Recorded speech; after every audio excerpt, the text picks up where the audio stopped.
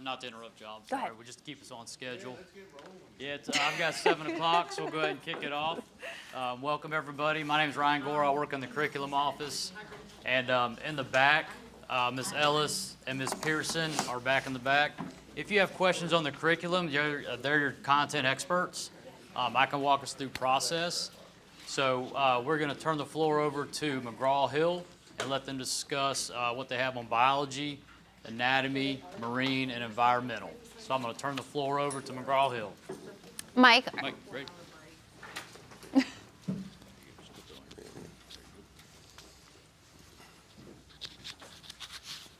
All right, good to see everybody. Good morning. What would you like? What bag? What course? Biology do you want one of each? and anatomy. Biology and anatomy? And Marine. All right. you got it?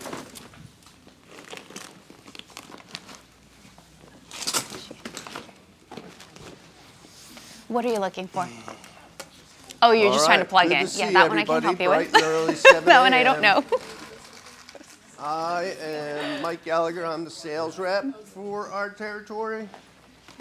And I am out of Tallahassee, so I love to come out here. I've been coming out in Panhandle for about 15 years in this business. It's always great to get out and see everybody. So, today we're here for biology. What else? Anatomy and physiology, marine, environmental. And it's a brand new program that we developed just for this adoption for Florida. And we're excited about it. We've done well so far throughout the state. About half the state's going next year in the process. People that have gone so far, districts, we're still in the narrow at the minimum. So we're really excited about how it's doing. If you have questions as we go, let us know. Nancy Arlano is going to be doing the bulk of the presentation. She's our senior curriculum specialist, and she won National Curriculum Specialist of the Year for the company in December. So we're excited to have her with us. I want to thank Ryan. He just left, but at each presentation, I like to thank him for bringing this all together because his team does a great job, and this is a big undertaking. So if you have questions as we go, please feel free to ask, take notes. And if there's something you don't see, let us know, because it doesn't mean it's not in the program. We can show it to you towards the end if it's a must-have for you. So thank you for being here. Nancy, take it away. All right, so before we begin, I just want to give a little disclosure because I know we have mixed courses in here. So I'm going to try to do my best to remind myself to always point out anything that is completely different from biology versus environmental versus marine and A&P. But if I miss something, by all means, keep an eye out on my slides. I try to mark my slides so it would say like if something is exclusive to biology versus where it's exclusive to everybody. So just keep an eye out for those little hints up at the top. But like Mike said, it is a complete K-12 curriculum, giving that continuity of instruction from grade level to grade level. We presented already to your K-5 folks. Middle school was yesterday, and then we'll have the remainder of the high school courses tomorrow. What's beautiful about this is that not only is it just brand new and aligned, of course, to our state standards, but the navigation, the platform is the exact same thing. So if you have any teachers that are looking at it and just didn't make it today or are going to make it tomorrow, the click path of what I'm going to show you digitally is the same, just obviously the content and the course information is slightly different.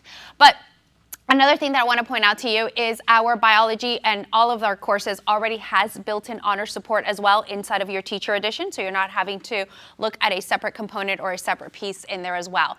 But not only is our text aligned or our curriculum aligned to our state standards, but you're going to see that it is also dedicated to helping us unlock that unlimited potential in every single one of our students. So how are we going to do that?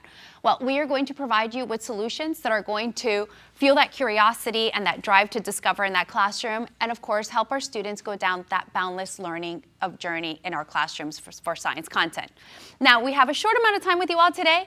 I know that we have to leave questions for Q&A, but if there's something that I'm talking about or showing and you just have a question that can't wait till the very end, just go ahead and ask at that point in time. That's not a problem, or you can hold your questions to the very end.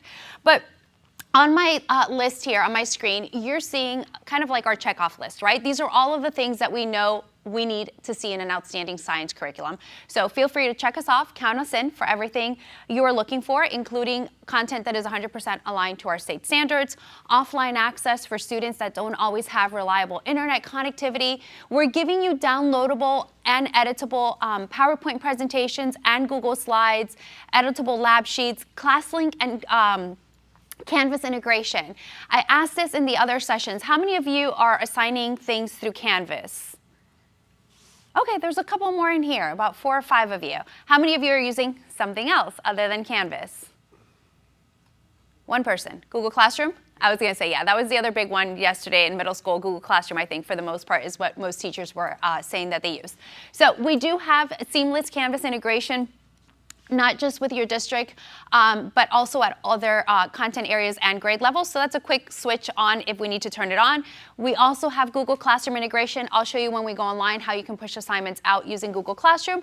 Or the third option, which is we have our assignment platform as well. So you can assign things within our platform if you wanted to stay there. Now, teachers, rest assured that we are going to provide not just you, but also your students a comprehensive print and digital experience. So on my screen, you're seeing everything that your students are going to be getting, including the hardbound student edition, your teacher edition that already has that built-in honor support. There are, of course, lab manuals. Biology, as you can see, there are 2 things that you all get that the other courses that are electives do not get, and that would be the science literacy essentials as well as that end-of-course assessment test prep, which we're going to talk about a little bit later in today's presentation. Now, for students that don't always have reliable internet connectivity, you're also going to see our McGraw-Hill K-12 portal app. This allows your students to be able to download their entire textbook or chapters at a time and still have access to the content even without internet connectivity. Now, throughout our presentation, you're going to see a really nice balance of both print and digital resources that are going to help pave the way to standards mastery.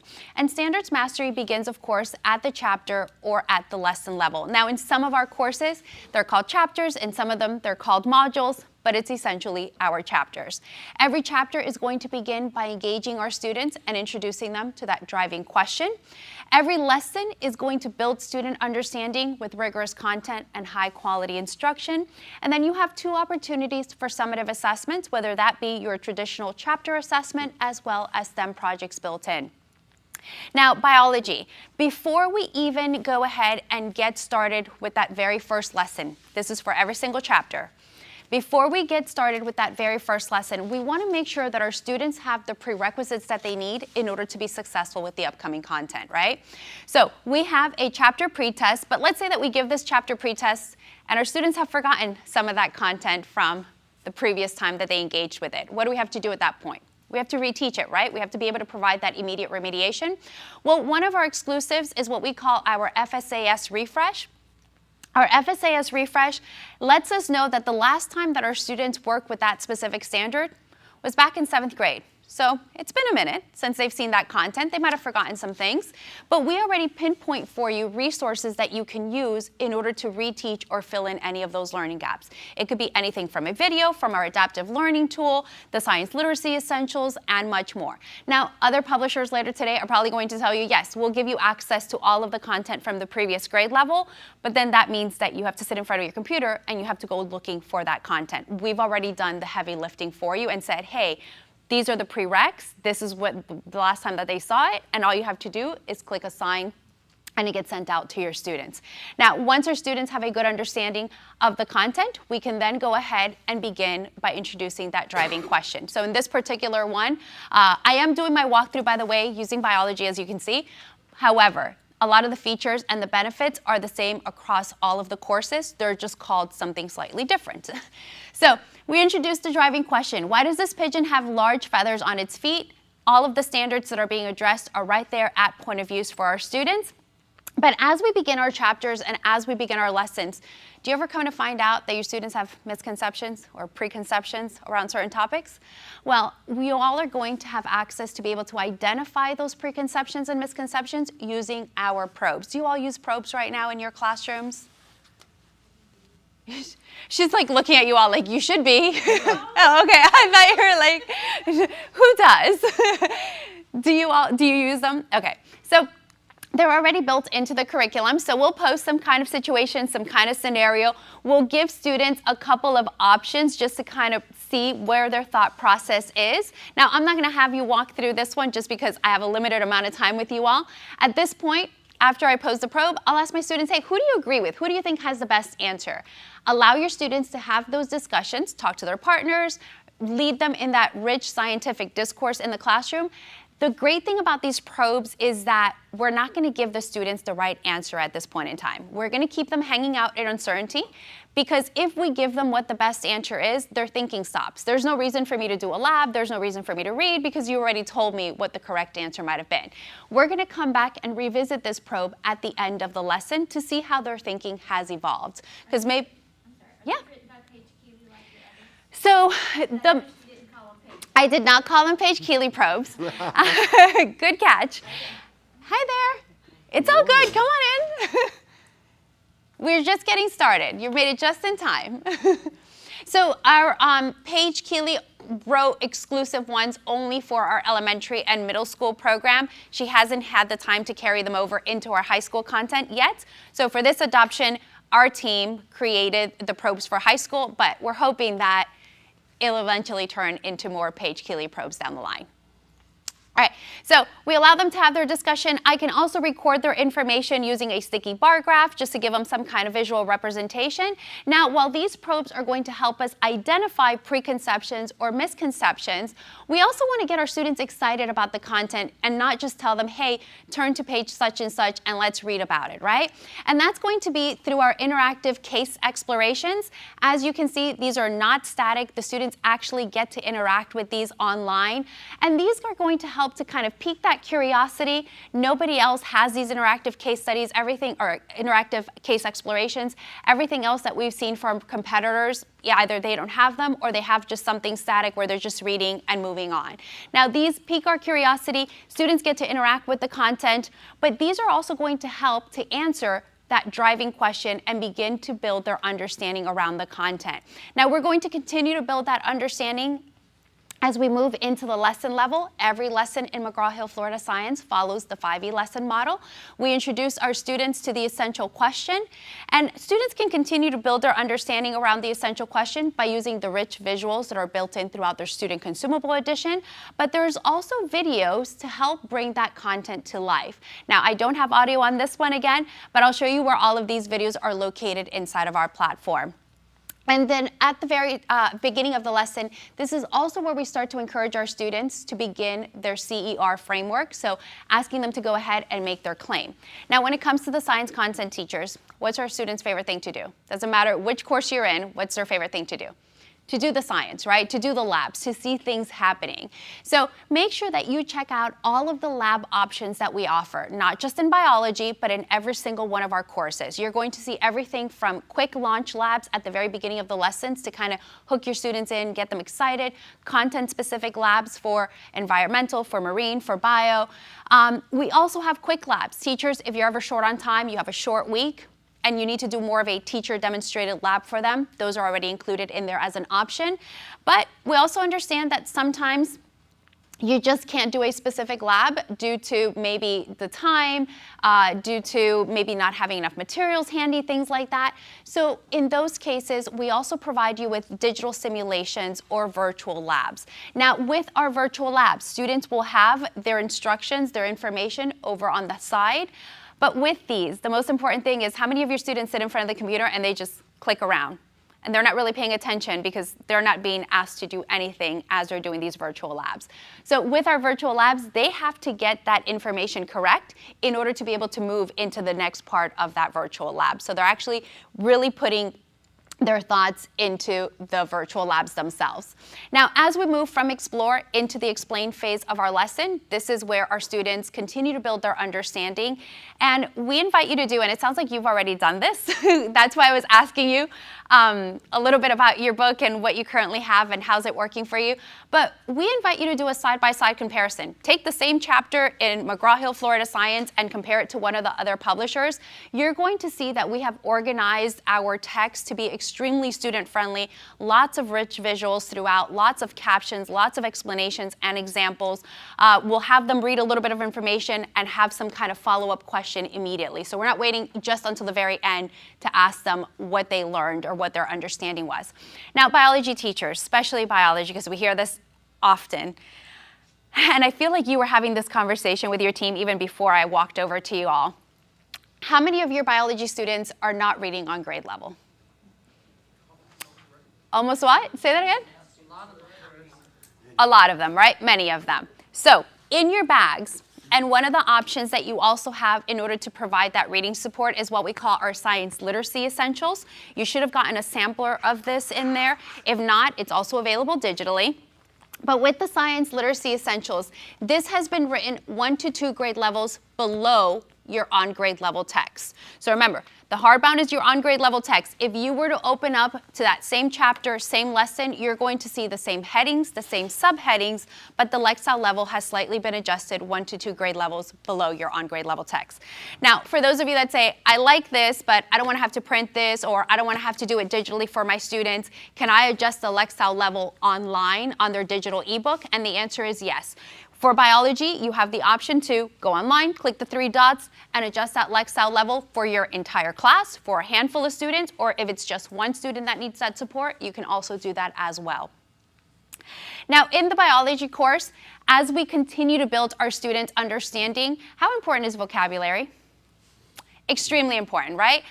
I don't know if you all are aware of this, but our students in biology specifically are learning more vocabulary terms than a first-year English language learner students. Did you all know that?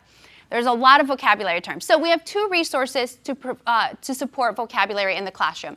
The very first one is what we call our digital word labs. These are, just like I told you right now, fully digital, online. They can easily be assigned to our students. Students first work with each vocabulary word in isolation. Now notice that we didn't front load vocabulary, by the way. It is brought in the explain phase of our lesson. So they'll work with each word in isolation. Then they'll get to practice all of the words together, answering questions that gives them immediate feedback. And then they also get to continue to reinforce their understanding with our digital flashcards. So it's a nice little modern twist to what you and I probably had to create when we had our index cards and we had to memorize all of those words. Now, the other resource that we have to support vocabulary is going to be our interactive word walls. And this is thanks to our partnership with Dr. Julie Jackson. Any of you familiar with Dr. Julie Jackson? So she's done a lot of work. She is a native Texan, but she's done a lot of work around the state really trying to identify how and what helps our ELL students really make those deeper connections with these vocabulary terms. It's not just about rote memorization when it comes to her. Now, we know that some of the other publishers are going to give you these graphic organizers to just kind of stick on your wall, but they're not generated by the students. Her research shows that we want the students to really take ownership and be a part of creating these interactive word walls. Now, if you're thinking, Nancy, I like the idea of a word wall, but I just don't have the space in my classroom, these word walls can go ahead and be placed inside of your science notebooks or for your students to create inside of their science notebook. But the most important part is we provide the framework, and then your students are the ones that are building onto those interactive word walls. Now, I've shown you a couple of resources to support ELL students to be able to differentiate for students that maybe aren't necessarily reading on grade level. But inside your teacher edition, you're also going to see ELL support on all levels of WIDA. And these are not generic activities like other publishers are going to give you. This is targeted and skills-based support. Now, I've worked with a lot of ELL students, and I always say, like, all of these ELL strategies are great for not just ELL students, but every single student in the classroom. So you'll see sentence starters in there. You'll see transferable language skills like cognates and non-cognates for Spanish-speaking students. But we also continue to provide support for you all and for the students by allowing you to be able to translate our ebooks into 133 different languages. So I'll show you how easy that toggle switch is for your students and for you. Oh, I didn't mean not to click there. All right, teachers. I've shared with you a variety of resources to be able to differentiate instruction, to be able to personalize for students in the classroom, right? Especially with Google Translate. But how much time does it truly take you to personalize for every single student? It could be very time consuming, right? More time than you probably have. Well, we're gonna give you some of that planning time back. And this is for all courses, not just for biology. We're gonna give you some of that planning time back with your digital co-teacher. And what we call this resource is LearnSmart. LearnSmart uses artificial intelligence in order to create a personalized learning plan for each one of your students. It truly takes the guesswork out of it for you. If you want to know what standards your students are struggling with or what concepts they need to go back and reinforce a little bit more and hone into, this is when you're going to use LearnSmart. So what does it look like? Oh, and by the way, in some of your courses, it will be called out as LearnSmart, but I believe in marine and environmental, and what's the other one that I'm doing today? Anatomy and physiology is called SmartBook. The idea is the same. What I'm going to show you is going to be the same, okay? Just know that they're called different things depending on the course. So when our students log in, they'll have two options here. They can either go in and review some resources, or if they feel confident that they know this information, they can answer some questions. As they're answering some of these questions, it will give them instructions on how to answer these questions. This one happens to be a drag and drop, but there's multiple choice, true and false, multi-select, fill in the blank, lots of options there. So instructions, if I want to review some resources as a student before I answer these questions, I have a help section, audio support is built in, and I can also keep track of how many concepts my teacher has assigned to me, right? When our students are answering these questions, down at the very bottom, LearnSmart is going to say, how confident are you about the answer that you are submitting? LearnSmart is also going to pay attention to see if your students are getting all of these questions correct or incorrect. If they get two questions wrong back to back, LearnSmart is not going to let them continue to get questions wrong. LearnSmart is going to say, hey, pause for a second, go back and review some resources or do some reading before you continue to answer those questions. Now, we also understand, and LearnSmart understands, that if our students don't use it, they what? They lose it. They forget about it, right? So it already comes with what we call our recharge feature. This allows your students to continue to practice with those same concepts that you just assigned them, but kind of doing it at a self-pace, where I'm not waiting for my teacher to do this, or I'm not waiting for my teacher to assign it. I can just continue to work on those concepts and skills. And it even identifies for the students, over on the top right-hand corner, it'll tell the students, hey, this was your most challenging concept. It'll link them, and then they can continue to practice on that one or all of those skills. Now, how easy is it to implement LearnSmart into our classrooms or SmartBook into our classrooms? There is no right or wrong way. We've seen some teachers share with us that they use it in a flipped model classroom. So before I even start that chapter, I'm going to assign them all of the LearnSmart concepts, because that lets me know where am I going to need to spend most of my time, right? I can use it for reinforcement. Or for EOC test prep biology teachers, if you want your students to go back and revisit all of that content that they've already worked with, you will have access to all of those previous grade level standards. Or the last part, of course, is as a self-paced tool.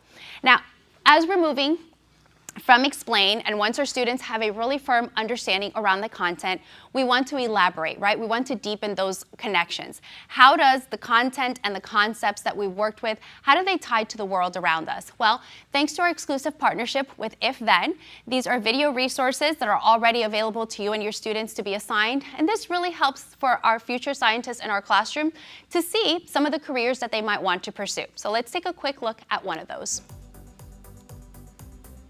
My name is Amanda Messino, and I'm a geneticist, and I do research at a teaching-focused school. And we were interested in what microbes live on what surfaces inside your home. You have microbes living all over your body, on your skin, in your gut, everywhere. What is living in your air vent that might affect whether or not you have asthma symptoms, for example? I'm sure some of you are probably going to go home today and clean out those air vents. Now, as we move from the elaborate phase, we of course want to assess our students' understanding. So you have evaluation questions and support built into the student hardbound, as well as an exit ticket. And at the end of every lesson, we want to go back and revisit that Paige Healy probe, because maybe at the beginning of the probe, most of my students maybe agreed that Carly and Parker had the best answer, but now that they've had the opportunity to do some reading, to have some classroom discussions, to maybe do that case study exploration, to do some hands-on experiments, now they might see, hey, you know what? Carly is probably not the best answer. The best answer is Parker. So we want to have them have those aha moments on their own. That's why I said we use the probe, we gather that information, and then we use it as we're working through the lesson content. Now, once all of our lessons are taught, there is a built-in chapter wrap-up already in there. And again, the idea with the chapter wrap-up is we go back and we revisit that driving question that we introduced them to at the very beginning. And then, of course, in order to be able to assess our students in ways other than the traditional assessments that you see inside of our curriculum, we also have a premium partnership with Kahoots. These Kahoots are already created for you. Now, this is exclusive to biology. Usually what ends up happening, and I'll give you real quickly why environmental, A&P, and which one am I missing? Environmental, A&P, I'm missing one. Marine. Thank you. So usually we test the waters with a couple of our courses to see how these things, if it resonates with teachers. If we see that it resonates, most likely they will start carrying over to the other courses eventually. But real quickly, teachers, I want you to take out your phones because we're actually going to do a quick Kahoot. And if you're not a biology course teacher, you can go ahead and partner with somebody next to you. Or if you just want to see if you remember some of that content. Now, the one that we are going to do, by the way, this one is very short. We're just going to do 3 questions. The ones that you actually will get to do with your students are going to be lengthier. It's already correlated to the standards, to the content that we've covered, so you don't have to worry about having to vet these. We've already done that process for you. And your students are not having to, log into a separate platform. It will just open up in a separate window or separate tab like you're seeing here on my screen. Bio rocks. Did everybody get in?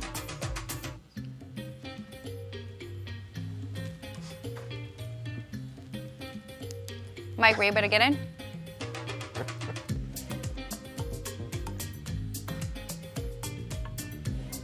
Let's see, 1, 2, 4.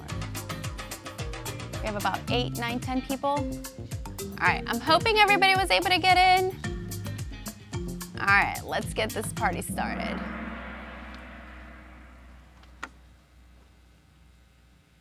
Do you all need me to read it to you, or can you all see it and read it? She's like, we're good. Okay, I won't read it to you all.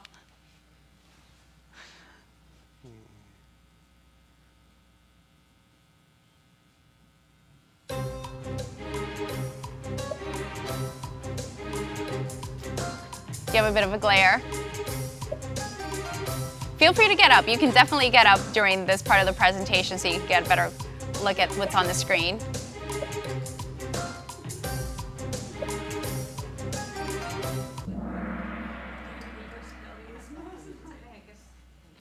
All right, let's see who's on our leaderboard. Rebecca. All right, where's Rebecca? Ooh, all the way in the back. All right, Rebecca, let's see if you can hold on to your lead. This one, you have to type your answer. Notice there are different question types in here.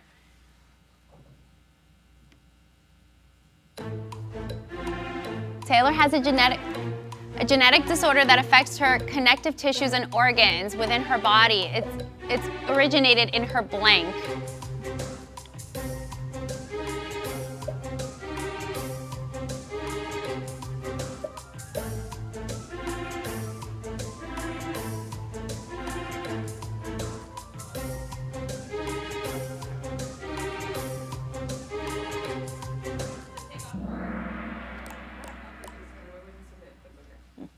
Yeah, no. Oh. Notice, we'll take 2 of those options, not just one. All right, Rebecca, let's see if you held on to your lead. Last one. We won't do the 5th one, or 4 and 5, but last one.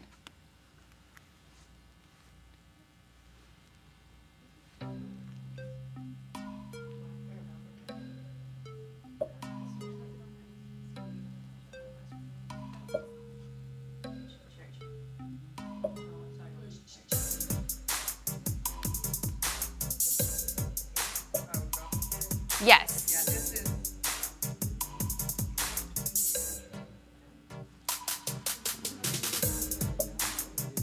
Yeah, I'm not sure that. Is that one not working on yours, on the phone? Yeah, like it let me move it, and I said drop it, but it doesn't show that it's like. It doesn't let you click it? You should be able to drag it to where you want it and then click on it to drop it. Yeah, no. She's like, yep, no. All right, we'll check that one out. Like it lets you drag. But it doesn't stay? There's a pin, but the pin stays. But it doesn't show another pin being dropped. How's that? Okay, I need to check that one out then. Yeah, mine wasn't working either, Nancy. That one doesn't let you drop? No drop. Kahoot, no drop. Huh. It let some of you drop it. Let's see. Mine wouldn't drop. Okay.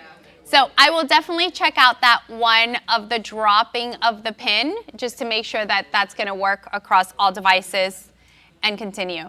Now, Didn't work. Wait, I'm coming to your room. I'm coming in here. All right, so I will definitely check out and give our team feedback on that very last one, on that dropping of the pin one, just to make sure that it is working the way that it's supposed to be working. Now, I've shared with you a variety of resources that are going to pave the way to standards mastery, and we're going to continue to pave the way for standards mastery by providing you with a complete toolkit of assessments, including diagnostic assessments, the daily formative assessments, and of course, summative assessments. Now, biology teachers, we know that one of the big things that you all have at the end of the year is that EOC and having to prepare your students with the types of questions that they are going to see. So when your bags, you're going to see an end of course assessment guide. This is going to mirror exactly what your students should expect to see, the types of questions. Now, one of the things that we heard not just in middle school, but also in biology was context-dependent questions seem to be a big part of it, and it seems to be where students struggle the most. So you're going to see those text-dependent questions already in there. The students will get some kind of visual representation, some data, some information that they have to analyze, and then they'll have multiple questions that they have to answer around that. Now, in the guided practice, you'll notice that there's a little science coach tip for the students, giving them a little bit of scaffolded support, a little tip, a little reminder along the way. And then, of course, from the guided practice, they then move into the independent practice, still with those context-dependent questions, but we've taken away that little tip, that little reminder along the way. Now, all of our assessments, of course, are going to give you your answer key and your rationales. You can choose whether you administer these assessments either in print or in a digital format. If completed online, students have full audio support built in. And then teachers, you also have access to our online test generator. With our online test generator, you will have option to use our pre-made tests the way that they are, but we also allow them to modify it. I know yesterday in middle school, they were like, can I change the verbiage of those questions? Yes. Can I give 3 options instead of 4? Yes. You can edit those however you want. You also can create your own standards-based assessment. We give you a separate question bank that you can pull in questions, or if you're like Nancy, I just want to create my own questions, you have the ability to do so as well. Now, in the other presentations that you're going to hear later today, they're going to tell you, yes, you can create your own question types. However, we at McGraw-Hill give you 19 different question types that you can create. The ones in black, those are the ones that everybody else is going to give you. True, false, multiple choice, those are the basic questions. We are not basic, so you have image labeling questions, drag and drop questions, even audio recording. So if you have a student that can't necessarily put their answer down on paper, but you know that if you call on them, they can give you a detailed explanation, that would be where I would use the audio recording. I'm probably not going to use it for 100 plus of my students, but I would just use it for those few that need that support. Now, if all of this is completed online, you want to be able to get data from there, right? So you can pull up data reports to see how your entire class is doing, or you can also pull up data reports by individual students. You'll also have access to our item analysis. This lets me know right away by just quickly looking at this. Question number 3, my class struggled with, I need to go back and revisit that question whole group. And of course, because every question is tagged to our standards, there's also a standards tracker report. This lets me see, hey, my entire class, or maybe a specific student, isn't doing so well with that specific standard. Guess what? You already have a resource that you can use, and that resource is LearnSmart or SmartBook, depending on the course that you're in. Now, all of the things that I've shared with you all today can easily be accessed from our digital platform. You have in your bags a reviewer guide. We're also going to give you at the end of the presentation the demo account that you can take back that has all of the high school courses in there. I want to take you online and show you a couple of things and where to get your lesson level resources. So navigation, like I said earlier, elementary, middle, and high, everybody has the same navigation regardless of the course. Main menu will always stay pinned over on the left-hand side. Down at the the bottom, these are my ebooks. I have the ebook digitally in English. You have your teacher ebook, which is your teacher edition. And then you also have a Spanish ebook. As of right now, it's a sampler, but this is where the Spanish one would reside. Now, every once in a while, do you get students in your classroom that need support, not just in Spanish, but maybe you get Korean or Mandarin, or I think yesterday I heard Portuguese a lot. When you open up the ebook, I'm going to open it up in another tab over here. This is going to match exactly what my students are seeing in their print student edition, but using Google Translate, it will give me the option to click on the drop down, and then I can select any one of the 133 different languages. So is there a specific one that you all can think of right now off the top of your head? Russian. I can't see over here. Russian. Translate. There's Russian. Notice that it didn't only do the text, but it also does the captions that go along with it. Now, I don't know Russian, so I want to switch it back to English. So I'm just going to click Show Original, and then you can go from there. Now, if your students don't have the Google Translate extension like I do up here, they can also do a right click, and this will allow them the opportunity to be able, it'll say Translate in English because that's what I'm in right now, but they could do Translate to English, and then it'll give them this option here, choose another language, and then they still have the list. It just looks a little bit different if you have the extension versus you not having the extension, but it's still the same functionality, right? Now I'm going to go back, not there. I'm going to go back to my dashboard real quickly. How do you get to your lesson level resources? This right here, table of contents. Click on the drop down. This is going to be all of your chapters or units or modules depending on the course that you're in. All of that is there. Next to each one of these, you're also going to see an arrow, every chapter. Click on the arrow, and then that allows you to select the lesson. Once you select the lesson, there is a ready-made digital presentation that resides online. If you make changes to the digital presentation and you teach more than one biology class and you want that same change to reflect, you simply click the 3 dots and sync that presentation, and those changes automatically get made in all the other classes. Now, if you're thinking, Nancy, I don't want to rely on internet connectivities throughout the school year, when you open up this file folder here that's titled Teaching Planning Resources, you are going to get a downloadable PowerPoint. So you can go ahead, download all these PowerPoints, save them on your desktop, save them on your computer, and never have to come back up here to get these if you wanted to. Now, all of your teaching resources are already inside these digital file folders as well. If you want to open up videos and interactives, if I want to assign that digital word lab, I just click the assign button and it walks me through the process. Now, I'm going to scroll all the way down to the bottom here.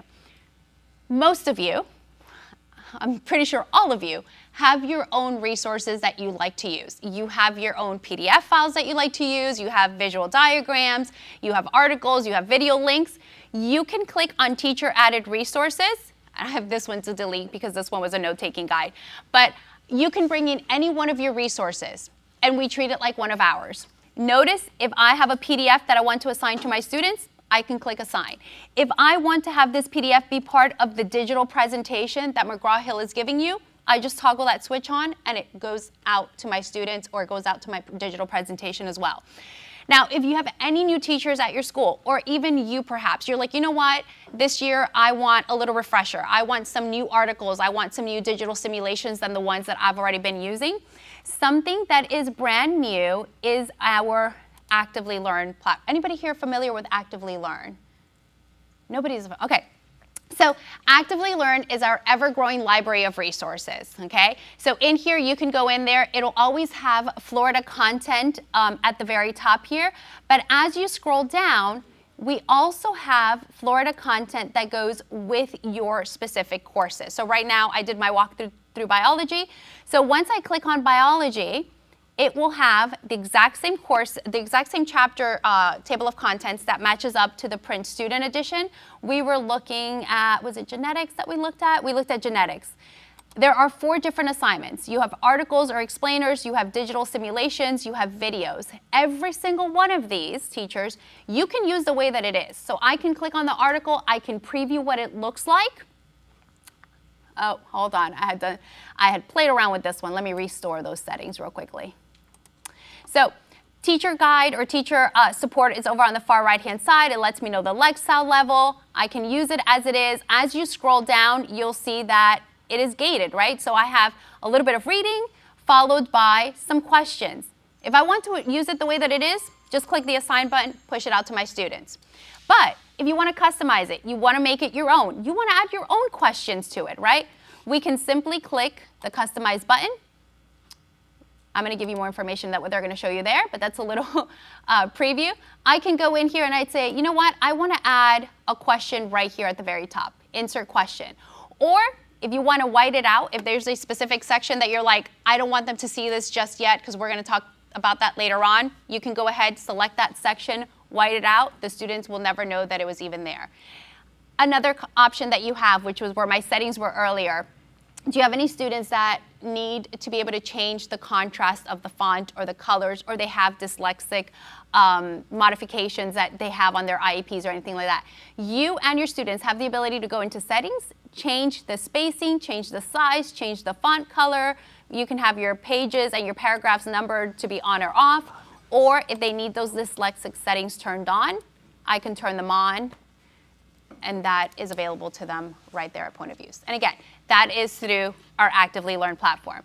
So teachers, we started our presentation today by telling you that we really wanted to focus on what makes McGraw-Hill different and unique, right? So of course we know that in order to have a successful implementation, professional development plays a key component. So we of course have a team of curriculum specialists who will work with your district. We have our professional learning director who will work with Ryan and his team to decide what does year one PD look like, face-to-face or webinar.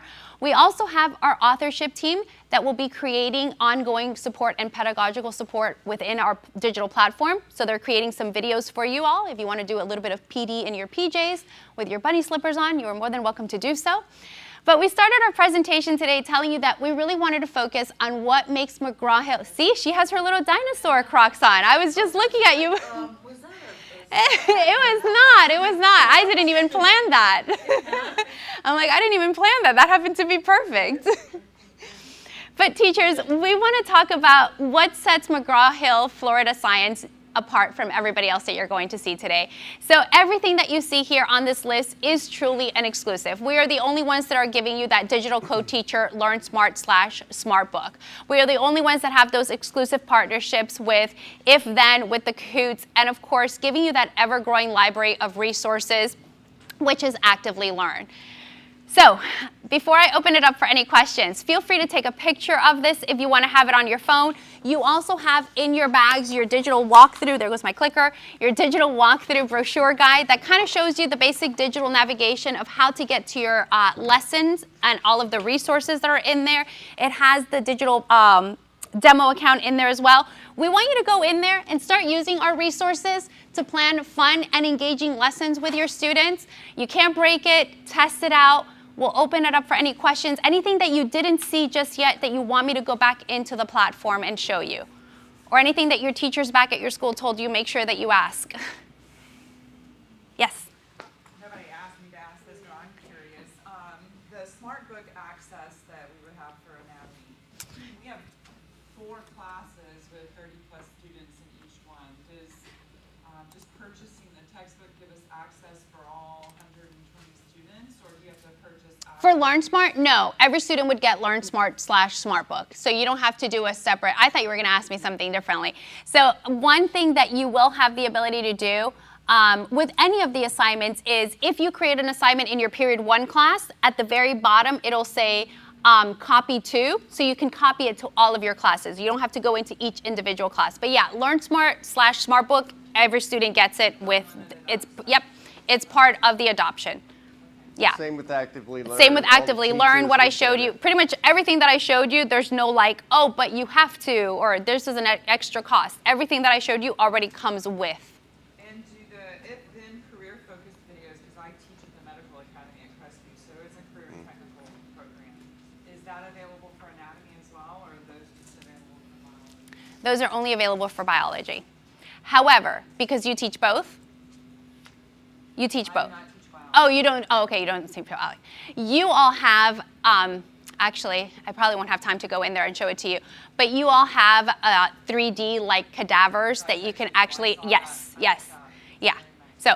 Again, it's like every course has something similar or slightly similar. It's just not called the exact same thing. What else can I answer for you all? Yes? Question.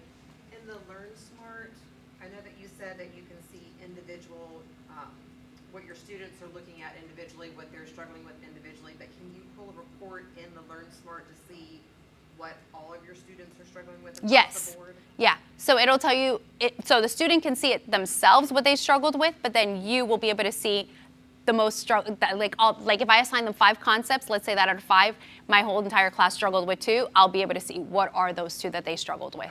Yep. What else? How much time do I have? A minute?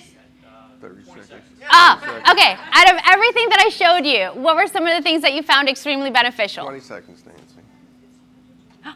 Did everybody hear me? The translating of the languages, the Kahoots, the ELL support. What else? Yes. You don't always have to do the same types of questions. Okay, good. All Thank right. you all. I'll give it to Mr. Mike. Gore is up, so when he comes up, we're done. So, following your careful examination of the materials, I have to ask for your business. So I'm asking that you vote for McGraw-Hill Florida Science is your choice for bio and marine and all of those other ones. So thank you for your time. We appreciate it. Have a great rest of your day. Thanks, Ryan. All right. Thank you all. Thank you. Make sure they ask everybody else if they're giving you the same thing we're giving you. Thank you to McGraw-Hill. So we're going to take a 15-minute break while the next one sets up. So we'll reconvene at 8 o'clock. I'll give a 2-minute warning before we start. And the next one is just biology. So if you're not evaluating biology, you're welcome to stay in here. Or if you want to go run an errand, grab some coffee, and come back, the one after this will start at 9. Okay?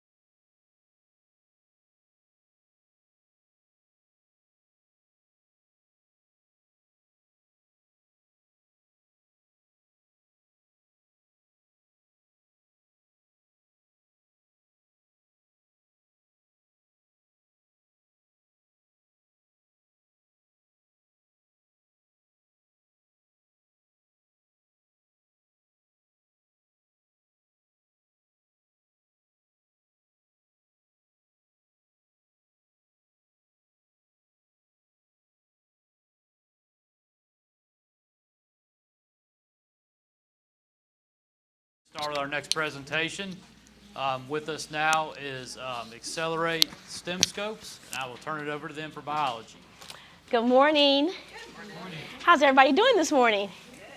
Good. I am a naturally hyper person, so I apologize in advance if I'm going to be all over the place.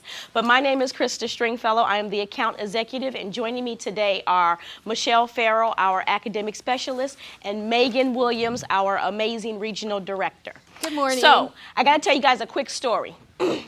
I came here on Monday for our K-5 presentation. I left from there, hopped a flight. Actually, I had to reach out to Stephanie Thetford. I don't know if you guys know her. She's on the math side. So I texted her and I was like, hey, I got to hop a flight. Is there an airport near? I have a relationship with her because we have you all adopted us for Math Nation a couple of years ago.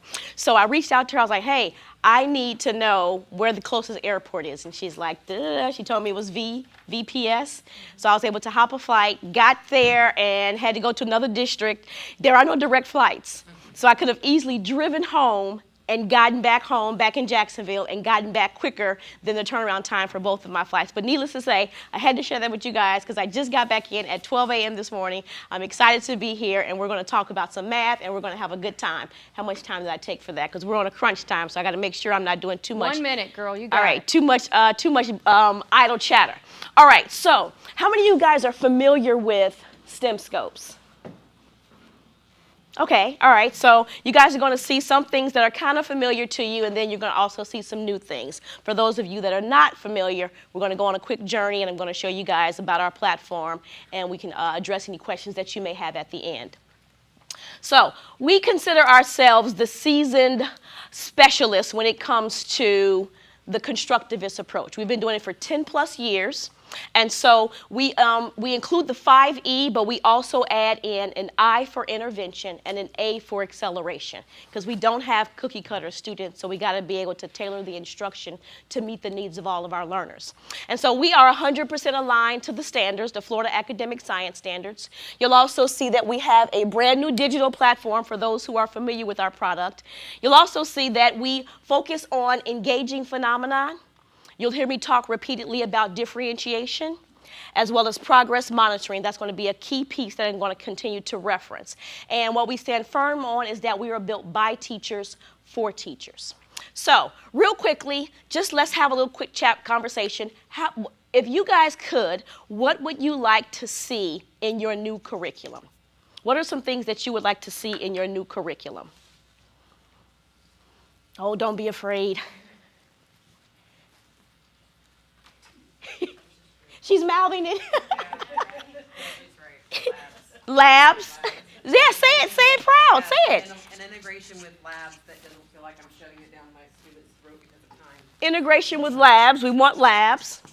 Now, are those virtual labs or hands-on? Both. Okay. All right. What else?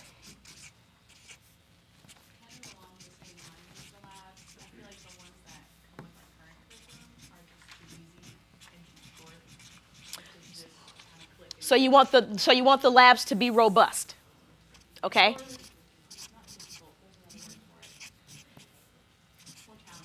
Okay. Elevated rigor.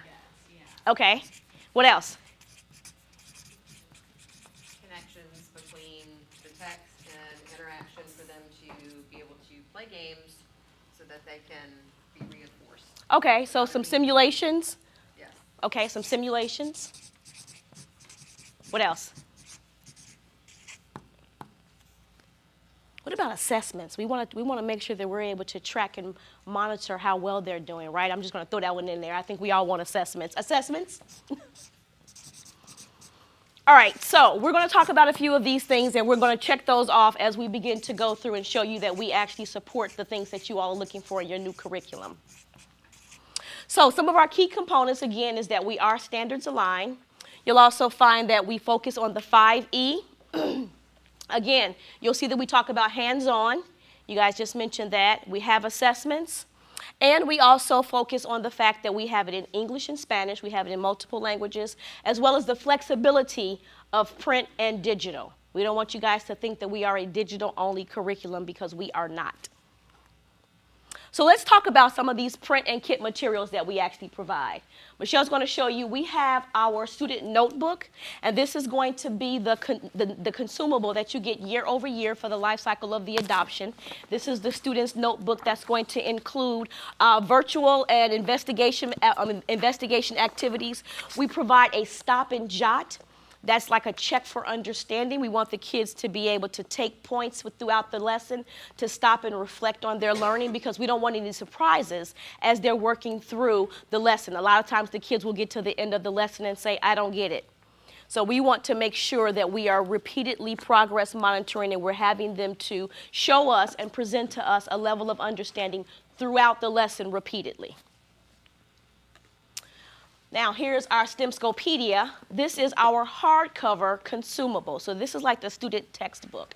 And so I'm going to show you also, when we go into the digital side, how if you don't want the students to take these home for fear that they may not come back to school, the textbooks, not the kids, for fear that they won't return, I'm going to show you guys how you have the option to go in and actually print out a full lesson for them to have as an option if you're looking for them to have some work to do in the home environment versus taking the full hardcover book home. And so in that reference book, you're going to see that we start out with a think about it. We're always having the kids to reflect. We also provide, again, that's that check for understanding that I just mentioned. And then we provide a scientist in the spotlight. You know, at this age, the kids are starting to think about what their future wants to look like. So we provide either an article where they can read about a scientist that's doing great things in the world of science, or a STEM career. So they have the chance to read about a scientist or focus on the possibility of thinking about what a STEM career could look like for themselves. And of course, at the back, we have the glossary of terms. Here is our teacher guide. So our teacher guide is designed in a way where it's like a navigational tool that's going to help you and aid you in preparing for your lessons. You'll see that we have an opportunity for you guys to engage, use the facilitation for the core of Engage and Explore. We also have facilitation tips. These are going to be tips that are going to be embedded throughout the teacher guide to give you some recommendations on how you might want to elevate your lesson. We also have a place where you can do some journaling and some recording. You want to make observations while the students are working on a lesson. And with those observations, we also provide a space for you to reflect and enhance. What worked with the lesson? What didn't work with the lesson? How can I make modifications to elevate the lesson the next time that I introduce it? Some of our features, we do have the availability of our program in Spanish and in English with just a click of a button. I'm going to show you guys that when we go to the digital side. And our accessibility features, you'll find that we have the text-to-speech. We also provide the highlighting, and in the comment, there's an opportunity for you to do some note-taking. And with that, with our accessibility, students have many options. So with the font, they can make the font larger. They can change the color of the font. They can change the background for contrast, have a darker background theme. There's many different things that they can do. They can even change the voice of who is speaking to them. So with that, Michelle, are the students able, this is a question I'm asking for you guys, are the students able to just go in and do that on their own? Yes, they are. Are they able to find that without being shown? Yes, it's in there. It's under their profile. Okay, just want you Under all to know that accessibility. this is something that they're able to do on their own without you all having to stop your teacher instruction to show them how to navigate that. And of course, we play nicely with all rostering and integration systems as well. So our student platform, when the students log in, they have an opportunity to see all of the scopes. Now remember, a scope is just another name for a lesson or a chapter. So whatever you sign, they're going to have access to it, and they can go in and access their scope simply by clicking on the scope tile. Students will also be able to track and monitor their own progress. As teachers, we have an accountability, so we want the students to have an accountability as well, so that when we begin to have healthy conversations, we know that they are also monitoring their own learning as they're going through each of the lessons. And when kids are able to monitor their learning, and I just got to say this, they begin to have those aha moments when they can see the progress that they're making. That's where we begin to see the connections of them understanding the work that they're doing. And of course, we've made grading easier for you as well. So you have the option to grade by one individual student or by a class. You also have the feature of sorting and also filtering, because our goal is to give you back some of your teacher time. We provide an assessment package, and that's going to be the beginning of the year and the end of the year assessment package. And you also will see that it's designed to meet the rigors of the state assessment, as well as, the Florida State Assessment, as well as you can search by standard. You have the option to go in and make your own assessments with our bank of questions. And then you'll also see that we provide those technology enhanced item types that the kids are going to see when they start to take the state assessment online. So as a biology teacher, you know how important it is to get those students ready, get our students ready for the EOC. So we provide an additional, along with all the assessment questions that we provide within each scope or chapter, we provide that test bank where you can go in, search by standard, search by topic, look at the different types of technology enhanced questions to kind of increase the rigor of how the questions are being asked, so that you can then tailor any assessment to meet your needs. Particularly with the EOC. Yes. All right, so I'm going to take you guys on a journey through our digital platform.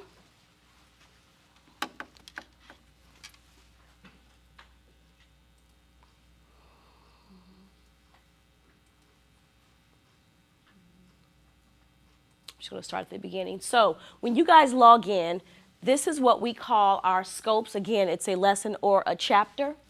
And so this is biology, and we are going to focus on biomolecules. Now, when you first log in, this is what we call our home page, and that's going to include our content standards. We have the essential questions which aid in that inquiry-based learning. We also provide student learning objectives, and you'll see that they're in student-friendly language, as well as spiraling opportunities to other scopes. So when you, I can't see it, let's see, there it is. All right, over on the left side, this is what we call our scope resources, and these can also be found in your teacher edition. And so instead of lugging this home every night, you can just go online and have access to all of your resources. Now, for our teacher background. With the teacher background, this is going to give you an overview or an opportunity to review and understand the science content. So if you are a new teacher that's just getting started in the world of science, or even a veteran teacher that's looking for ways to elevate your lesson, you'll see that we provide science content or understanding of the science content for each of the lessons. Over here for our standards, we provide an in-depth look at the standards, which is going to include the nature of science standards. I'm sorry I have my back to you guys. I'm trying to see the best way to position myself. The related access points for students with cognitive disabilities. And you'll see that we also provide the standard and vocabulary unwrapped, where you're dissecting the standards with both the verb and the noun form.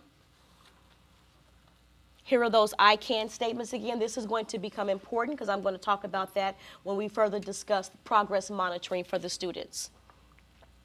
And we have the vertical alignment, where you have the opportunity to flash back to see where the students have come from with their understanding and their learning. And sometimes you may see a flash forward, which is going to show you where the students will go with their learning. Here are the best math MTR standards. We also provide the best ELA EE standards and the English language development standards. Now, science outside of the classroom, this is the parent-home connection. So we provide you guys with a handout for you to give to your students for them to take home to their parent or guardian, so that they are aware of what the students are working on in class. And so not only do we provide this handout, we take it a step further, and we actually include an activity for students to do in the home setting with their parents or guardians.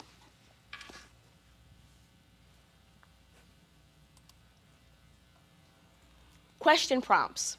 The question prompts, these are going to be a feature of questions that you as the teacher can pull from to use throughout instruction, because again, we want to be able to continuously track and monitor how well the students are grasping and understanding the information. And so because we use Bloom's taxonomy and Webb's depth of knowledge, these questions are going to range from simplified to the more complex questions. And these can be found in each of the lessons. So let's take a look at the E's, the 5 E's plus the IA. Starting with engage, we provide you guys in the beginning with two formative assessments. We have the pre-assessment, and then we have the accessing prior knowledge, or the APK. This is where we begin to determine and understand what understanding or skills are the students already coming to us equipped with. So with the pre-assessment, you'll find that this is a 5-question formative assessment, and this can be done online. It can be done in print. You have the option to print it, or you can just project this, have them number their journals 1 through 5, and then answer the questions. But the overarching goal is for you to identify what skills are the students coming equipped with. Same thing when we do the accessing prior knowledge. The APK, this is going to be also an activity for the students to work through. And then once the students have had an opportunity to work through the activity, it may be a group activity that they're going to do, it may be an individual activity that they're going to do, but ultimately, again, this is that second formative assessment for us to identify the students' understanding when they first enter into the class or into the particular lesson. And so what happens with that is, once the students have had a chance to work through both of the formative assessments, this is going to aid in identifying any misconceptions that the students are having. It'll also give you an opportunity to begin to prepare for your differentiation. What is that going to look like using the RTI Tier 1, 2, and 3? As well as we provide language support at the different proficiency levels. Also in Engage, we've got the scope phenomenon. Now the scope phenomenon, this is where we want to peak the students' interest. And so the students will have an opportunity to maybe listen to a video or watch a video. They have an opportunity to navigate through some sort of activity that's making real-world connections for them.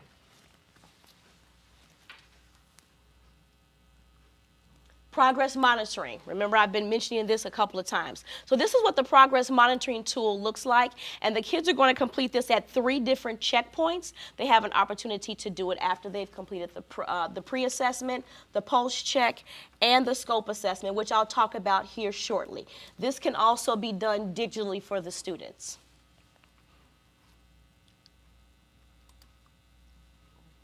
Now, moving into Explore. Explore is going to be where all of your activities are going to be housed. We have 2 types of activities. We have the hands-on and the virtual activities. Ears up, hands-on, virtual activities for the students to be able to work through. And so we're actually going to do a hands-on activity with you guys right now. For the sake of time, if we could get 2 volunteers to come and assist us. So we're just going to demo it. We need 2 volunteers, please. Oh, don't be afraid. Don't all volunteer at once. You're like the students. You don't have Everybody to be a starts biology- looking you down, don't not have to be making a eye biology contact. teacher. It could be That's anyone. what the students do. Oh, okay. So Amy, That's thank what you, the students Amy, do. for Everybody coming. gets like right She's honed begging. in on their work. Well, okay. Thank you so much. Now, and Nobody makes eye what's your name? contact. You're going to need. Do you have a phone? We need a timer. All right, so what Amy is going to be doing is we are going to be doing an enzyme activity. So this scope is aligned to two standards, 2 benchmarks. We're going to be doing an activity that goes along with one of those benchmarks. And if you could put that up for me, the standard, so they can see the actual standard we're going to be working with today. And so we need someone to be the enzyme. And so Amy, yeah, and you both matched. It's like perfect. Like, wow, we planned this. All right, so Amy, you're going to be the enzyme, and you're going to be making products with substrates. And so in the bags, I only made 3 bags, but there's going to be 4 opportunities. And you have the sheet in front of you. So I gave you each a sheet to look at to reference. So bag 1's going to represent normal enzyme activity, all right? And so what Amy's going to do is she's going to put her hands in the bag without looking. So you're good, Amy, you're good. And then there's some beads in here, snap beads. And she's going to snap beads together as fast as she can, and once they're snapped, and some of them are pretty hard because they're new. So Amy, if they don't snap, drop it and grab another one. And sitting down works best. So once you snap, you're not supposed to look. So once you snap your bead, right, you just drop it in and make more. Okay? So you're doing pairs. You're making products. So I need to unconnect that. I think sitting is best for this. And so you're going to be timed 30 seconds. And Actually, I'm a stand. oh, stand. You stand, Amy. I'm All right. gonna sit on the table. All right, sit on the table, girl. All right. So, all right, you tell her when to go. She gets 30 seconds. And so keep in mind, while they're doing this is an activity that I'm actually pulling out of the lesson that we're going through. So this is one of those hands-on Do you activities. have the standard could you go to the standards tab so I could, yeah. 15. Okay, right. And so while she's doing that, the standard that we're addressing right now is explain the role of enzymes as catalysts to lower the activation energy of biochemical reactions. So that's the standard or benchmark we're addressing right now. Time. 5.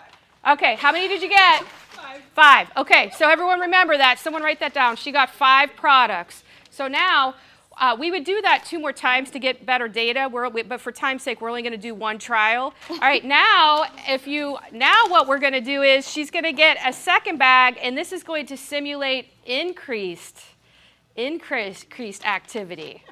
Okay, so give me that bag. All right, you're going to time. Go ahead, time. Can I look or not? No, you can't look. Are you ready? Yes, go. And again, so we are addressing this second benchmark up there.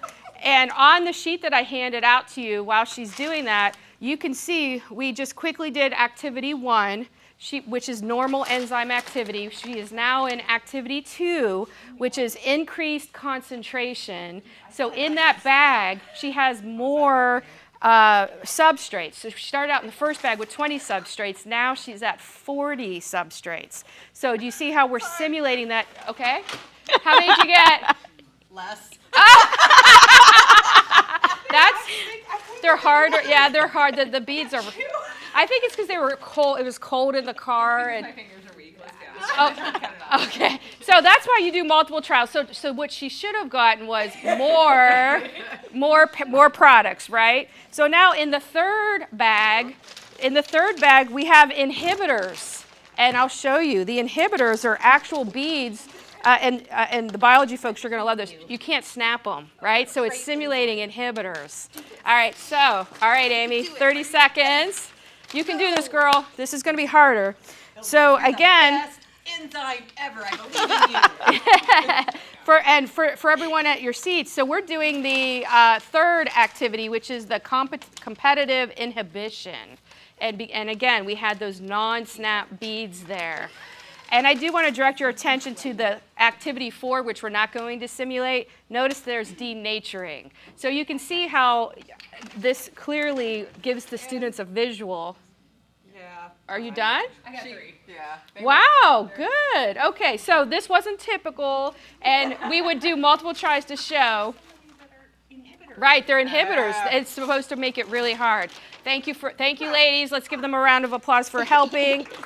And so, can you see how that activity will get to the idea of enzyme activity with increased activity, and then also with the inhibitors? All right. So keeping in the Explorer, what you're going to see is you'll always have at least 1 hands-on and 1 virtual, but you may have multiple hands-on depending on the standards being covered. So that was the hands-on. This is what the virtual looks like.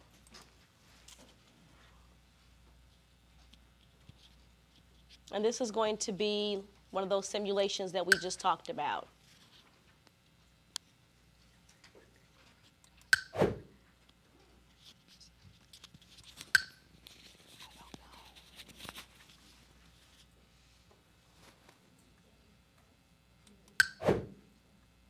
So this is more of an opportunity for them to get a full understanding of what it actually looks like.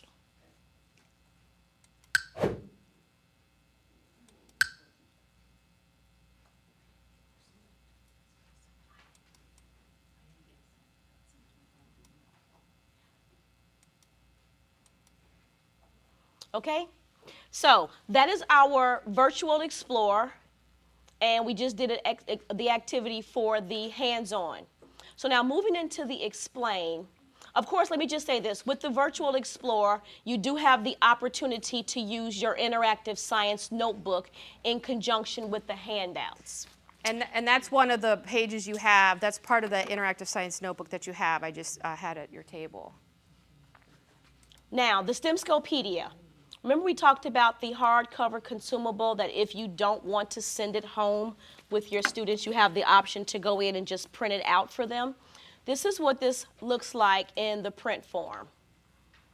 And remember I talked about the stop and jot or the check for understanding? You're going to find it fully embedded throughout the lesson.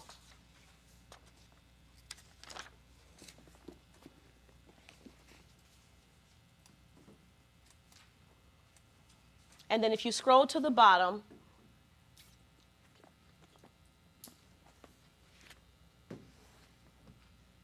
this is where you're going to find also the scientists in the spotlight.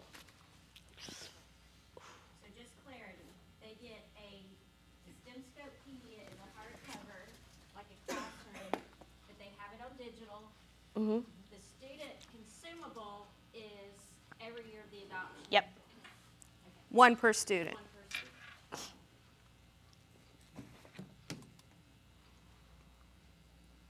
Okay, also we provide the picture vocabulary. Now, with the picture vocabulary, that will be available in digital as well as print for your students. Now, as a teacher, if you guys use word walls, then you have the opportunity to actually print out your picture vocabulary for the students as well. And what you're seeing here is the exact same thing that students will see on the student platform digitally.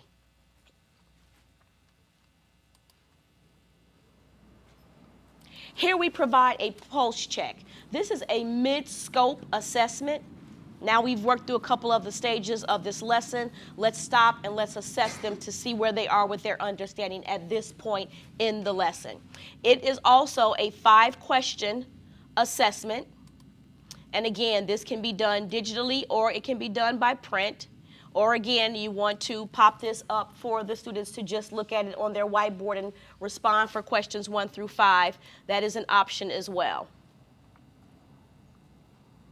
Moving into the Elaborate, this is where we make science connections through different or cross-curriculum lessons or cross-curriculum subjects. So when we look at Math Connection, you guys think about Math Connection. And when we go into Math Connection, this is where we're going to focus on data literacy. How many of you are trying to get your students to, increase their data literacy skills? Where we're analyzing data,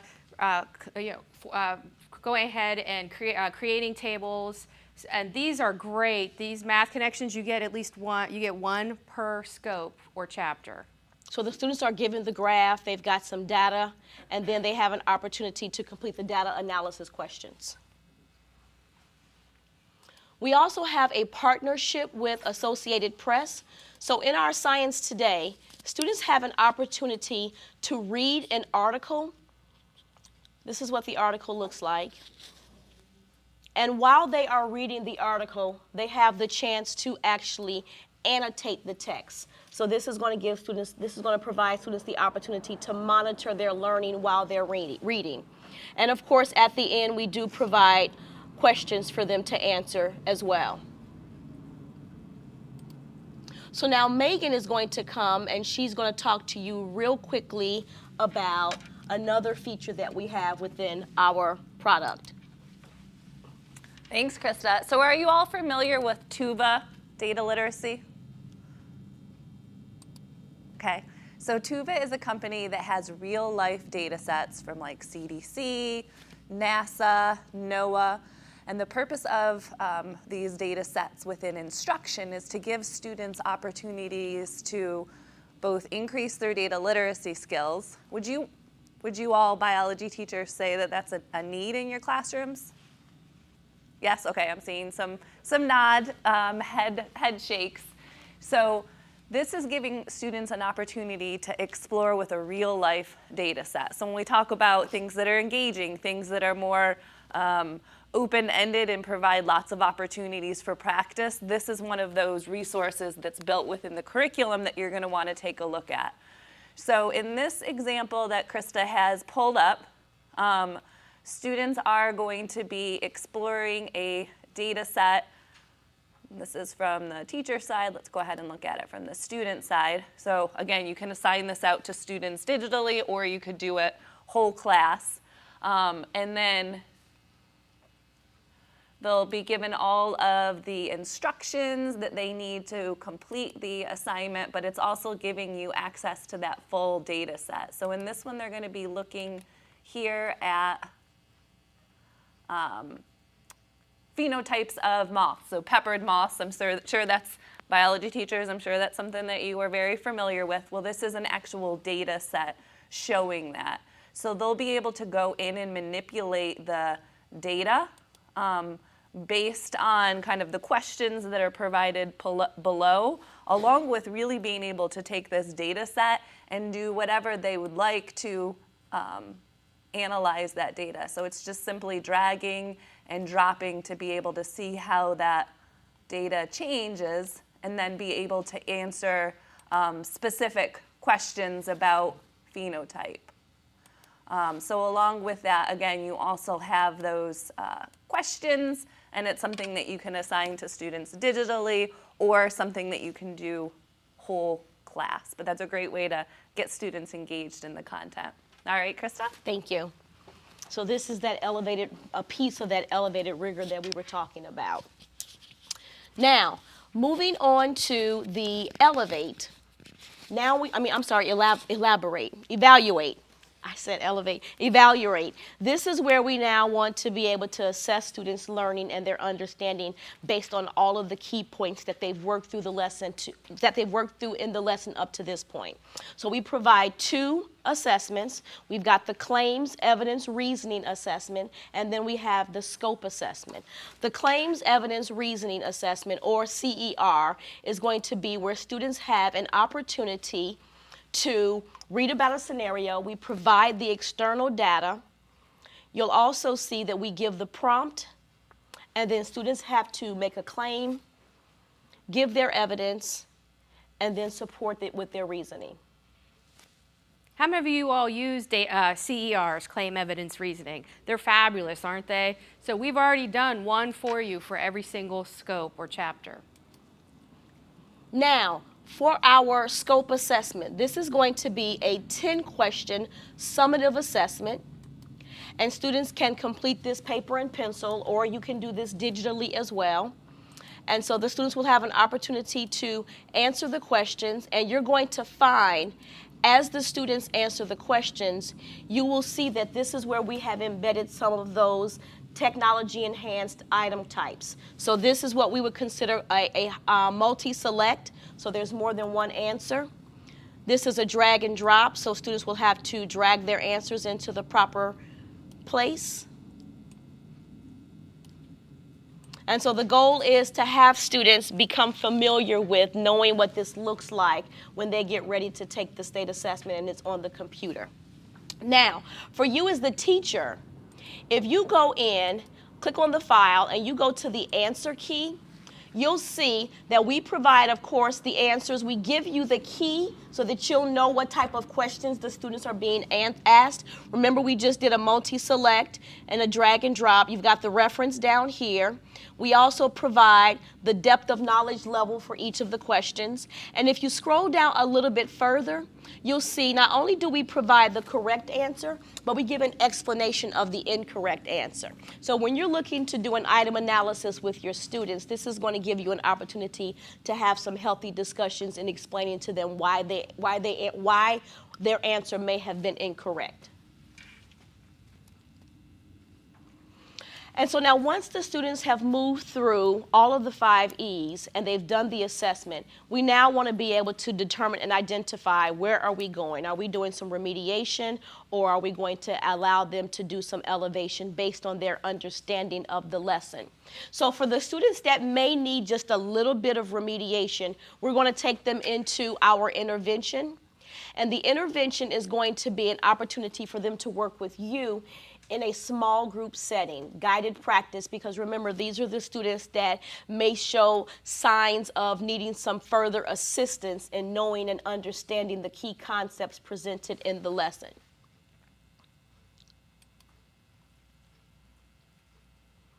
And so this is an example of one of the small group instruction lessons or small group lessons that you'll be working on with your students. Now, once you've had an opportunity to work with your students in the small group setting, we got to still be able to assess them to see if they now have a better understanding of the lesson. And so that's going to happen with us presenting them with what's called a concept attainment quiz. And so the concept attainment quiz, this is going to be an opportunity for the students. It may be a review of the vocabulary words. It may be a fill in the blank, but you'll always find that we also provide short response answers, because that's a critical piece. When we have students work through the short responses, that is where we begin to really be able to identify and determine their level of understanding. You know, a lot of kids may go and they may guess when they're doing the multiple choice, but when you have them go in and complete a short answer response or even the claim evidence reasoning, there's nowhere to hide. You're having to adequately produce your work to show us that you understand what's been presented before you. And so now for our students that have shown mastery or a level of understanding with the lesson, we want to move them into acceleration. And so in acceleration, how many of you guys use choice boards? So choice boards, this is going to be an opportunity where we give students the freedom or the autonomy to choose what activity they want to work on next. And so with our choice boards, they are already very familiar with Scientists in the Spotlight because they've read about them in their STEMscopedia. With the Scientists in the Spotlight, we take it a step further. They may have to go out and find articles on a different scientist and then create some sort of activity, where this one is asking them to create an informational poster or diorama and a speech to convey the scientist's work. So they're having to do some research. But remember, these are the students that have shown mastery. So we want to see how far they can go or what that elevation will look like when we have them to choose an activity to work on. And so what's great about this is once the students have actually had a chance to identify what lesson they want to do, they then have a chance to go in and do a self-assessment. They're assessing their own work. You know, again, this is the progress monitoring that we talk about. So they're assessing their own work, and then there's also a space for you as the teacher to provide feedback based on that work.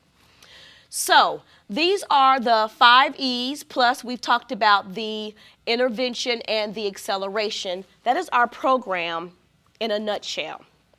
And so I just want to recap some of the things that we talked about. I know you all mentioned that you all wanted integration with labs, and we talked about the Explore, which has the hands-on and the virtual labs. We also talked about the elevated rigor. We've got the Webb's depth of knowledge, which is going to give those questions from the simplified to the more complex questions, as well as we discussed the TUVA data. And we also talked about the simulations, and I've shown you repeatedly throughout the presentation the variety of assessments that we provide. So does anybody have any questions for us? I know it was short, it was quick. We did a hands-on activity. If I may, Krista, so earlier I passed out a folder to everyone, and in that folder, so that you can access our platform, I just want to draw your attention to 2 items. This card right here. So if you already had an account and you went in and signed up earlier and you went to the URL on your website, that's not going to get you to all of the capabilities that Krista shared with you today. So make sure that you go in and you sign in using this URL, and then on the back, this is where the actual place where you're going to put your credentials. And then also I have put in here your look-fors, and I I typed in where you can find everything that you need to complete your rubrics for you, just to assist with your process. So with that, thinking about your rubrics and thinking about what you're looking for, what are some questions you may have that we can address, or something that you want us to show you more of?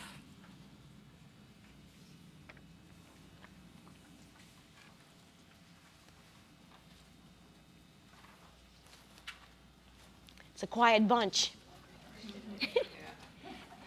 So I know that Krista shared with you and Megan shared with you our TUVA data sets, but we also have some PhET simulations. Anyone use PhET with your students? So we have some PhET simulations embedded where appropriate as well. And then those in our Elaborate tab, as well as those cross-curricular activities where you can totally embed that the STEM disciplines, as well as literacy. Did you have a question? I did. I just forgot the exact name of it. Sure. Something along the lines of the parent take home. Sure. So Krista can show you. Science yes, Outside of the it's Classroom? called Science Outside the Classroom, which is a great homeschool connection, and Krista will go ahead and share that with you. So this is the Science Outside of the Classroom. You want to show you again how to get to it? Just for information, because like I do have students who are the older sibling at the house. Mm-hmm. Would it be something that an older sibling can do with them instead of the parents? Yes, Absolutely. yes, because what we do is we provide the directions on what to do, the questions to ask, and also a short activity that common household items that would be found in the home there. But everything that the person at home, whether it's a parent, a grandparent, an older sibling, can go ahead and work with them on the content. And there is one of these for every single scope that we have. Well, thank you guys so much for being here today. We thank you for listening to our presentation, and we look forward to a potential future partnership. So thank you guys.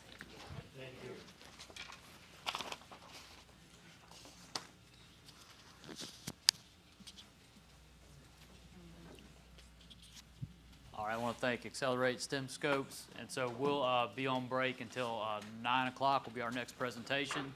So if you want to get up, stretch your legs. It's finally warmed up a little bit outside, so you can enjoy some sunshine. And we'll come back at 9, and this will be biology and anatomy and physiology at 9 o'clock.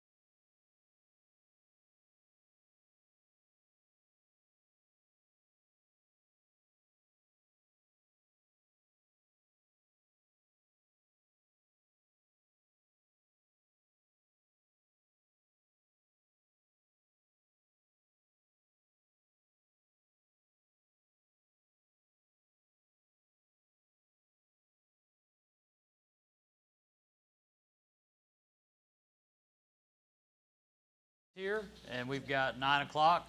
So I'm going to go ahead and turn the floor over to him. Biology, anatomy. Okay, so I've got the 2 textbooks. I think you've received samples, right, to your schools? Okay. Have you had a chance to look at them? Yes. The digital side too? Have you had a chance to? Okay, yeah? Yep, okay. Well, during today's session, happy to, pass those 2 textbooks around, but of course you've seen them already. I'm really interested in, just if you don't mind, sharing. I'm a former teacher, so I like to do the interacting thing. What was takeaway from the digital side? I didn't see the digital side, I saw the textbook. Oh, the textbook, okay. Do you have the information to get into digital? Okay, all right, okay, that's what, so if nothing else, what I'd like to do to make sure by the end of this time is that you know how to get into the digital and navigate so that you can, sort of see pretty much 50% of the value, of this choice for you. So that would be important. So I'll try to save some time. So by way of introduction, I'm Don Baskell. I work for KIDM, and we're partnered with OpenStax. So a couple things. OpenStax. Okay. That's the name of the author, the publisher, Open Education Resource. They're from Rice University, right? So a couple things that I want to point out is first, I want to talk about Open Education Resources, right? Have you heard this term before? No? OER. Okay. So Open Education Resources is not your traditional publisher, right? They basically come out of academia, nonprofits, and their focus, in addition to teaching at the college level, is to have an impact on education. So their focus is solely on authoring high-quality instructional materials, right? So if you do a search for Google, or if you're doing your due diligence, you're reading through, you would notice that it's very much aligned with NGSS. We're aligned with the Florida standards, but the gold standard for science education, of course, being the 3D learning and 5E models and all that. So everything in that fashion, these academics at Rice have been dedicating their time solely to authoring high quality content, okay? But what they don't have is they don't have a publishing company. They don't have a print shop. They don't have a warehouse. They don't have a technology team, right? So that's where they come in with KIDM. That's where KIDM is part of the equation. So the company that I work for provides the all-in-one, one-stop supports around that curriculum so that it can actually live in your classroom, right? So if you go to OpenStax, you'll be able to access their curriculum. It might not be as friendly to access it and to navigate and find things that you're interested in for your subject. But when you look at it from the KIDM experience, then you'll see all of the exact same content in a searchable format. It's there for you to easily navigate. And at the unit level, the lesson level, everything is right there at your fingertips. Now, the other thing about Open Education Resources that I'd like you to know is that it's licensed differently than the books that I used when I was teaching. So that it's called the Creative Commons license. And what that means is that the nonprofit authors are giving it to the world, right? They're giving this information, they're giving it to you, which means that now you have license to own it, to manipulate it, to edit it, to rearrange it, right? And that's what the end users ultimately do, is they try to ingest that content, but it's a heavy lift. So with KIDM, that's what we've done, is you'll see that we've ingested the content for anatomy and physiology, for biology, and then tomorrow for chemistry and physics, right? So they've had a strong presence in college curriculums, college campuses all across the country, and now they're offering K-12. So what I'd like to kind of walk you through today is to just point you in the right direction so that when you're filling out your rubrics, you'll be able to access all of the content. And I truly believe that it's much easier to access the content and navigate if you're using the digital piece, okay? So let me go through a few things here, and I'll just walk you through the slideshow. There's a few videos that I am like 50% sure that your firewall will let me play, so this might, but if not, we'll jump into the platform in real time, and that way we can navigate, okay? So KIDM, this is all that we do, is we partner with open education resources, right? So for math, it's illustrative mathematics, and for science, OpenSciEd at middle school, OpenStax for high school. But we're doing what they can't, right? This is what they can't do, so they actually we're a certified partner.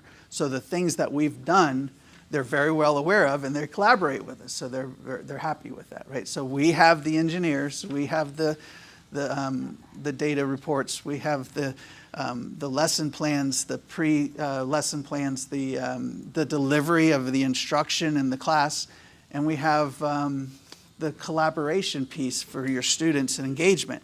We also have the district's ability to leverage that Creative Commons license, and that's for customization at the district level or state level, but also it's for personalization, right? So how many times have you looked at a lesson from a publisher and the first thing that you notice is like, this just doesn't work for my students? They clearly don't know, where we live. They don't know, it's just a generic national level, authorship, right?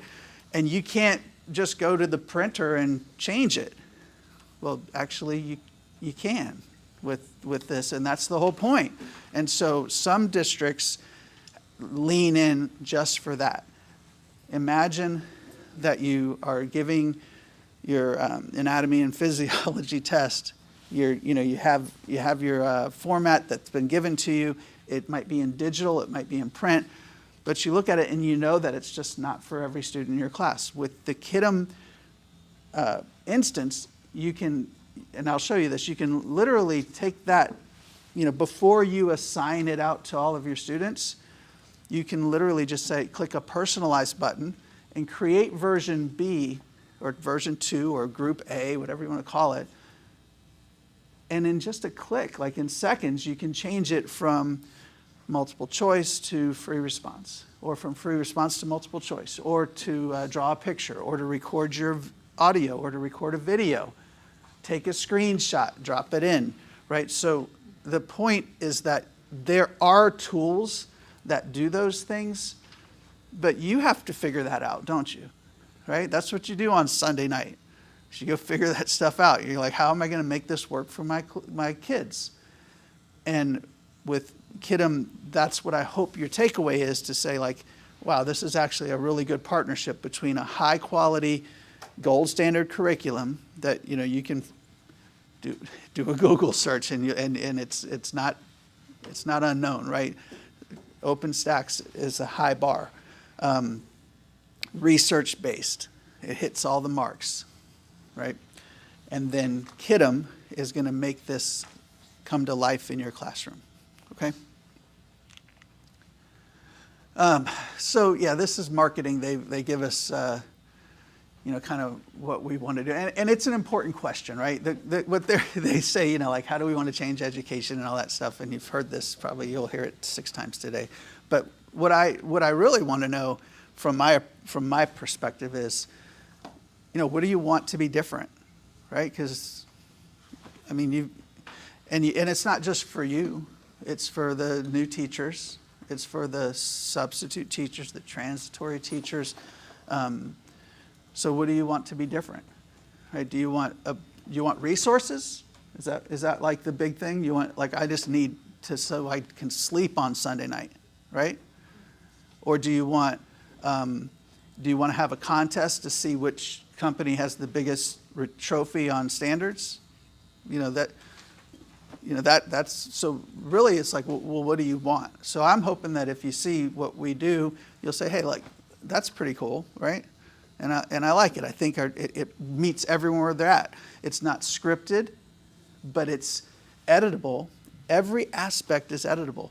So that if you have a teacher who's like the rock star of your district, and they say, hey, this Unit 1 Lesson 3, it's pretty cool, but there's a manufacturing plant here in our county, and if we just take a picture and drop it into the slideshow, now we're talking about people's dads who work at that, or their moms, right? It's relevant. It's something you can make that adjustment because you have a seat at the table at Rice University, right? And it's not hard to do. It's like it's less effort than what you would do on Sunday night making your own slideshow, because the baseline is already there, and then you add to it, and then you just say, hey, can we publish this? Can I share this out, right? The district can share it to all of you. You can keep it to yourself. You don't have to share it. You can say it's just in my class, right?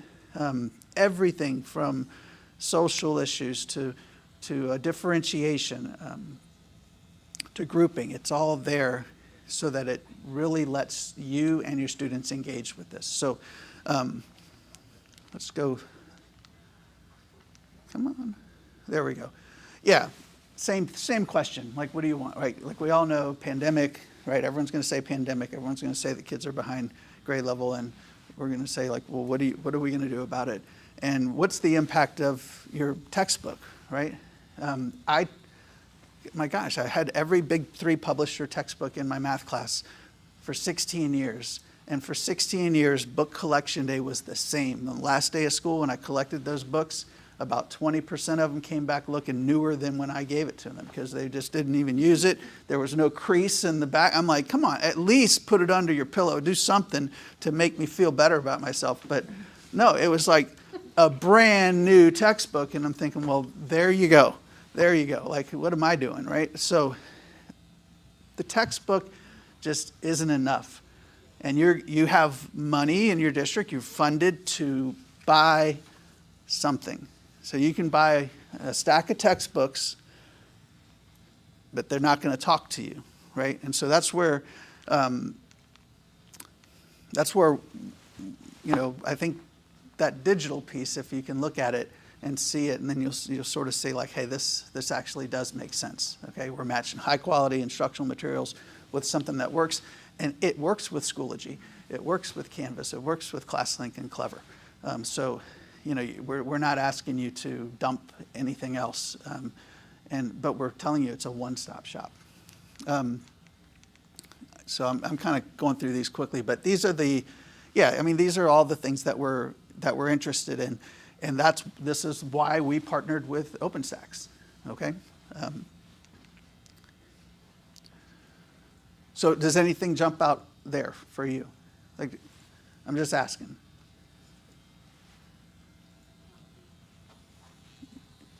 The technology? Okay, excellent. Yeah. And what about, like, so the students one-to-one on Chromebooks, right? Is that what you have, or cell phones? Is it a mix? It's a mix. A nice stream, yeah. Okay. So, but they generally have access. No, they have a cell phone number, right? If we have them work on their cell phone in class, they won't be doing anything academic. No, you're absolutely, what a nightmare, right? Reality is that, the actual electronic needs don't necessarily fit the budget. Yeah. Well, we want everything to be equitable, right? So the technology piece is a challenge that's always going to be there. With this solution, you can purchase, like some districts purchase a classroom set of the print books, like for teacher and students, and then they rely on the digital, where you can assign things, including the content and slideshows, like anything that you would do in class. Imagine, so you do a PowerPoint presentation in class and someone's absent. You can assign that student the PowerPoint presentation, just review it. I know that doesn't solve everything, but you're giving them access to what you had done in class. So it's not just, problems 1 through 10. They can actually see their textbook, just like I'll show you here, that you can see your textbook online. And if they can't do it, if they tell you, look, Florida has storms, right? So it's not working this week, then you can print it, at the school district and pass those out. But there is a blend, and I don't think any technology company or publisher can promise the world on that. But yeah, so these all. This is it. So this is a preview of, and I'm hoping this will play, of the OpenStax powered by Kidem. What you can see, and it says biology, but it's the same exact for each of the OpenStax publishers. So on the left-hand side, this is just the curriculum. You can see the units and the lessons and the reviews. So all the material is there. In this, if you click on the sort of the header for this would be Unit 1, Lesson 1, I suppose, or Chapter 1. It also gives you the Word documents, right? So every page that you're looking at in that book, you get a Word document. Why? So you can edit it, right?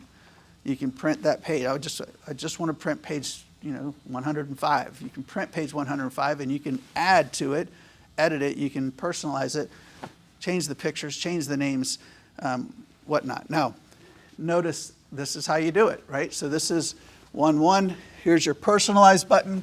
Hidden up there is an assign button, so that if you assign it to your students, you have a classroom. You'll see all the little circles for each name in a second, and you can assign it to, the group A, group B, whatever. And we can also do this synchronously. So if you're in the computer lab, or if you have a class set, you can have everyone open your laptops, take out your iPad, take out your Chromebook, and we're going to do this together. And when they're doing it, you can walk around the room and with your device, and you can see who's completing it, how fast they're completing it, whatever the assignment might be. So it gives you some tools. Do you have to use it? No, you don't have to use every bit of it. But it's there for you, right? So let's see if this will play. And here we go.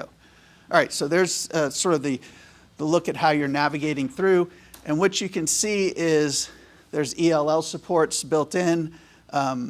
Everything is there at your fingertips. Now, if you don't want to use the right-hand side menu bar to navigate through, then you can go and search. You can just do a search for whatever topic you're looking for, right?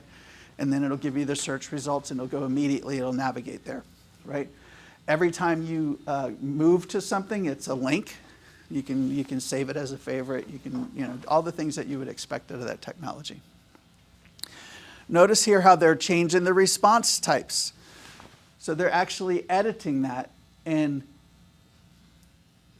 as soon as they've done this editing, it's available. It's like instantly available. So there's so many different types of responses and tools that are embedded. And right now they're dropping in a video from YouTube. Anything that you would do, you don't have to go and have a third or fourth or fifth resource. It's now part of this curriculum. It's part of OpenStax because you made it part of OpenStax. Questions so far? And I'd like for you to be able to try that, what you just saw there on the video.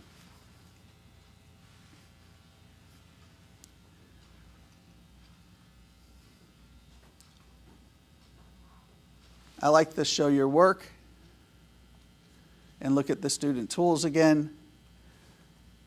There are some math tools that are built in, so you can have graphing, which is important in your science class.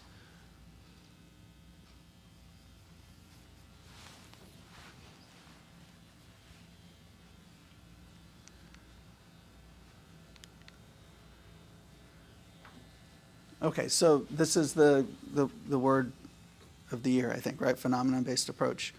And so this is an example of sort of a simulation. Let's see if it'll play. Perfect. Ryan, thanks so much. It's playing now. It's good. Yesterday, nothing would work for me, so. And I told Ryan that traffic was a little sketchy on the way here, but the highlight was about 3 miles from here, or maybe a mile. There's this fighter jet that took off right when I was there, and it scared. I mean, I thought that, I'm out of town. I don't know that that's going to happen, so you could have warned me on that one. So yeah, the phenomenon-based approach, this is just, these are exciting, these are there, and so this is kind of woven into everything. So you can expect that if you're teaching a lesson, there's going to be a Labster simulation where it's truly has all of these connections, and it's there for you. And then, like we said before, where you would see this on the previous slide, in the navigation, every bit of that navigation, when you see it, you can say, hey, can I replace that video? And the answer is yes, right? So you don't, someone yesterday said, so we have to create everything. No, you don't have to create everything. It's already created. You can use it it's fantastic, just like it is. I'm just saying that it's really nice to know that you can add notes to it, right? So,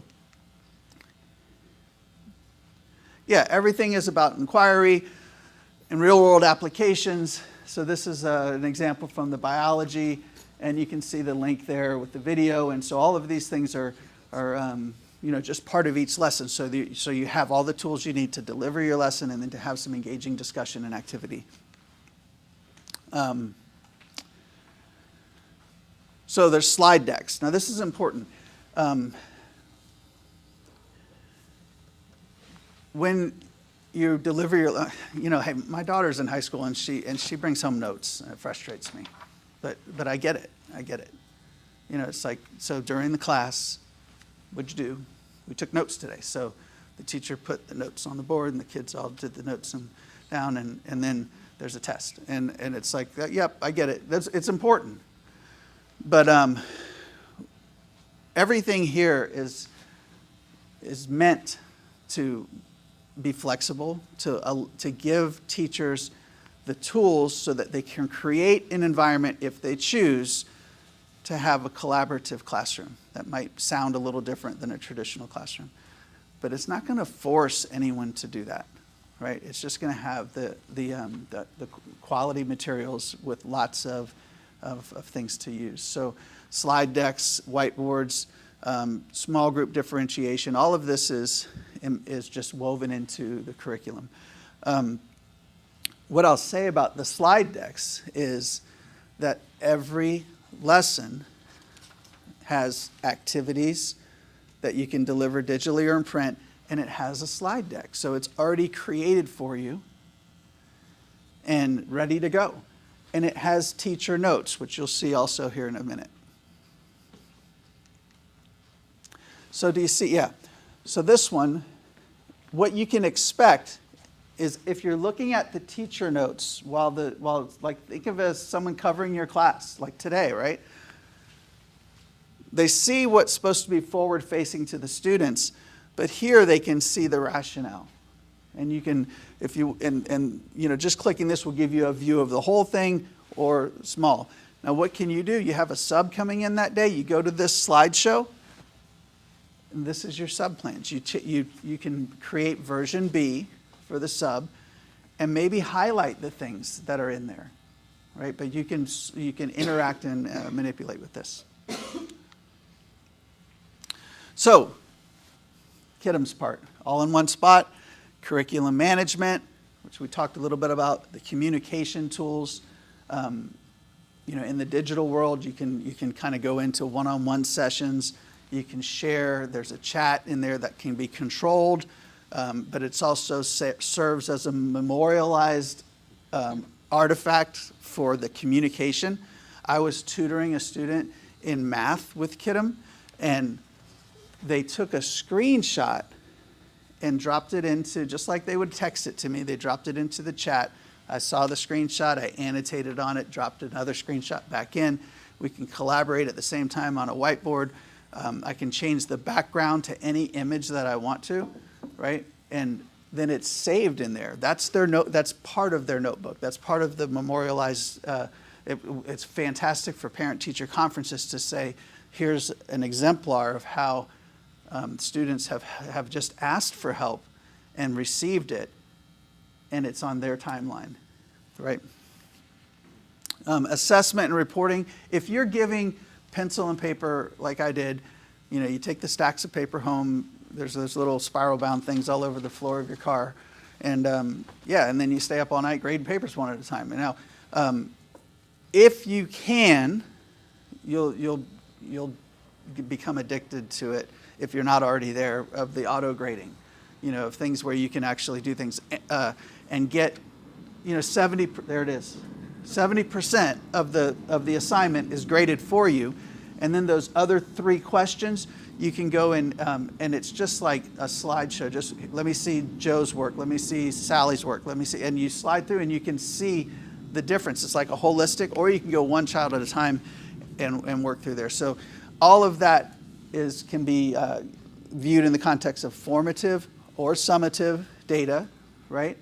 You'll have reports that I can show you, and you can export it. It works with your systems that you have in place now. The classwork part is exciting because that's where you can have people work in class digitally, and you can it's like a Zoom breakout room. You basically can grab people that you can see struggling. I see 3 people struggling. I'm going to create a group real quick, and now all their screens changed because you've just entered into a room. They can raise their hand. Again, you can send them a message. You can pair people up. If I can see holistically everyone in the class, and I know that a strong student's just powering through, I can pair them up. I can make decisions as a teacher along those lines.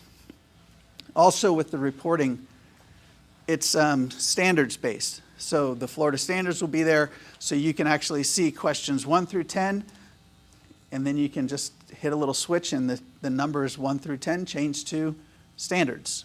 And so you can click the standard. It reminds you what the standard is. You can go and search through your content for that standard, and you can actually see the grading. And there's grading guidance as well. So in each assessment, there's grading guidance while you're looking at those, if it's a free response, or if you ask them to draw a picture, or if you ask them to record a video. Then while you're watching the video, on the bottom of your screen, it says, hey, here's what you should be watching for. Just, and again, most likely the people in this room, they don't need all that, because you're good. But this is for trying to meet everyone where they are. And if you have district initiatives, if you did a PL or training, something that's like the new thing, you can actually also go in, and instead of getting sticky notes and tagging it on every page or writing emails, you can go in and just interact with the text as well. Okay, so let's just watch a little bit. This is just a screenshot of animation of kind of how they're interacting with the lesson. They open the speaker notes. And so I think we covered that. But any questions? It's a good place to pause and just ask, is there any feedback or any questions about that part, where you're delivering a lesson? So it's ready for you, ready for anyone, every day. Okay, what about monitoring student progress in real time? This is that asynchronous, right? Can you, if you have the technology, it's a good day for tech. There's your class.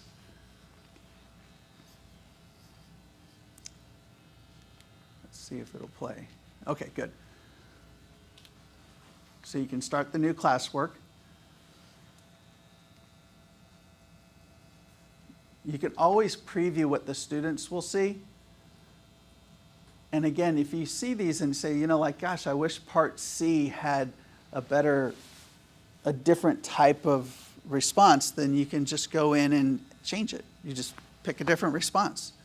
But this teacher has scripted out they just planned out what do I want to accomplish today, right? And it's like a playlist, right? So maybe it would be, 613 drawing initial conclusions and then come to a consensus. Each one of these is going to be a synchronous class activity that you don't have to go create that. And it's a little more exciting sometimes than just doing problems 1 through 5 that are there, or everybody read and now do problems 1 through 5. So this is, again, just another alternative, the student view. So what does a student see? Okay, so here's the teacher on the left, student on the right, okay? Teacher has access to all of this. The student does too, but the teacher assigns it, right? So you would assign that and they would see it as an activity is to go and read the textbook, right? Read your material, read the content, look at the examples, right? So let's watch the teacher first. Okay, they're assigning.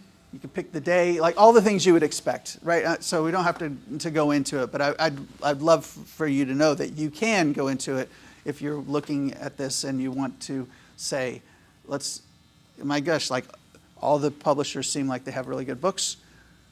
What's going to help me in my class, right?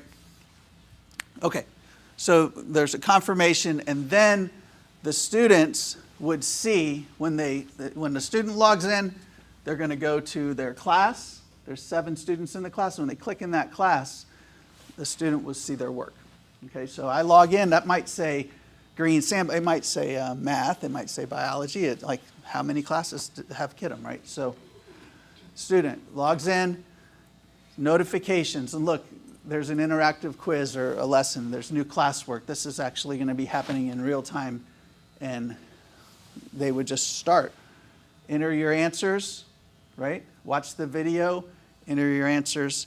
And again, after they watch the video, you could, if your kids like this stuff, they take selfies all day, you could ask them to use their camera on their device and talk back, right? Start a conversation. And then when you go to grade that, question number 1, you can just hit the next button and you see every student, one after the other. It's not as difficult. It's much better than the paper and pencil, in my opinion. Okay, so student progress. Yeah, this is what I was talking about. Like if you hover over question A, or you can click on question A, and it'll show B. I didn't do this, but B. That'll be B's question number 1. Got 4 points auto-graded. And then you hit the next button, and it'll stay on question A, and it'll just show you the box, right? And it'll show you what they put as their answer. You can go to question B, sort of the same thing, but you can change this. It'll also show you the standards. So this information, immediately my takeaway, which you're probably looking at, is question 1C. It's only 61%, and it looks like the first and the last student. Yeah, maybe I'll just do a little breakout room for them or something like that, okay? So here we go.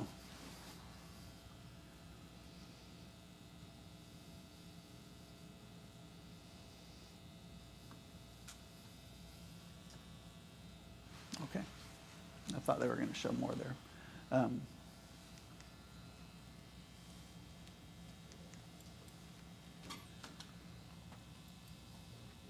Look one student at a time. It's, every activity that you do in class, if you can do it in a technology way, you're going to get a benefit. You really are.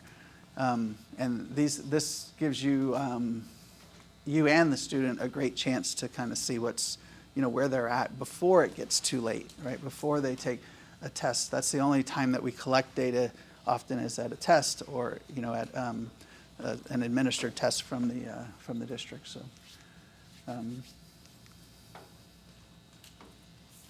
So what happens if you get stuck, right? You can go in. That looks like the exact same video, but it said support, and so up there in the top, there's you click on your icon and there's help, and so you have people that are sitting in our corporate office that's what they do is they support teachers all day. Okay.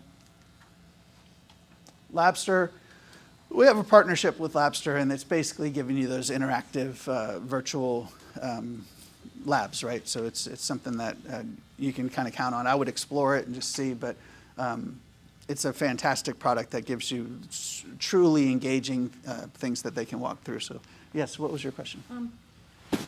I was just wondering, on the stuff you just had with all the students in there, do you have to have each kid log in kind of like they do in like a,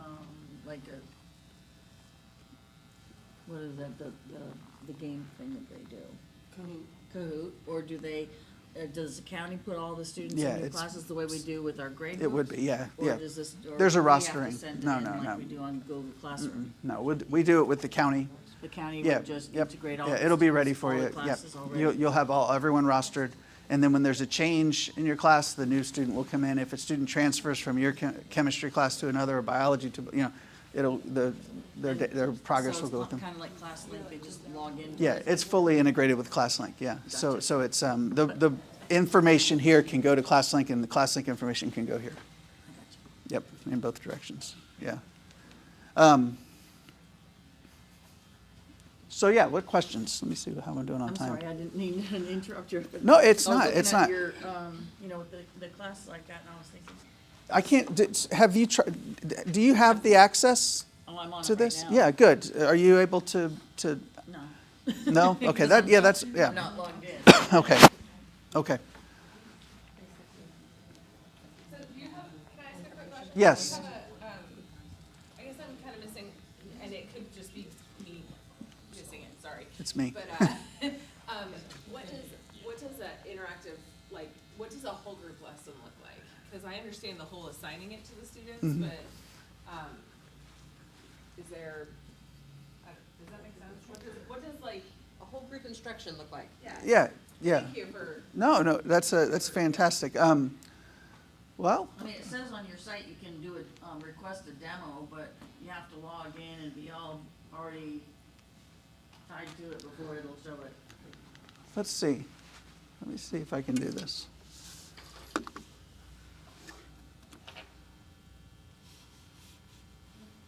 Please don't let me derail you. This is your time. This is good. This is the part I like, because let me see if I can do this. Oh, I have 5? Okay.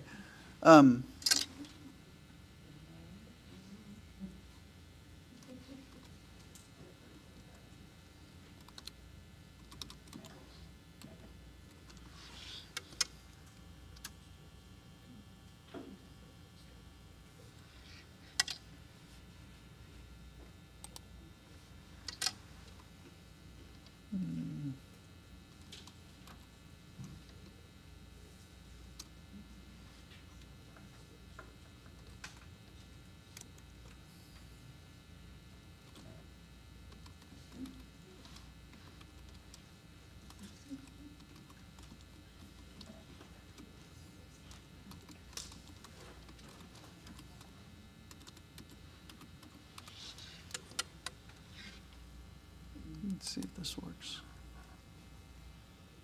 Never. Okay.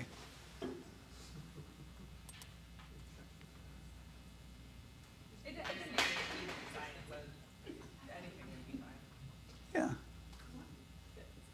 Which one? How about physics?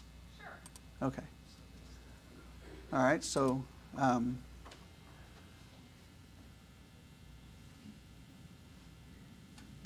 Like, is it videos and discussion points or anything like that, or? so let's go to motion. No, it's let's just do the introduction. Okay. All right. Now, look right here. You can do a preview. If we click preview, it'll show what it's going to look like when you project it to the screen, right? And if you didn't like that picture, you could do personalize and you can change it. Classwork is where you can launch this. You can print right here. There's an original version that always stays with you. That's the pure version, and then you can do other things. So let's look at 2.1. Okay. there's your standards, and of course those will be the Florida standards for this one.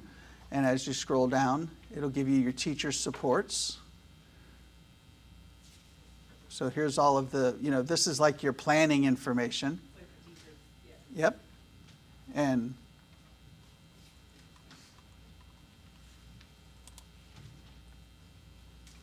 sort of the same thing, right? So you'll be able to navigate through.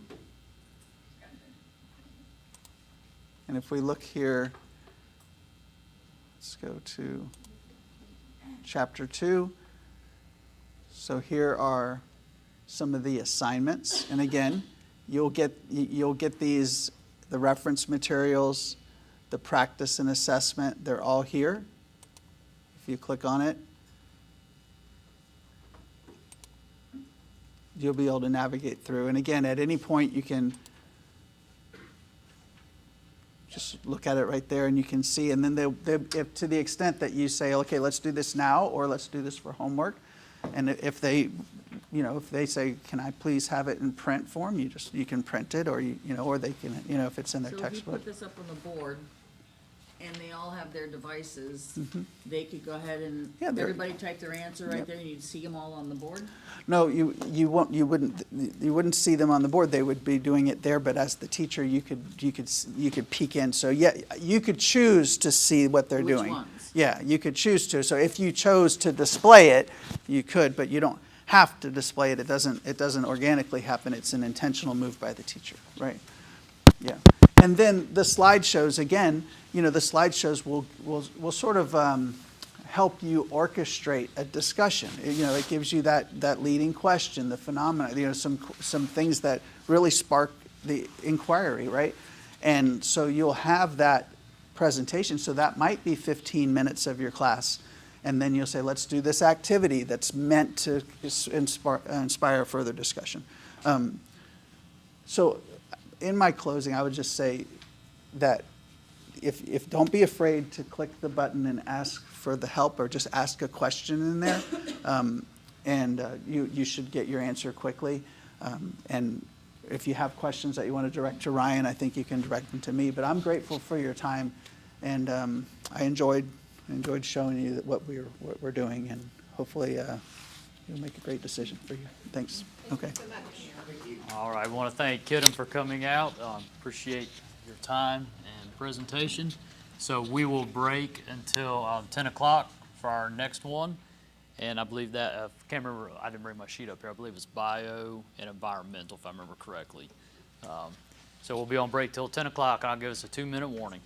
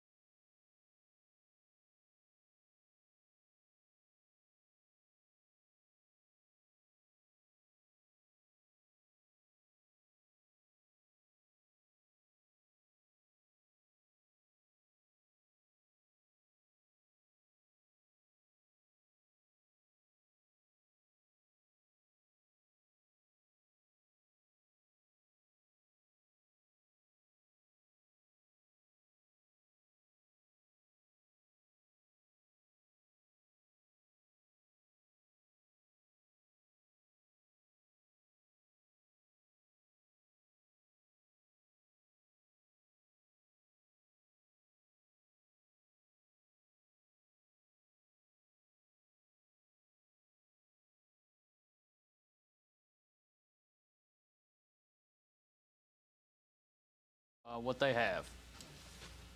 Thank you, Ryan. We appreciate it. Well, hey, guys, thanks for the opportunity to be here today. We know you guys are current users for our current biology Miller-Levine.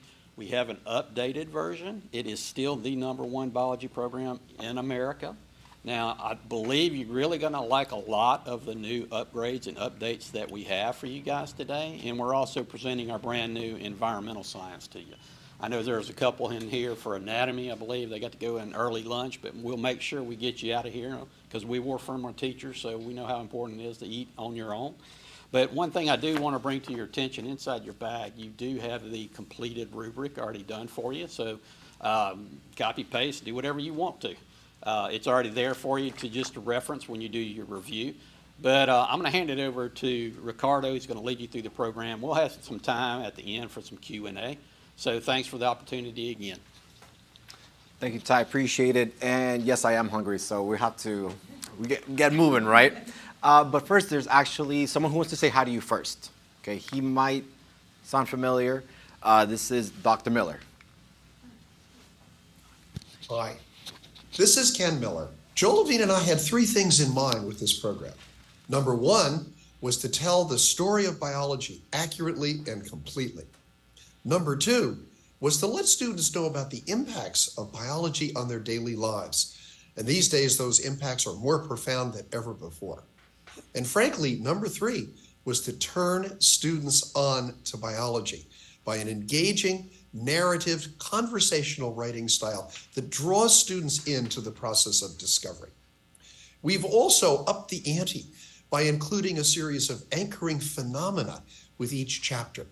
These are real-world situations, structures, or organisms that will turn students on, that will make them ask questions, engage, research, even debate with each other to explore the biological sciences. We think they're going to be very effective. And our publisher has helped us out with an extraordinary website that contains a series of resources, simulations, videos, and other tools that are going to help you open the world of biology to your students. Finally, I want to let you know that Joel Levine and I want to be your partners in science education. And if you have any questions about our program, the resources that come with it, let me know directly. You can email me at any time. And my email address is simple. It's my name, Kenneth_Miller, and my institution, brown.edu. I answer all my emails personally, especially from educators. I'd be delighted to hear from you if you have questions or if you simply want to talk educational strategies. By the way, Dr. Miller doesn't know it yet, but he's going to let me use his electron microscope if I ever make it up there, since he has access to one on his own. Okay, but let's go ahead and start looking at those resources by asking you a question first. Okay, what do you remember when you took biology in high school? Okay, what'd you say? Labs. Labs? You remember the labs? Okay. Anything else? Labs, earthworms. All right, pretty cool. Notice that you guys didn't say, oh man, it was so awesome just reading from the book. It was amazing. It was awesome making flashcards all night. That was just gave me joy. Like you said, it was the labs. It was your first dissection, right? Learning about different parts. You mentioned the earthworm, right? Moving into the frogs, depending on which one you took. Maybe you dissected the rat as well, right? It was just those experiences where you were actually doing the science. That's what you remember, and that's what we want out of our students as well, hence the name Experience Biology, right? And just so you know, the flow that I'll go through right now is I'll go over some of the biology resources, then I'll go into environmental, and then I'll show the digital stuff that would be the same for both, all right? So, and this is actually the same for biology and environmental. That first, the students start off, like Dr. Miller mentioned, with an observable real-world connection with those phenomena. And afterwards, we want our students to become active students, not passive, right? So let's make them active. Let's make them remember, just like you remembered your labs and the earthworms, but also how to revisit those connections. So those phenomena are not just there as a throwaway at the very beginning. We come back to them to revisit, And finally, making sure that our students are able to take what they've learned outside of the four walls of our classrooms. And these are really the expectations from the Department of Education. Okay, so you should have received some of these materials. So for example, the student edition, the teacher guide, foundations workbook. I will let you know that there is a new lab kit that's available for 12 brand new labs for biology. And that's with a partnership with Flynn Scientific. If you recognize the name, they're the #1 provider for labware around the country, right? And everything that you have in front of you is also available online, right? So we have that natural integration with Canvas, if you're using Canvas. Or I know yesterday I got a question about Google Classroom. Using Google Classroom, we integrate with them as well, all those good things. And if you're using none of those, hey, it's all right. You still have access to our platform, and everything can be assigned to students. It's not a big deal. It's very flexible when it comes to those digital resources. So let's take a look at one of the phenomena here, starting with biology. So if you taught biology, then you know you've done populations before. It started off with a case study about the population in China and then the students were able to make those connections. Again, we want to make it very Florida specific. So let's look at this one. Now, chapter 5, you still have access to your case studies online, but in the book, you'll notice it's letting the students know that there's an anchoring phenomena. In this case, how do the populations of humans and alligators affect each other? Well, I don't know, Mrs. Sinclair. I haven't really thought about that. And that's okay. That's when they start writing things down, right? They're starting to make their own claim, right? But I can also use some support. So besides what's in the book, and I can stay completely in print, or I can use resources online to enhance what the students see. There's a video that goes along with it as well. Along with, you'll notice in the teacher edition that there are support questions in there for the teachers to ask. And I know that if you're in here, I know you know your students, and you're an amazing teacher, you're a master teacher, you know how to ask students those questions, but we're getting a lot of new teachers into the system now, right? Okay, and they need support on how to properly ask student questions, so they are given that support. Let's take a look at this video that I could use to start off this chapter. How do the populations of humans and alligators affect each other? Scientists estimate that American alligators have been around for more than 150 million years. Hunting and habitat loss due to human development nearly drove the species to extinction. After they were listed as an endangered species in 1967 and protected, the species has rebounded. Now, alligators in Florida live in close proximity to humans, in lakes, ponds, and drainage ditches. As humans and alligators continue to live in the same places, how might the two populations affect each other? I've seen this video like 20 times, and it gets me every time. I'm like, I know he's gonna live. Okay, but you know, like it gets me every time. Same thing that it would get your students. Notice that was the whole video. It was a quick, hey, let's look at it and give me some of your background information. In case you're wondering, is this relatable to students? Well, I took this screenshot earlier. Alligator swimming in Oculus Island. Alligator is crossing the street to dodge some cranes. Large alligator spotted at Eglin Air Force Base. So yeah, your students are familiar with these phenomena. Again, they're written specifically for Florida.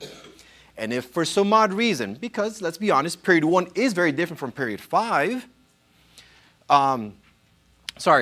you'll see that every single one of the phenomena is related to, like I mentioned earlier, students make a claim. Later on, they'll get, as they're going through the lessons, starts with an E, the evidence, and finally, the reasoning, right? So it goes through that CER framework, or it will have the students develop a model. So they're very purposeful.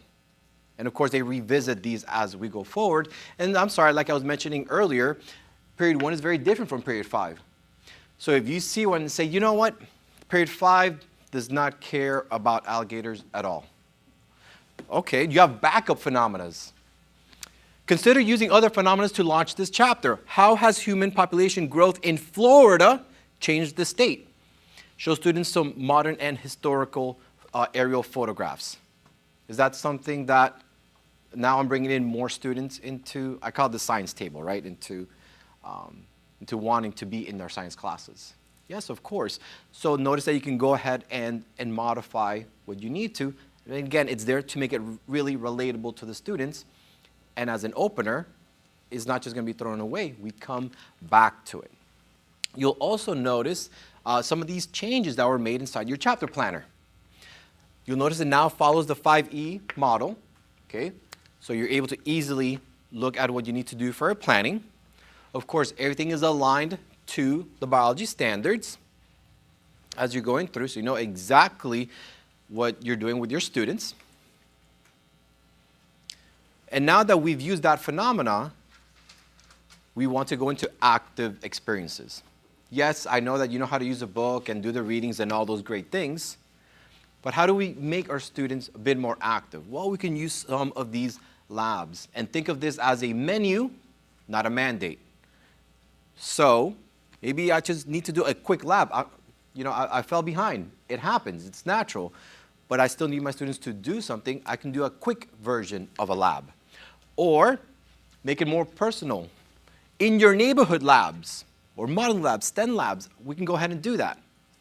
I wanted to let you know that they're all available online and they're editable. So you can change them in case you need to. Because again, you'll hear me say it like 50 times today, you know your students better than anyone else. If you need to change something, that's all right. Now let's make this comparison here though. Oh, and I was going to make fun of you earlier because of course you had to be like the kids on the first day of school and sit in the back. I see how it is. That's messed up, guys. I'm playing. So here we see the same lab, estimating population size, estimating population size. But we have two different versions. The one on the left is the foundations version. The one on the right is that regular version. I know you can't read it from there, and you don't need to. But just looking at the paragraphs and the sentence structure, what do you notice about the left side and the right side?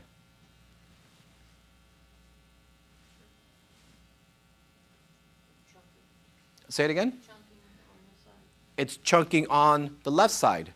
These sentences are simpler sentences. It's still the same background information to begin this lab, but now it's giving the students a way to get that information in simpler sentences so they can follow along. And I'm sure you ran into this where sometimes the students understand the science concept, but when you leave them alone to read a part of it on their own, they're like, oh man, I don't know what I'm reading. Because sometimes they just need support with those reading skills. So you already have that. And again, these are editable, so you can go ahead and change them if you need to, but you have a foundation to start off with. Another type of support, again, because maybe this period on the right side is more independent, look in the left. They still have the same information, focus on science practices, materials for the group, but they had an extra build vocabulary chart because they needed that support with vocabulary. And that's okay, but they're still doing the exact same lab, just different levels of support for our students. Now that was an example of one of the physical hands-on labs, right? What about some of the virtual labs? So here you'll see that we have a partnership now with Beyond Labs. So if we take a look at this one, it says the purpose of this lab is for DNA profiling is to use modern molecular forensic techniques to determine which of the subjects is the likely culprit in a crime. Dun dun. Right, so we're going a little law and order here. And the background in this lab is that in this virtual lab, the students will prepare DNA samples from 4 subjects to produce DNA profiles and match it up to that crime scene. Well, Ricardo, I don't have those lab materials in my class. That's okay. It's a virtual lab, so yes, you do. You do, and so do all of your students. They have all of these materials in the labs. Here you'll notice they're getting the primers. They can look at the different species. This one, I can use it as open-ended. And you can change, again, you can change these lab procedures and what the students are doing in any of these labs. And anything the students do here, you get to see exactly what they did, and they are able to submit those digital lab reports to you. Now again, this can be done either on our platform, our online platform, or you can import this into Canvas, and the students are working directly from Canvas or Google Classroom. and we have grade pass back. So in any of the places where you put those grades, it will pass them back and forth to each other. So you're only managing one online platform. And those digital labs are not the only place where the students are analyzing data, right? Again, because I can do things just in print if I need to. They're still analyzing data using real-world resources, right? Primary sources within their textbook. And notice that the teacher is given support. How to support your struggling students or how to support your advanced students as well. So for honors biology, if you guys have honors biology, you'll actually only need one book for it because all the support for those honors standards are in one place. Or even things like using mathematics. How do we support students with using that mathematics? Exactly what to ask the students and examples to use with them, or building those science skills. So those nature of science skills are embedded throughout all of the lessons as you're going through, right? So it's naturally in there already. And there are extra analyzing data sheets that we can use with our students already made for you, or again, we can edit them. Okay, so you can go and change them however you need to. Okay, so for this one, okay, we're gonna play a little game. It takes like 10 seconds, all right? So this is what we're gonna do. On the next slide, when it comes up, I'm going to give you 10 seconds to read. It feels longer than that, right? So I'll give you 10 seconds to read what's there, and then I'm gonna ask you a question, all right? Ready, set, go.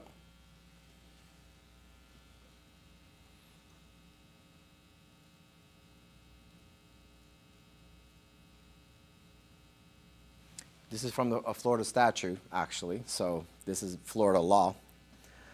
If I ask you, okay, so after your reading, ladies and gentlemen, what are ad valorem taxes? Is it A, B, C, or D? You don't have to tell me what your answer choice is, but I will ask, how confident do you feel about your answer? 3 being the highest, 1 being the lowest. Just tell me what your confidence level that you got this answer correct. Give me some of that. 3, 2, oh, there we go. We got some 1s, that's okay. All right, so what if you didn't feel confident, right? So you gave me those 1s, and I said, oh, kiddo, I got you. Just go back and read that same paragraph, and let me highlight this part. And then I asked you the same question. Did that really give you, like, now do you feel like you're a 3? You're like, oh man, I definitely know it now because I reread the same thing again. Probably not. Right? So that's not real reading support. You're like, oh, by the way, so the right answer is C, taxes from property value. Okay? And I had to like triple check those things, all right? But look, that was a real Florida law on those taxes, but that's not real reading support.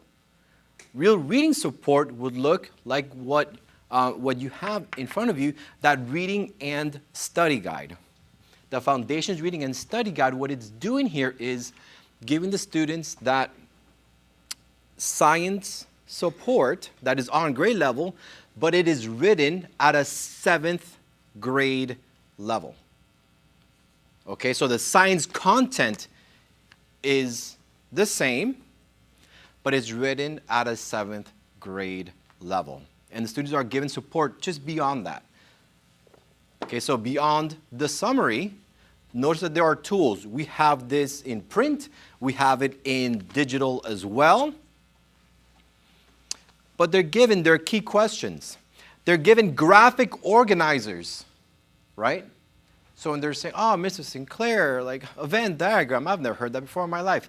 By the way, Venn diagrams are done in 3rd grade and used like in every grade since then, but you know, that's how they are. So boom, I have my Venn diagram already. We can start to fill things out. We can focus more time on the science rather than some of those other things. Another call out I want to do is to that building vocabulary. Usually, that type of support is found only in a teacher's edition, right? How to build vocabulary. Our students need to be able to do that on their own. So we want to give them that vocabulary support right at point of use without having to wait for somebody else. It even brings up how to use prior knowledge. Okay, so that's how I'm able to introduce more students into my biology classroom and have them wanting to be there. And I'll give you a little bit more background on this workbook itself, is that originally it was written for ELL support. We started noticing, hey, this is good for everyone to use. So that's why we've kept it in there, where all of my students are able to gather some of that support. And speaking of inviting more students to the classroom, it's also available in Spanish.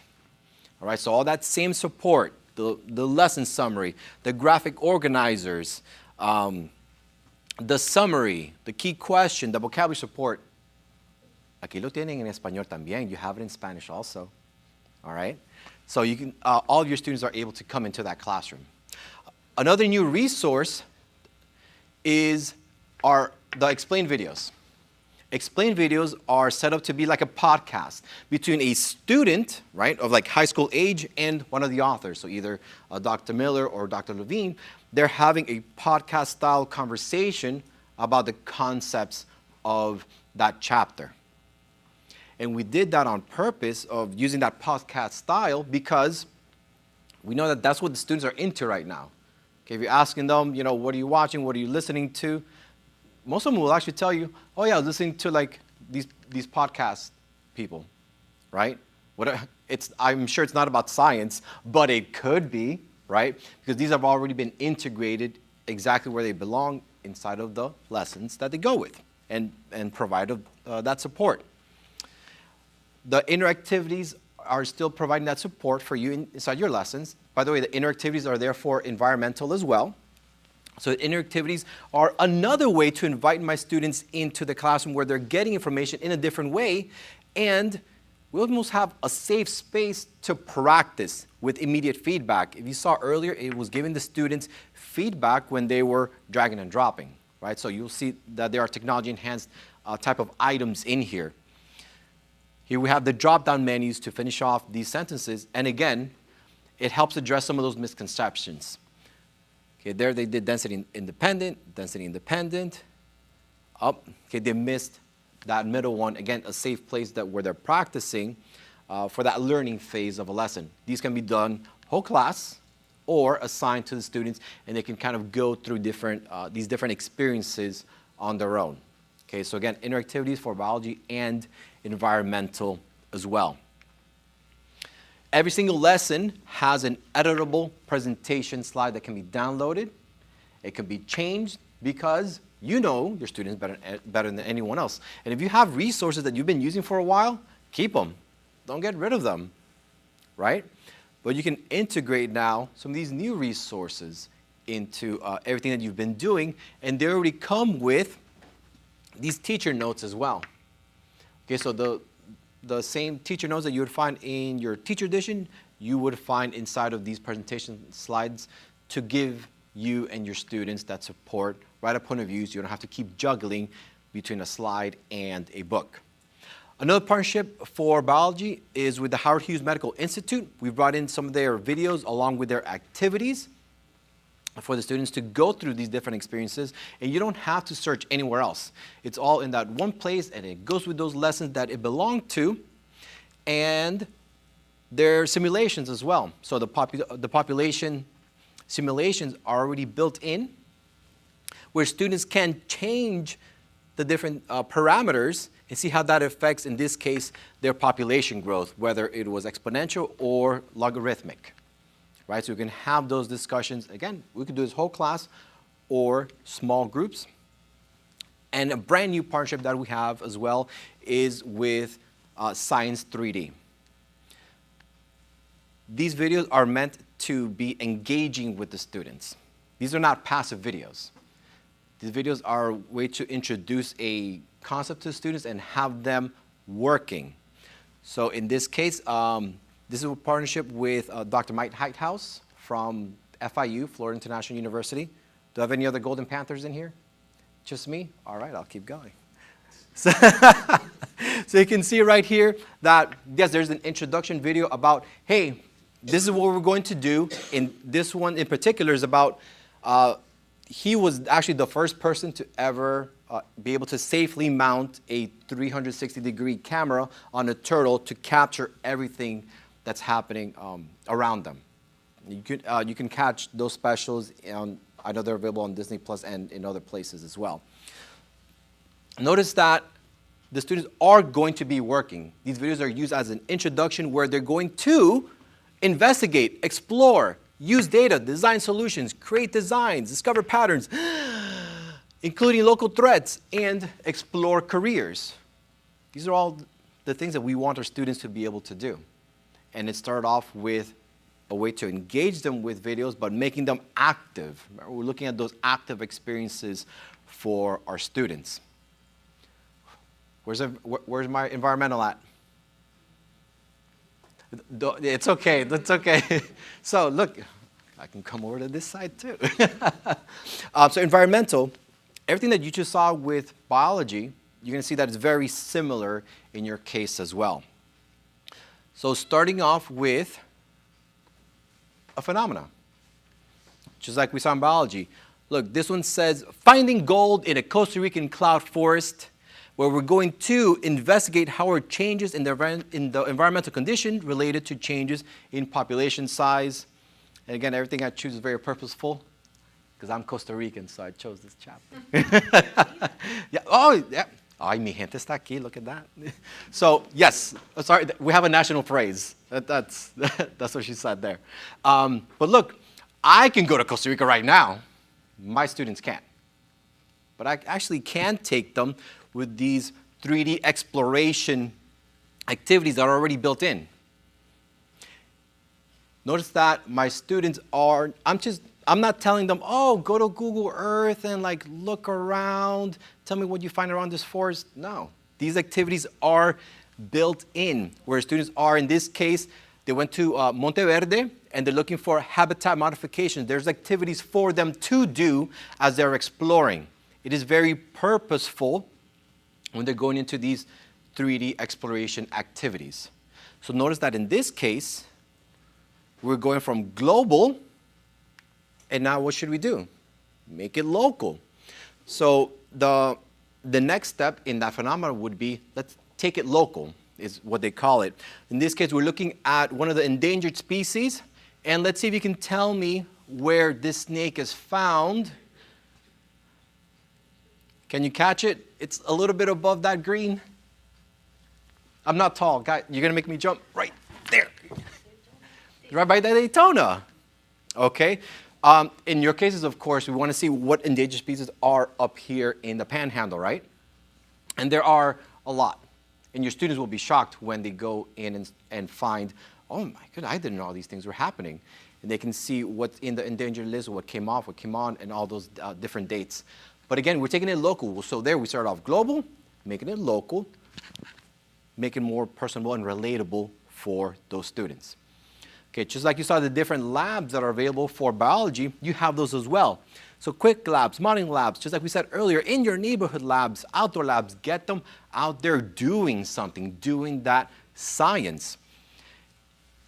And I want to take a look at one of the quick labs, because I know that's one of the things that, especially for science, we have a hard time sometimes thinking, all right, well, I don't want to fall behind. I need to make sure that all this material is covered. So how do we do that?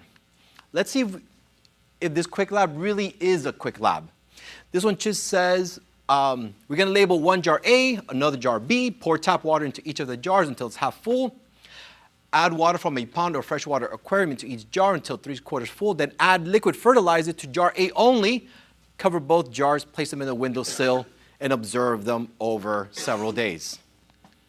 Is that something that we can do, say, with period 1? And look, it's already set up for period 1. All the other periods are benefiting from this. They're all going in there to observe as well and see that growth. And even though it's a quick lab, right, they are still observing, relating to cause and effect, controlling variables, looking at the models and making predictions. So yes, this is definitely something that we can do even if we are low on time. And if you want to take it further, you still have your inquiry labs, right?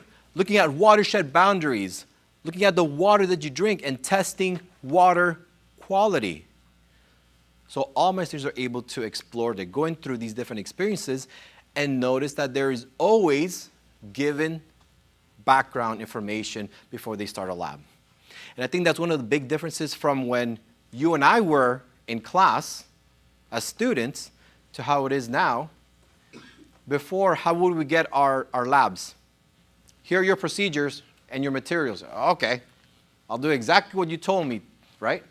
Without getting that support of background information as to like, why am I doing this? That's really important for our students because now you've noticed they've been asking a lot of why? Why do we have to learn this? Why do we do this? This is getting answered right here with that background information. Okay, so this is for biology and environmental. Here I'm showing an example of the e-text. Notice that students are able to highlight, underline, annotate, say, yes, this is important, I'm going to save this. If we could do all this in different colors, and when they click save, it will save. Another feature is, again, inviting more students to that table. I can ask it to translate into over 100 languages. Que no es mucho, tarara. Then we translate it to Spanish, but it doesn't have to be in Spanish. You can translate into any of these other languages. Okay? And I know that you get a lot of transient students, right? You guys are right next to the Air Force Base, so everyone is able to participate as much as possible using those tools inside the e-text.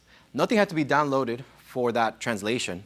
It's built into the book, and even if you're using Canvas, it will open up in Canvas, and it's able to do all the functions in that one place. So you saw the translation. Here I changed it to Ukrainian. But the whole book is translator friendly. We can change the whole page in one shot with 2 clicks. And we made sure that it worked with students that have an IEP that have special plugins. So here you can see that I used a high contrast plugin for students with low visibility, or built in that larger font. And finally, you see how here I highlighted that sentence? What's happening in the background is that every single highlight is stamped. You can see right here the days that these were highlighted. And now this can be exported into, right here, these can be exported into a file. So now what did the students just create? They created their own study guide, right? So if they're highlighting things online, everything's being saved. And I can say, yep, show me everything for this specific chapter, or everything that was in yellow, show it to me. I know some of us have routines. If you have questions about something, highlight it in blue.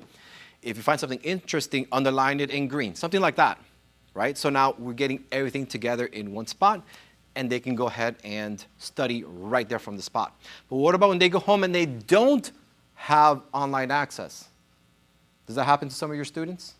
I'm sure it does, right? So here, this is actually a video that I took while I was offline. You can see right there it's saying it's offline, but I still have my e-text. I'm still able to highlight. I'm still able to annotate. And it's saving everything that I'm doing here so that when I do, let's say, go back to school and I get Wi-Fi, it will sync up everything that they've done inside their e-text into their, cloud thing, right? What's the right word? Automagically, right? That's the one. So all of their work is saved. And I want to show here that what we do is, have you ever had a student tell you, oh, Mrs. Sinclair, like, I don't have space on my laptop. I don't have space on this. I play too much Fortnite or Call of Duty or anything, right? They don't have space for that. So what we've done is it's downloadable by the chapter. So it's a small file, right? So whatever chapter we're working on gets downloaded.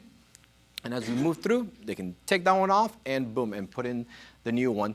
So they're not having to download a whole e-text worth of like gigs of files. It's just all in one place, right? So I mentioned Canvas earlier, so I made a quick video here so you can see the Canvas integration. This is the student view. Look, they're inside of Canvas. They're not going anywhere else. So I imported this quiz. I'm having them go through it. So you see drag and drop, multiple choice. the different technology enhanced, the drop-down menu. So you're seeing all of these things without having to leave, and there's that grade pass back. So we graded and sent it over to Canvas in one shot. Okay, so that's happening right away. Now all of my students are able to work together, right? That's what we want, for them to collaborate, to work together. And now that we've gone through those experiences, right? So we've done, the student did the claim in the phenomena. They've gone through those experiences. Now they have evidence.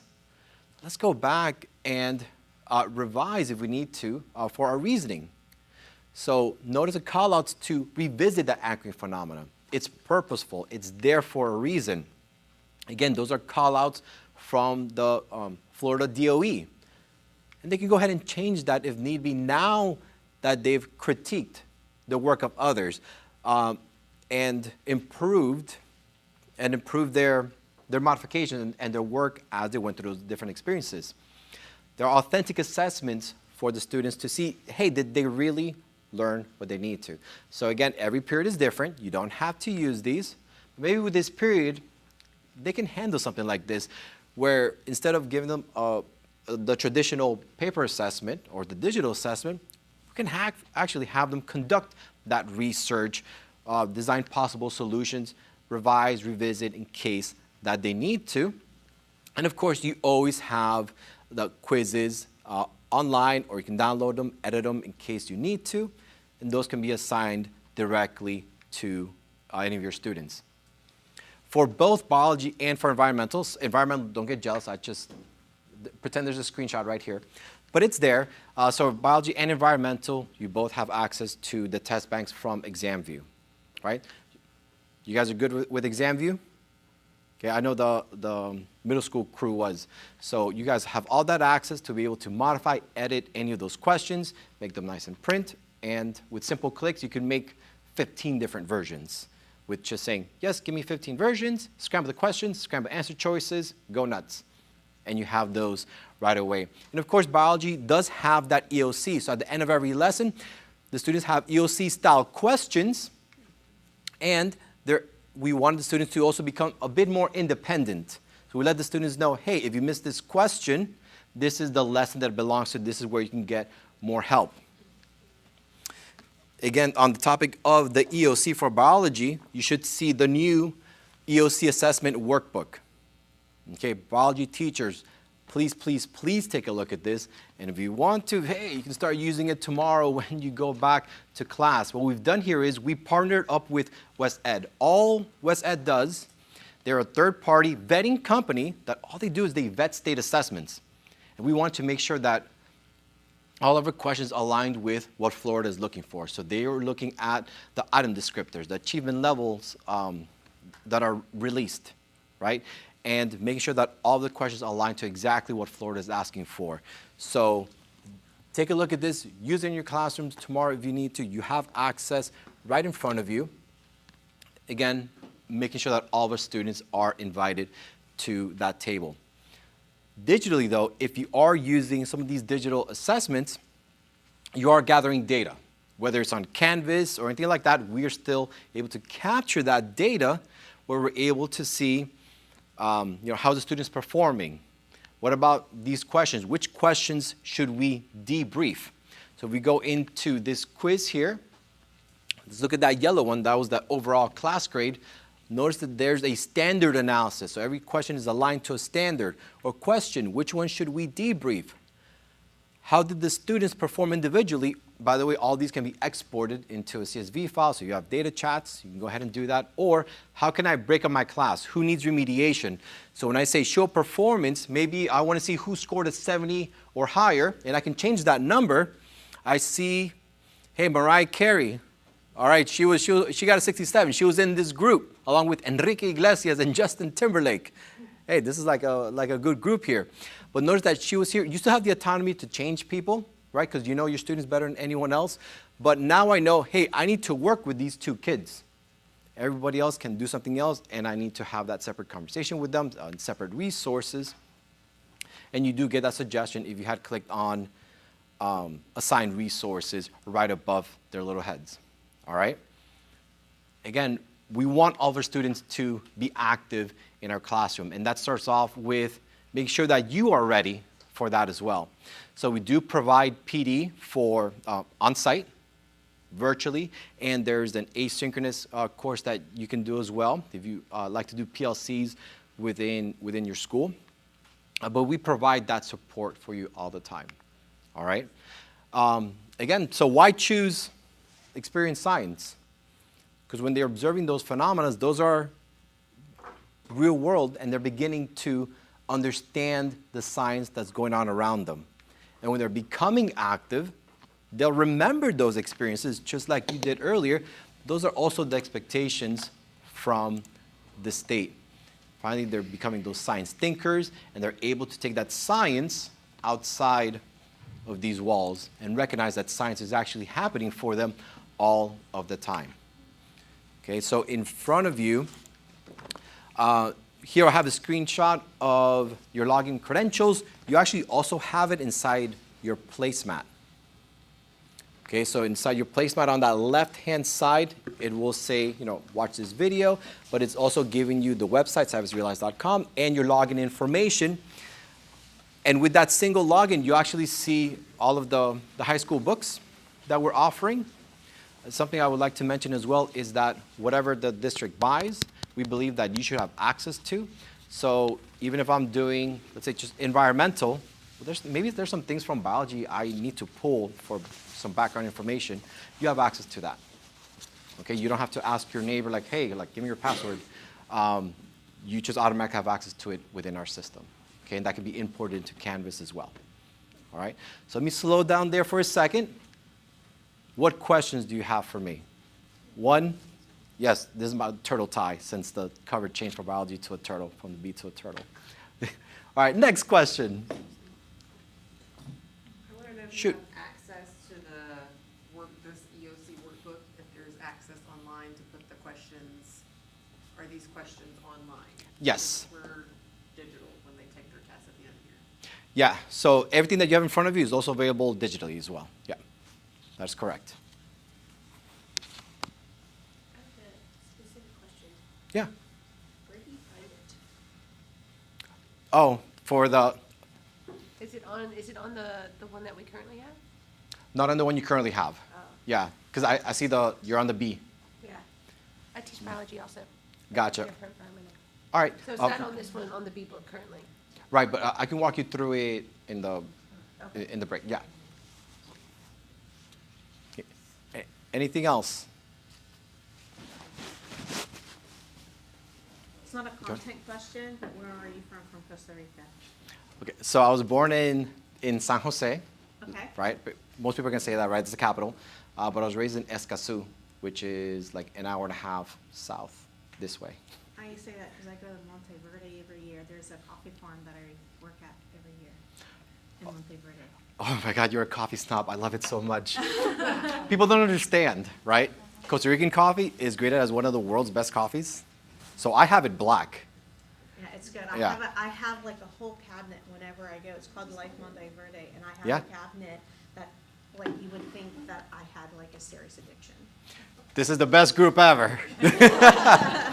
But yeah, I only ever use like cream and sugar if it's not Costa Rican coffee. Well, Costa Rican, Guatemalan coffees are really good. I appreciate that. My brother just got back and he gave me a bag, and I was like, yes. So. Guys, we encourage y'all to use the program in the classroom now, because the most important way, the best way to fully review products, of course, that you're going to be teaching out of for the next 5, 6, 7, could be the state, could be longer than that, of course, is to use it in the classroom now before you make your final decision. So we encourage you to do that. You have the demo login access. You have the print materials, make copies, print them off, use them, help you with your EOC, and hopefully we look forward to working with you in the future. So thanks again for your time. If you have questions later on, you can shoot them to Tammy or Ryan, and we do offer AP subjects too. We just did not present today with AP, so just let them know what your school needs, and we'll be happy to send them. So thanks again. We appreciate y'all. What a nerd. We're talking about coffee, man. All right, I want to thank Savas for their time and coming out. So we're on lunch break, so you've got an hour. So our next presentation will start at 11:45, And lunch will be set up on one of those back tables back there. Feel free to grab a box, eat. If you need to run an errand, whatever you need to do, this is your time. You're not hostage. So I'll give a 2-minute warning before we start at 11:45, and that'll be anatomy and physiology.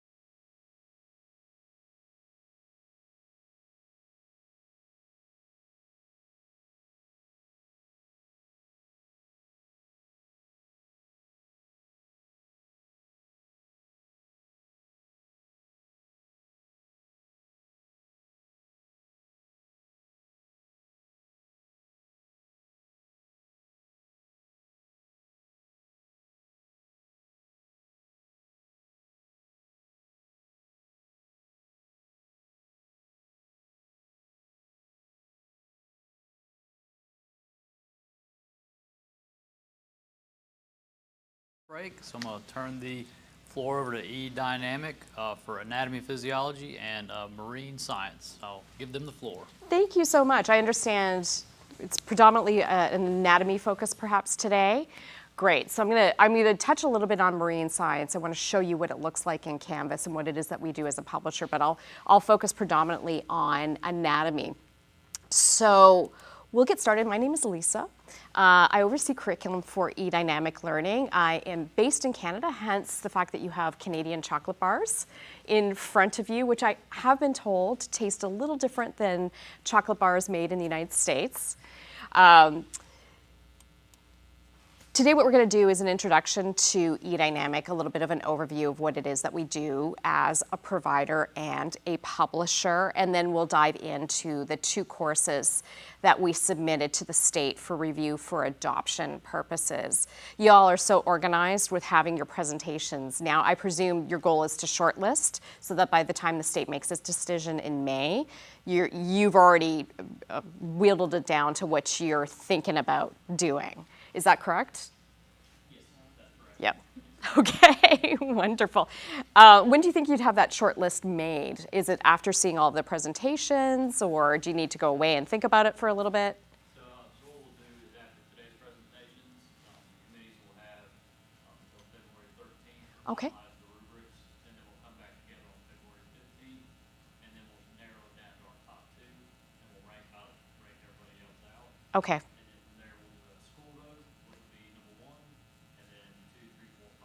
Oh, fantastic. You all are really organized. Wow, this is great. So I'm going to do a demo and talk to you as well about teacher and student support and with respect to what we do. You're so small, so if you have questions, just ask. We can keep this very informal.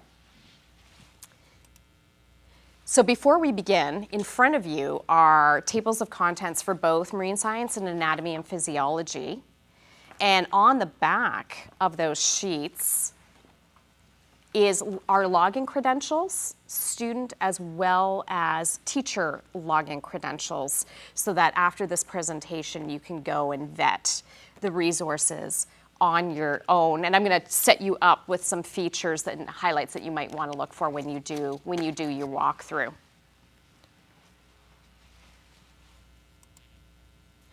So have you heard? How familiar are you with eDynamic Learning? No? Maybe?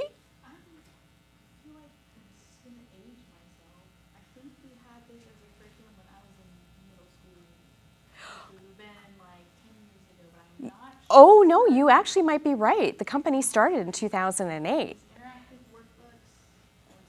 It was not interactive workbooks per se, but digital curriculum for sure. And we do resources at the middle school level. So that's what we do. We were founded in 2008. This is our 15th year anniversary. We're founded by a high school teacher who taught in the elective and the career space. This is what we do as a publisher, and this is why we're not involved in any of the core science curriculum conversations, because core, pardon the terrible pun, is really not our core competency. We focus on the areas, well, to be blunt, sometimes the areas that students want to take when they have an elective and room in their schedules, or they might need to take if they're envisioning pursuing a career in health science, for example, and they need anatomy and physiology. That's what we do. That's our bailiwick, and this is what we focus on. We've always been digital. We have never done print. Our founder was reading the tea leaves in 2008, and he wanted to deliver resources digitally. That's where he felt that students would go and teachers would be most efficient. Since 2008, we have a very broad catalog of what I will call courses or courseware or digital curriculum. We have over 250 different courses in CTE as well as the elective space. And fun fact, we always build our curriculum around Florida's curriculum. So it's always aligned to the curriculum standards and to the BEST standards. So just a snapshot of other resources that we provide outside of anatomy and physiology and marine science in the science space. We have forensic science, renewable technologies, engineering, just as an example of other areas that we do and focus on. And then this is CTE. So we have resources or courseware in all of those different clusters, the big one being health science for anatomy and physiology. And I'll explain a little bit what sets us apart as a provider and a publisher with respect to CTE. But before we get there, I'm ahead of myself. The fact that how we deliver or serve up our curriculum is a direct integration into your district's learning management system. And I was asking Mr. Gore, confirming that Canvas tends to be used predominantly here, and that's how we would deliver our curriculum, is a direct integration into Canvas. We do not have our own proprietary platform, and there's a reason for that. Our founder, even in 2008, he felt the strain of having to learn different publishers' proprietary systems, and his students had to learn different publishers' proprietary systems. And he thought, why would we build when we could just use, harness, or leverage what the school district has already paid for? So that's how we deliver up our resources. And because they're online, they are browser agnostic, and they are device agnostic. So they work with all different operating systems, as well as different operating systems and the most current browsers.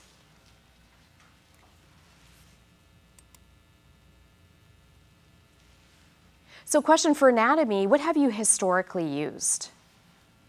Textbooks or digital? Okay. So no peripherals, or no consumables, rather. And what textbook are you using?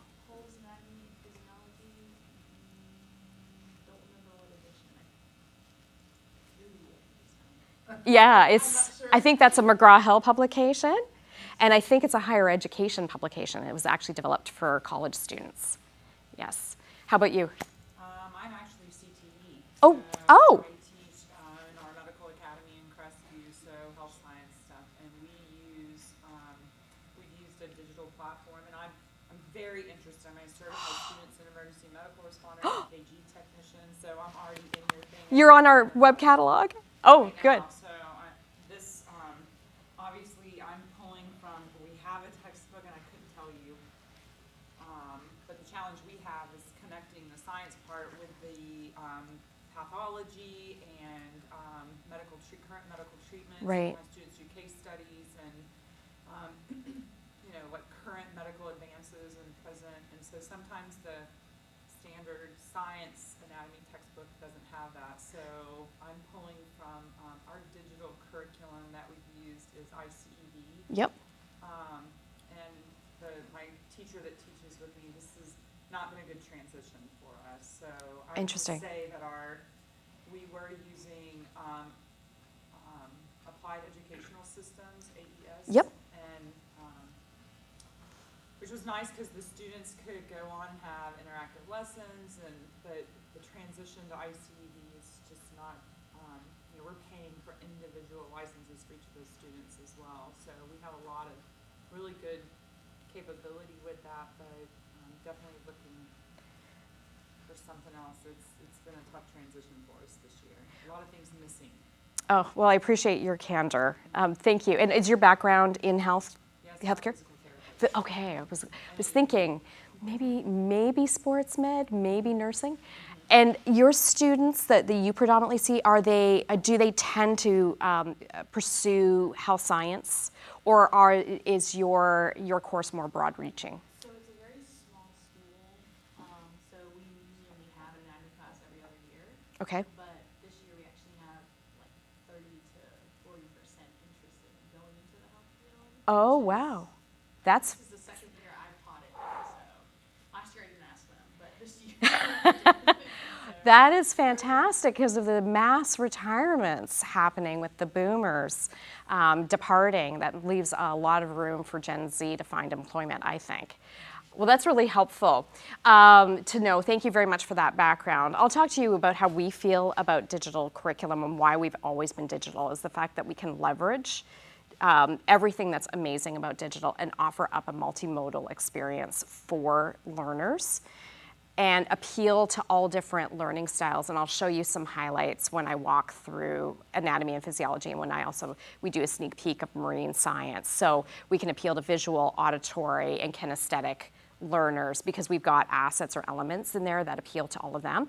Plus, I feel this is almost game-changing now, post-pandemic, with the slide in reading and numeracy, but we have support, literacy support and reading support that's baked into our curriculum that I'll show you as well. And the last point that I'll just mention, well, actually 2 more points. The fact that, and I think this was on your rubric, the fact that our resources can be updated continuously, which you can't do with a textbook. I've worked in that world. You have to wait for a revision cycle because you have inventory in the warehouse. And this is not to knock textbook publishers. They also can have online resources. But the fact that we don't have print and we've always been digital, during the pandemic, we were updating our health science courses to talk about the most recent variant, and we could slip into our curriculum, make an update, and it just transfers seamlessly. There's nothing that teachers need to do, that administrators need to do. It just appears. So it's always the most current. And I think of an example that I use.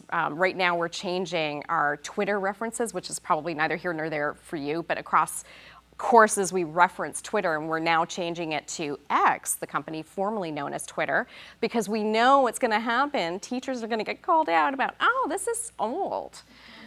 So we want to thwart that before that happens. So one thing I do want to make clear is that while we're digital, our material is teacher-led.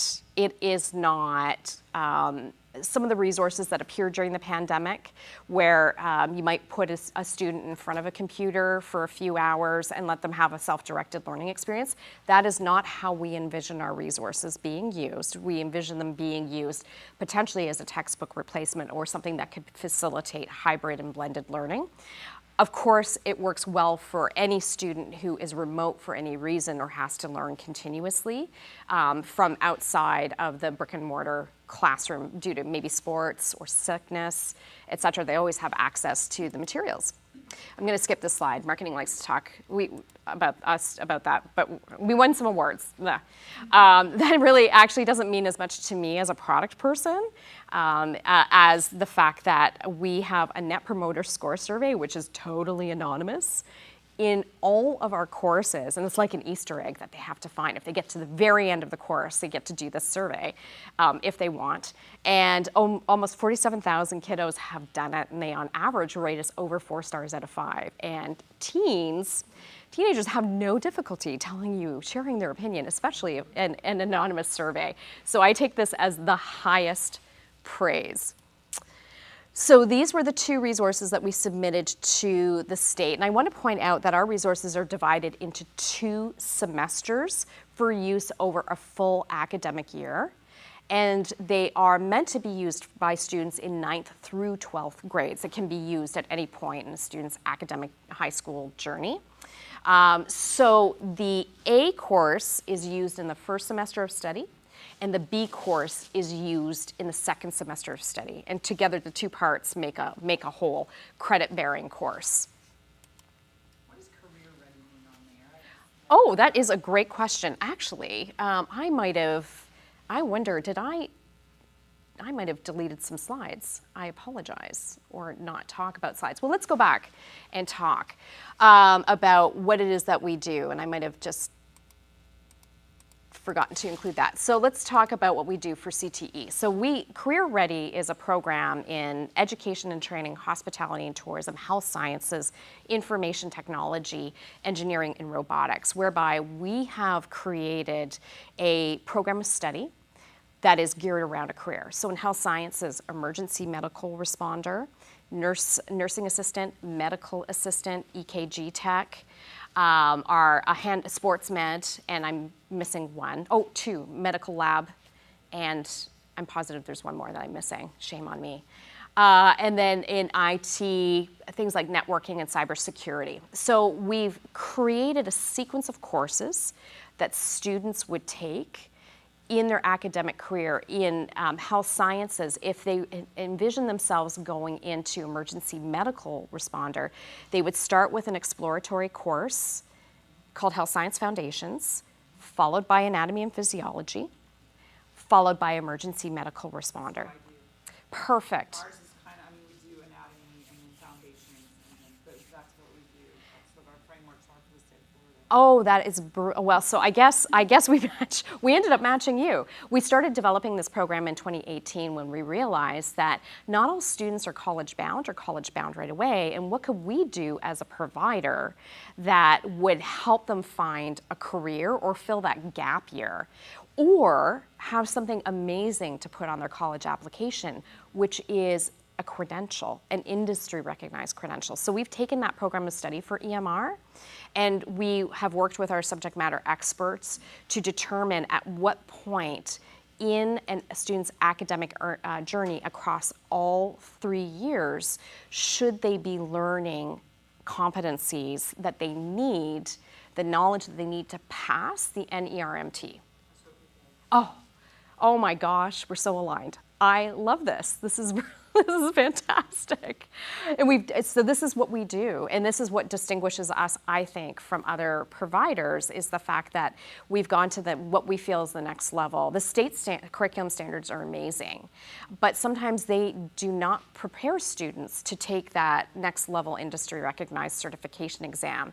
And sometimes we look at those exams, there's a 25% differential. The expectations of the exam are more than what this state requires. So we're feeling really good about this. We feel so good about it. We have a program called Pass Promise, that if students do not pass the certification exam, and it could be for whatever reason, they didn't sleep well, they forgot to eat breakfast, or they're suffering from test anxiety. But if they followed our program of study and they didn't pass the certification exam, we'll pay for them to retake it. Yeah. Yeah, that's exactly what we do, because we feel good about the foundational knowledge that we're providing to students in that program of study or in that career pathway. Yep. So the career ready on anatomy means it's one of those it follows the... Yes, it does, it does. And apologies, I thought I had slides to that effect, and I apologize, I must not. Yeah, sorry about that. Yeah, so you were on our website, and our website is under solutions, lists the resources that we have right now in business, health science, and IT, and it shows the industry recognized certification exams that we build our curriculum around. So the great thing about those exams are that, like the state standards, they have standards and competencies. So our subject matter experts have plotted those, and then when they're writing the curriculum, they make sure that they get taught. So, and we have lots of checks and balances to ensure that happens. So it's a pretty exciting program. Thank you for asking. My pleasure. Oops. Okay, I think I was at this slide. There we go. Sorry, some mouse problems. There we are. Okay, so we'll talk about who writes our content, our material. It's always written stateside. And we use people who are educators as well as practitioners to write our resources. Our lead writer for Anatomy and Physiology is one of my favorite, I'm not allowed to have favorites, but I do. Authors of all time, Dr. Katie Poser. She is an associate dean in a nursing program. She she runs the simulation lab. She's also a critical care nurse at night. I don't think she sleeps.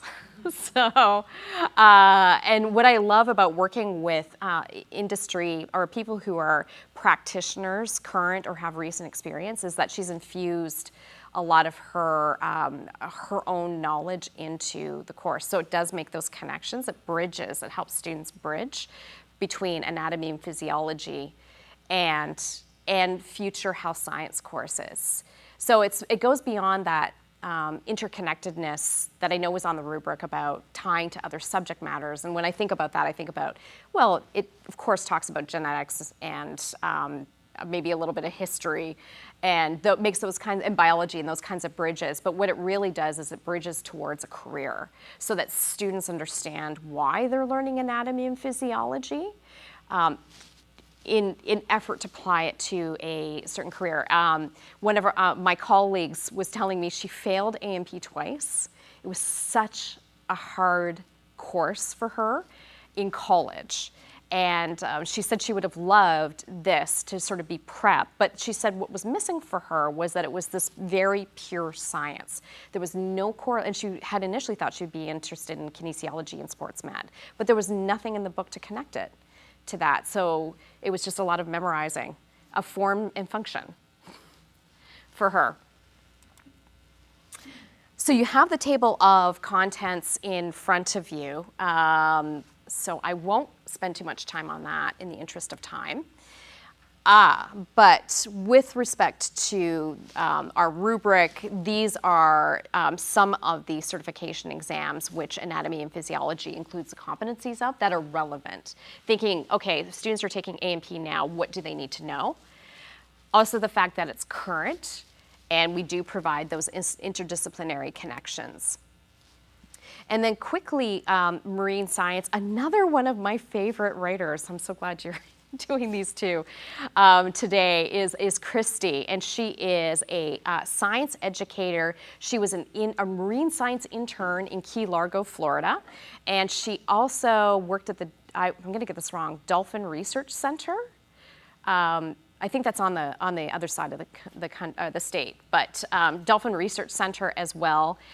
She's pretty geeky when it comes to marine science. So she's also a practitioner in addition to being an educator as well as a science writer.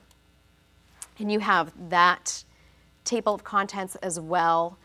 And not unlike anatomy, but maybe a little bit different than anatomy in that this doesn't necessarily lead to students pursuing a career in health science, but this course might be something that would spark their curiosity. So there's lots of interdisciplinary connections to biology, to genetics, to environmental science within the course. So I'll explain a little bit about our structure of our courses, and apologies, this is a marine science example, but I will show anatomy and physiology shortly. So 250 courses that we have, they all have the same layout. So there are 8 units of study, that's what you're seeing on the left-hand side of the screen, a midterm and a final exam. And then the units are broken down into lessons, and the lessons do the lifting with respect to teaching the curriculum and the best standards, as well as the certification exam standards in anatomy and physiology, followed by formative and summative assessment opportunities. So they're all designed the same so that we can have a predictive learning experience for everyone. Once you learn an e-dynamic learning course, you know an e-dynamic learning course. Whether you know that it's e-dynamic learning or not is really neither here nor there to us. What we want to do is manage the learning experience and reduce the learning curve. And so quickly, just to let you know, so there are lessons embedded in the videos, embedded in the lessons are videos, not in the videos. Embedded are videos, and we'll take a look at those. These are not, we try to avoid talking head videos. We want them to have instructional value. So we put them in when they make sense to put in. Lessons also include low stakes assessments. And then outside of the lessons are high stakes assessments and activities, which I'll show you, as well as an opportunity for a teacher to provide feedback on all of the assignments in our resources. So for a newer teacher, they might use an e-dynamic course as is.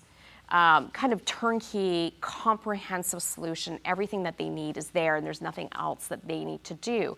Somebody is a very experienced teacher might want to use an e-dynamic learning resource as a foundation, and we offer the flexibility to add material. You know what's successful in your classroom. Of course you should use that. There's no reason why you can't use that. And so in amongst all of this, there's the opportunity to customize, which I'll get to in just a second. One thing to know that we do as an organization is that we have an outside review organization that makes sure that our materials are authentic. So they review for a variety of different topics, like on your rubric, actually, I saw that making sure that people are represented sensitively and that no animals are harmed. Actually, that's one of the areas that they read about is harming of animals. They are people who have lived experiences and are looking for unconscious bias, so we can make sure that our resources are bias-free. And just before we dive in, more on that comprehensive solution, we have a lot of support for teachers in the form of pacing guides, lesson plans, slide decks, and let me show you some examples. So every unit of study, and we saw 8 units of study, every unit has 5 class plans, lesson plans, that a teacher can use as is if they want.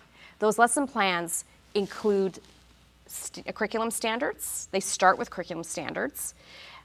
Instructional activities, direct instruction, always often start with a bell ringer for teachers, and then guided instruction. This is for marine science.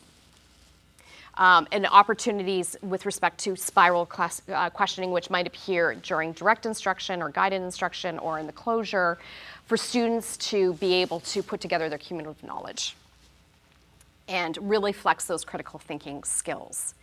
They also reference slides, which I'll show in just a second, for teachers to use in the classroom. There's also opportunities for students.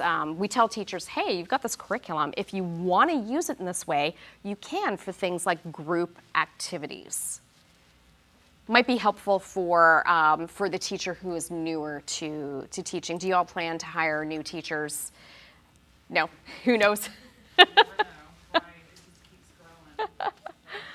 Oh. As well, lesson plans, each lesson plan provides differentiation strategies for intervention for those students who need extra remediation, English language learners, as well as students who can be accelerated.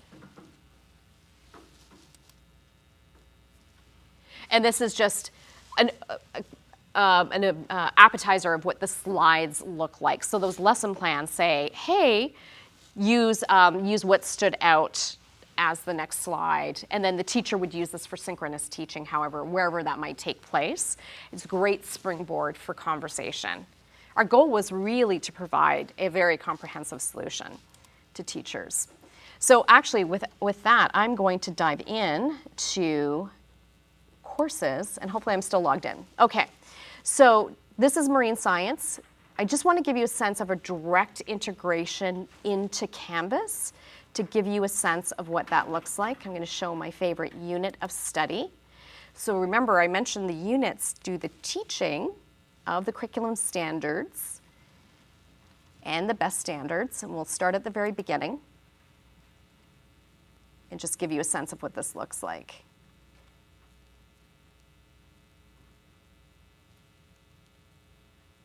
And pardon me, I'm trying to crane my head and advance to the next page. So things that we pay attention to as an organization is chunking, making sure we're managing the reading load. There's definitely reading in an eDynamic Learning course or in its curriculum. I'll show you some supports in just a few moments. Actually, I might show you some supports in here. There's also opportunities for students to do something on the web page, to turn them from more passive readers into more active learners, as well as to give them some ownership over their own learning, some voice and choice. They can look to read if they want to, they can determine if they want to read about comparative investigations or if they want to skip it. They probably should read it because their teacher, there might be an assessment related to that. But simply that tactile experience or that simple action of clicking helps really to associate the material and the content with the action, starts to go into the short-term memory, helps with retention. So one of the Groovy supports that I'll show you is left-hand side, you'll see anchored here is an accessibility icon. Open it up and a support toolbar appears, which stays anchored to the top. And we call this the Literacy Support Toolbar. It has features such as text-to-speech. Scientists employ a variety of tools and techniques to gather, analyze, and interpret data in the field and in the lab. Okay, I'll stop that there. So text-to-speech, and I'll show you another text-to-speech feature in just a moment. But this, I feel, can be a game changer for English language learners. Translation into 96 different languages. And students receive a text-based translation, as you see here, the default is Spanish. But they also, for common languages, have a read aloud. Los científicos emplean una variedad de herramientas y técnicas para recopilar, analizar e interpretar datos en el campo y en el laboratorio. And I'll stop it there. Do you have a high percentage of English language learners in the area? No? Okay. I mean, we do have them, and right now they have to go to like a separate classroom, and so. Oh. Yeah, I mean, Wow. we haven't changed it from Japan, and no one was able to, I mean, it was really hard. I tried to find, so having translation is nice, but we haven't had as many. You haven't had as many. Yep, and that makes, that is absolutely fine, but for the Japanese student, that might be really game-changing, and hopefully that Japanese student doesn't have to be in another class, could actually be included in the classroom. I think the text-to-speech really hit home for me with respect to learning from another teacher about how she had interestingly, a high percentage of students who speak Farsi, but they learned Farsi at home phonetically. They couldn't read Farsi, but they could, if it was read aloud to them, they would absolutely understand. And I thought, well, that makes a ton of sense. Yeah. Yep. Yep. Exactly. Other features are there's a dictionary and a Pictionary. Sorry, I haven't highlighted a word. I have to highlight a word. A Pictionary. Pictionary is kind of cute. It does have a caveat, limited academic vocabulary. What I like about the dictionary is the read aloud of the words. So if it's a new word for a student or an academic word, they can hear it pronounced aloud. Techniques. And then let's just see if it probably will know gather, the Pictionary, just as cute. Oh no, oh sorry, because I didn't do the R. There we go, let's try that. In all seriousness though, screen masking for students who have different, yeah, and you can change the color, you can change the width of the screen mask. So students are not beholden to use what we have here. Now, what you're showing us is something that the student would be doing that on their own, but are there slides where I would be teaching and lecturing as well? Yes. Slides, like a PowerPoint? Yeah, I did show it very quickly, but there are slides that come with for synchronous conversation, for synchronous teaching, absolutely. And they go alongside those lesson plans, and the lesson plans indicate slide numbers, so you know where you are. And we've tried not to do death by PowerPoint. Each unit has around maybe 40 to 50 slides, probably a good 3, could be anywhere from 3 to 6. Initially start off with vocabulary, new vocabulary, or key vocabulary in the unit. So there could be 6 that you never even touch if you don't want to use it that way. So there's screen masking, and then there is, which I have to stop, there we go, highlighting, the opportunity to highlight notes. Let me show you how that would work. So what I love about this is students can create, highlight whatever's important to them, have some ownership over their own learning, and the color provides this amazing learning cue for them later. They can collect their notes together, copy and paste, and everything transfers over to a Google Doc or a Word doc, including the highlights. Great start for study notes and an outline. And it's also effective for tactile learners. So some other features that I am going to show in the interest of time here, I'm going to skip through just to show you a couple of other features. In addition to that toolbar and that read aloud feature in the toolbar, there is what we call a podcast. Don't be fooled by the name. It is that lesson content that I was just showing you. It is the lesson content narrated by a native English speaker. Conducting ocean exploration. Introduction. The generation of kids in middle schools right now will explore more of Earth than all previous generations combined. Let that sink in. They're going to explore more of Earth than everyone. I'll stop that right there. Students can speed it up or keep it at 1x. I should have mentioned actually for the literacy support toolbar, if they use the text to speech or if they use the translation, they can slow down. They can slow down the speech. Here they can speed it up or leave it as is. Students will download this and they can listen on the go. Or what we see often is that students will use this for reading support. They'll listen and read simultaneously, or the teacher will play as they walk into class, as an example. So I'm gonna just flip to anatomy and physiology. We'll just dive in and spend some, oh, you stinker, you logged me out. I should have.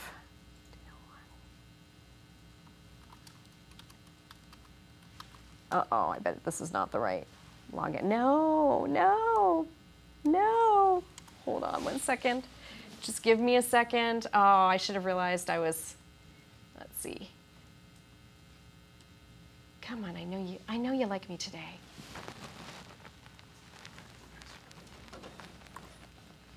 There we go. Oh, I missed part of it, that's why. I want to show there are activities that get students to demonstrate higher order thinking skills. Is that the right one? Hopefully. We'll see if it's going to let me in. It did. Okay, look at that. All right. I just want to show a little bit of anatomy and physiology because I know that's what you all are here to see. I'll show my favorite unit, which is Unit 8. So things that I love about eDynamic Learning courses is the fact that they're written in a very conversational writing style. We don't need to feel stodgy like some other resources might be. So, and I think our lead writer, Katie, was just absolutely brilliant. So part of what we do in addition to chunking information is we use images to help with the cognitive processing of information. And I'll just float down here to where there's a great image of the heart, which is an interactive, which I'm trying to get to. There's some videos which I'll play in just a second. There we go. There's the heart. And later on, there's drop downs where they can investigate the aorta, etc. elsewhere. There are videos in marine science, in anatomy and physiology. They're as much as possible 5 minutes and under. I don't know about, I know about myself, TikTok has ruined my attention span. Let us begin with a little anatomy. Unless you happen to be of the Grinch persuasion, the average adult human heart is about the size of 2 fists clasped together. One of the few bits of trivia you often hear about human anatomy that is actually true. The heart is hollow, vaguely cone-shaped, and weighs only about 250 to 350 grams. I'll stop it there. That's great. I mean, we were just saying we use him, but we have to Google these things and find them and put them into our presentations. I mean, I use him. It's right in the curriculum, and we've paid for the licensing, so nothing for you to do. It's right here. There's, as you can see, there's closed captioning if students need support, and then there's an opportunity as well to speed them up if you want to 2x, or slow him down. I find him a fast talker. He is fast. So other things to show you in the time that we have left that I want to hit on before I have to dive back into our PowerPoint, just talk rubric, activities, and I'll show you one of my favorite activities. So there are activities anywhere from 1 to 4 per unit. you all might pick and choose what you wanted to use depending on your learning goals. A newer teacher might want to use all 4 until they feel more comfortable with the subject matter. The activities always get students to create a product. In this example that I'm about to show, they have to draw the heart, label the heart, and submit. Oh, no, I'm sorry, they're checking the heart rate in this one. I apologize, I'm in the wrong one. That's okay. Yep, that's I have 5 fine. minutes left. But they draw the heart and they take a photo of the heart and they submit the heart through the system. It goes into what they do is they upload, whether it's Canvas, and I apologize, I'm not showing this in Canvas, but if it's in Canvas, they submit it through Canvas in what we term the Dropbox, and then it ports over to the gradebook for you to assess. So activities are always assessed by an educator. And there's other assets that are assessed by an educator as well, which we don't have time to get into. But the other assets that are assessed are critical thinking questions, which I'll show answers to. We have an answer key.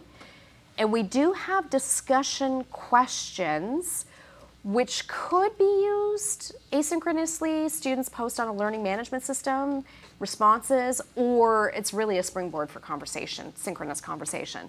And then there's a pre-made quiz. There's also a pre-made midterm, pre-made final exam. They have a bigger bank than the questions that get pulled. So there's a 50 question quiz bank and 15 questions get pulled at random for students. So that student A and student B, well, we're trying to promote academic honesty. Let's just put it that way. One thing, something else I will mention while I'm here in the course is the fact that you can, if you do not like the order of what we have done, you can reorganize the units and the unit contents to match your scope and sequence. You can add activities, you can add your own YouTube videos, you can drop a link in there. We've provided the foundation, that's how we feel, but it's really yours. You know what your learning goals are, so it's really yours to deliver what your students need, but use what we've provided that makes sense and that saves you time as well. So it is customizable. Let me just pop into back to the PowerPoint. We'll skip all of that. We don't have to talk about that. We talked about customization, equity, and access. Accessibility. This was on your rubric. Since we've always been online, we are very cognizant that all students deserve access to our resources, irrespective of their abilities. So we make sure that we design the material to meet Web Content Accessibility Guidelines. Right now we meet 2.0 AA. We'll be at 2.1 by the end of March. This is really important to us as a provider. That's a part of you were seeing some evidence of that. There's white space and there's a hierarchy on the screen so that screen readers and assistive devices can work with our resources.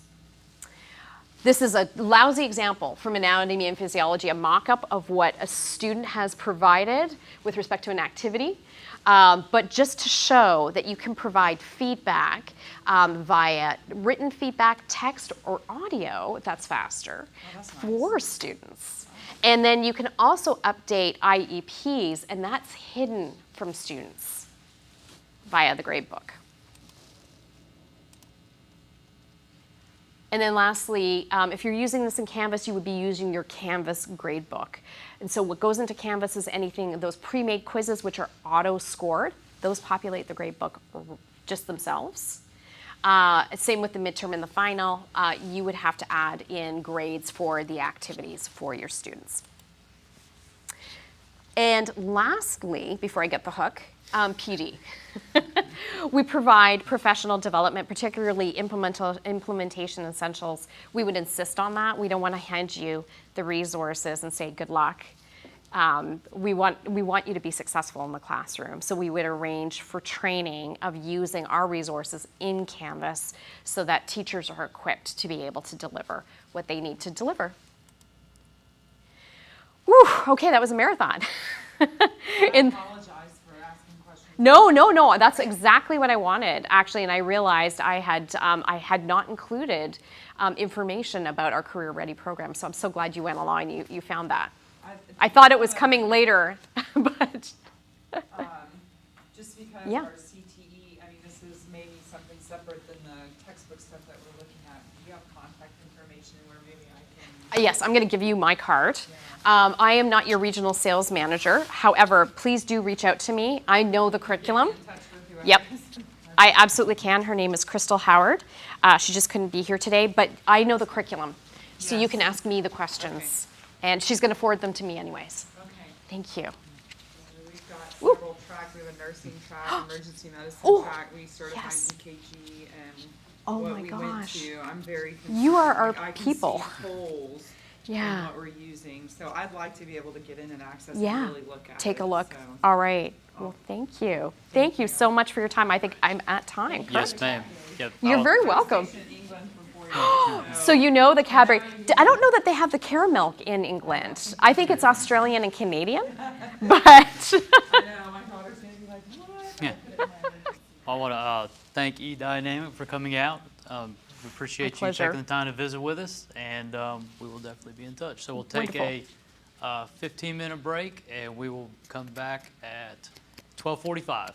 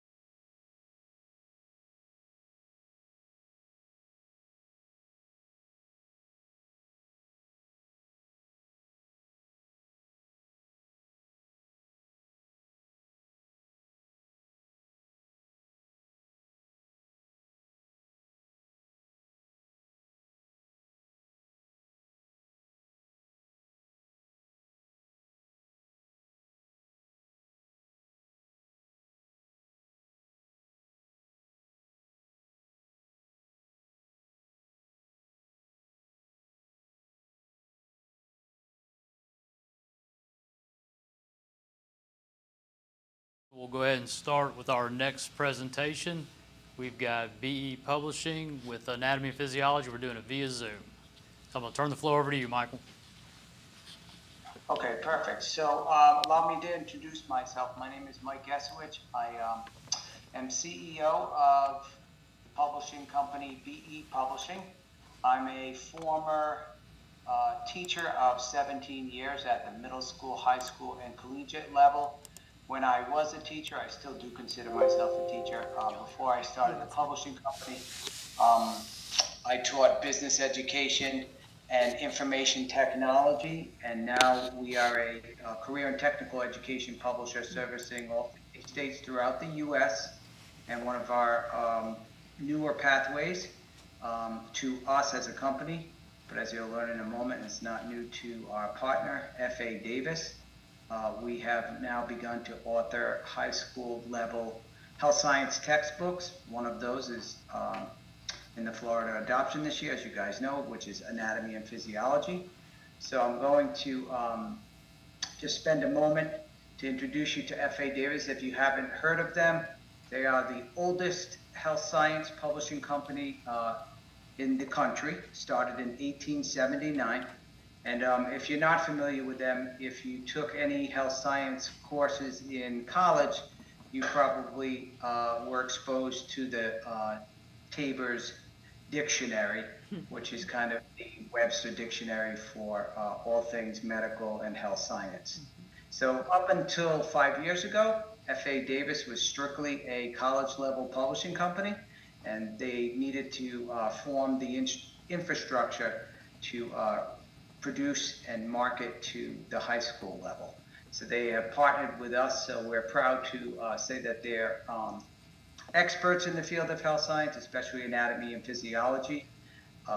Many other publishing companies consider themselves a jack of all trades. We do not. We're a master of just a few, one of which is health science, led by our partner here, F.A. Davis.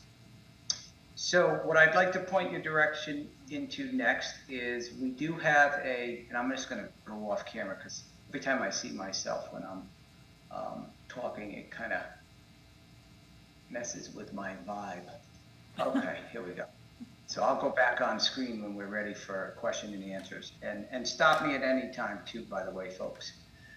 So we have created a special adoption page for the instructional materials adoption for 2023-24. It's at bepublishing.com/Florida 2023. My assumption is that you guys have received the physical hard copies of the textbooks that we have sent. Ryan, can you confirm that you've received the print samples? Yes? Okay. Yes, they got You it. have it? Yes. Okay, thanks. It's a little muffly, so I may need you guys to get a little closer to the mic. But anyway, I'm going to assume that was a yes. So on this page, Anatomy and Physiology is comprised of a hard-bound textbook and a softcover workbook. The workbook is optional, but highly recommended, and I'll do a quick review of both some of the highlights and features. Also on this page, you have a product detail information sheet, which just kind of gives you a summary of all the highlights of the textbook and workbook. All of the list comprised inside of the instructor resources available for teachers. I will be discussing with you today a little bit about our digital platform. It's super turnkey and is designed for teachers to just use the content right away without any headaches with integrating IT technology, rostering, or any of that. So I think you'll really be impressed by that. Our products and specs and pricing is available here on this link, which just takes you to our website, and this will provide you with all the different options for pricing. We do offer digital and print, as well as a bundle option as well. So if you guys do decide to move forward with adopting our textbook, I'll be happy to go into more detail about pricing, but I want to get to get you guys to a point where you'll make the decision first. And then we do have our alignments and UDL questionnaire as well available.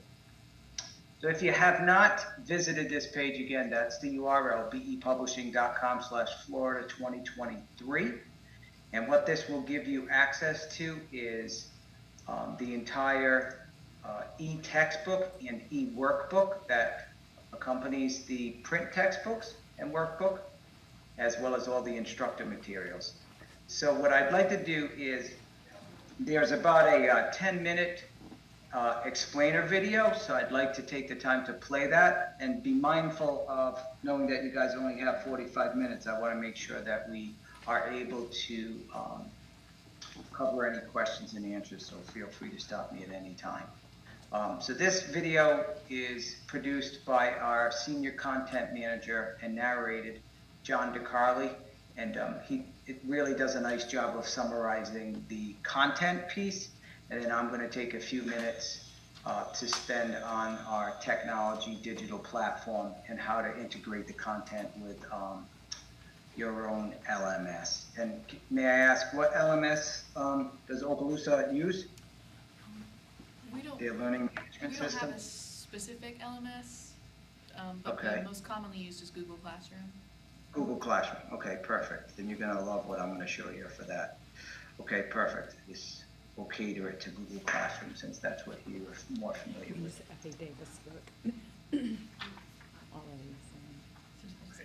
Go Screen Max. So I'm hoping that the audio comes through okay on the video. If it does not, please just kind of holler and I can skip the video if the audio is a little fuzzy, and I can kind of just give you guys a verbal walkthrough myself. Hello, and welcome to this brief overview of Anatomy and Physiology by Gail Thompson with additional material. Is that okay? Yes. All right, perfect. I'll hit the play button. It's only about 8.5 minutes. Built by high school consultant Starley Ewing. In partnership with BE Publishing, F.A. Davis proudly offers Understanding Anatomy and Physiology, High School Edition, a visual, auditory, interactive approach. F.A. Davis Company is one of the oldest independent family-managed publishing houses in America. Since 1879, we have been focusing on the highest quality material for health science, nursing, and medical education, and Understanding Anatomy and Physiology is no exception. This comprehensive, clearly organized program, boasting a highly visual, easy-to-read textbook and a robust and engaging workbook, is 100% aligned to the Florida Department of Education standards for the 2023-24 adoption in K-12 science, anatomy, and physiology. From the moment you open this textbook, you will immediately see that this text is like no other out there. What makes Understanding Anatomy and Physiology unique is its student-friendly approach, combining a clear, straightforward writing style with the vibrant use of eye-catching illustrations and graphics to allow students to digest the complexities of the anatomy and physiology course with ease. This text is designed for how your digital native student learns today, whether that's through illustrations and sound or kinesthetic learners who learn best by doing. As educators, you understand the challenge of getting all types of learners to read and engage with class material. In today's educational landscape, many students gravitate towards visual content rather than purely textual resources. That means that high-quality, academically vetted materials that are also highly visual and instantly capture students' interest are pivotal to enhancing your students' learning experience and can even have a big impact on student performance. Understanding Anatomy and Physiology answers this call, featuring an impressive collection of more than 775 full-color illustrations, creating a compelling narrative through visual imagery in the study of A&P. The content within this text is also thoughtfully organized into easily digestible sections, catering to learners who are accustomed to quickly scanning for information, similar to their browsing habits on websites. This modern visual organization of information is achieved through techniques like directly linking text to related images to ensure students don't lose their way by having to track back and forth from image to text. Through this narrative imagery presentation, the content is presented in bite-sized pieces while utilizing images to enhance understanding. Other examples include the Body at Work sections. Found throughout the book, these explain physiological processes in a straightforward way with the use of examples to provide easy-to-relate context. Fast Facts sections provide relevant and illuminating facts designed to engage interest. Similarly, That Makes Sense features provide practical examples, in some cases mnemonics or other tips to aid in the retention of content. The Life Lesson feature is another great segment in the text designed to make A&P relevant to daily life by applying materials to clinical settings, typically through pathology. In addition to these sections that anchor students to important information as they navigate the text, another feature that makes understanding anatomy and physiology stand apart is how easy to read author Gail Thompson and contributor Starler Ewan have made the content in this text. Whenever possible, tables, bulleted lists, and other techniques are used, rather than lengthy paragraphs that are confusing and hard to understand, to present difficult content in a style that's easily digestible. Because the book is so heavily illustrated, the visual aids within the text allow for more simplistic narrative explanations, perfect for high school students. Each chapter of the book concludes with a 2-page spread authored by high school consultant Starla Ewan. These spreads are designed to engage your students to utilize what they have learned and apply it towards practical labs, group activities, and classroom exercises. Additionally, we've incorporated CTE career exploration sections that correspond to each chapter. Whether you're using Understanding Anatomy and Physiology with health science students or in the context of a more traditional science curriculum, this feature is an excellent way to get students thinking about how the material they are learning directly relates to real-world careers they might be interested in the fields of health, medicine, and beyond. Another component that makes Understanding Anatomy and Physiology such a fantastic program to get students learning and immediately applying their knowledge of the material are the opportunities offered by the program's accompanying workbook to expand upon the learning afforded in the already comprehensive textbook. The Understanding Anatomy and Physiology textbook and its accompanying workbook are designed to work together to help your students study and retain the materials learned, and digital purchase options are also available. Perfect for the kinesthetic learner, the wealth of hands-on activities provided in the workbook promote learning through coloring, highlighting, drawing, and more. As you'll see, the images in the workbook are based off of the same images students are familiar with from the textbook, aiding in student comprehension and helping to reinforce students' knowledge. This in-depth companion workbook goes far beyond simple fill-in-the-blank or multiple-choice activities. These workbook activities are truly designed to engage and enhance your students' learning, with each activity focusing on a specific topic found in the text. The activities can be used to help students who may be struggling with certain topics, or used as a review or homework assignment after the topic is covered in class. In addition to the textbook and workbook, Understanding Anatomy and Physiology also comes with a library of fantastic student and instructor resources to bring learning to life, provided on eReadiness.com, BE Publishing's all-inclusive e-learning platform. eReadiness.com provides easy access to instructor resources, all of which can be easily downloaded and seamlessly integrated into your own LMS, whether it's Google Classroom, Schoology, Canvas, Blackboard, or any other. To access the online resources, just click on the thumbnail of Understanding Anatomy and Physiology, High School Edition, and access the Instructor tab. For information about redeeming access codes on eReadiness.com, see your administrator. The first resource to point out is the title's e-textbook and student workbook, located right here above all the other resources next to the book icon. If you've purchased the digital e-textbook option, these links will be available and you can just click to download these PDF files for you to use in your own LMS. Below the title's e-textbook, you'll see all the instructor resources. Click to expand each folder, then you can easily click any file or files to download them.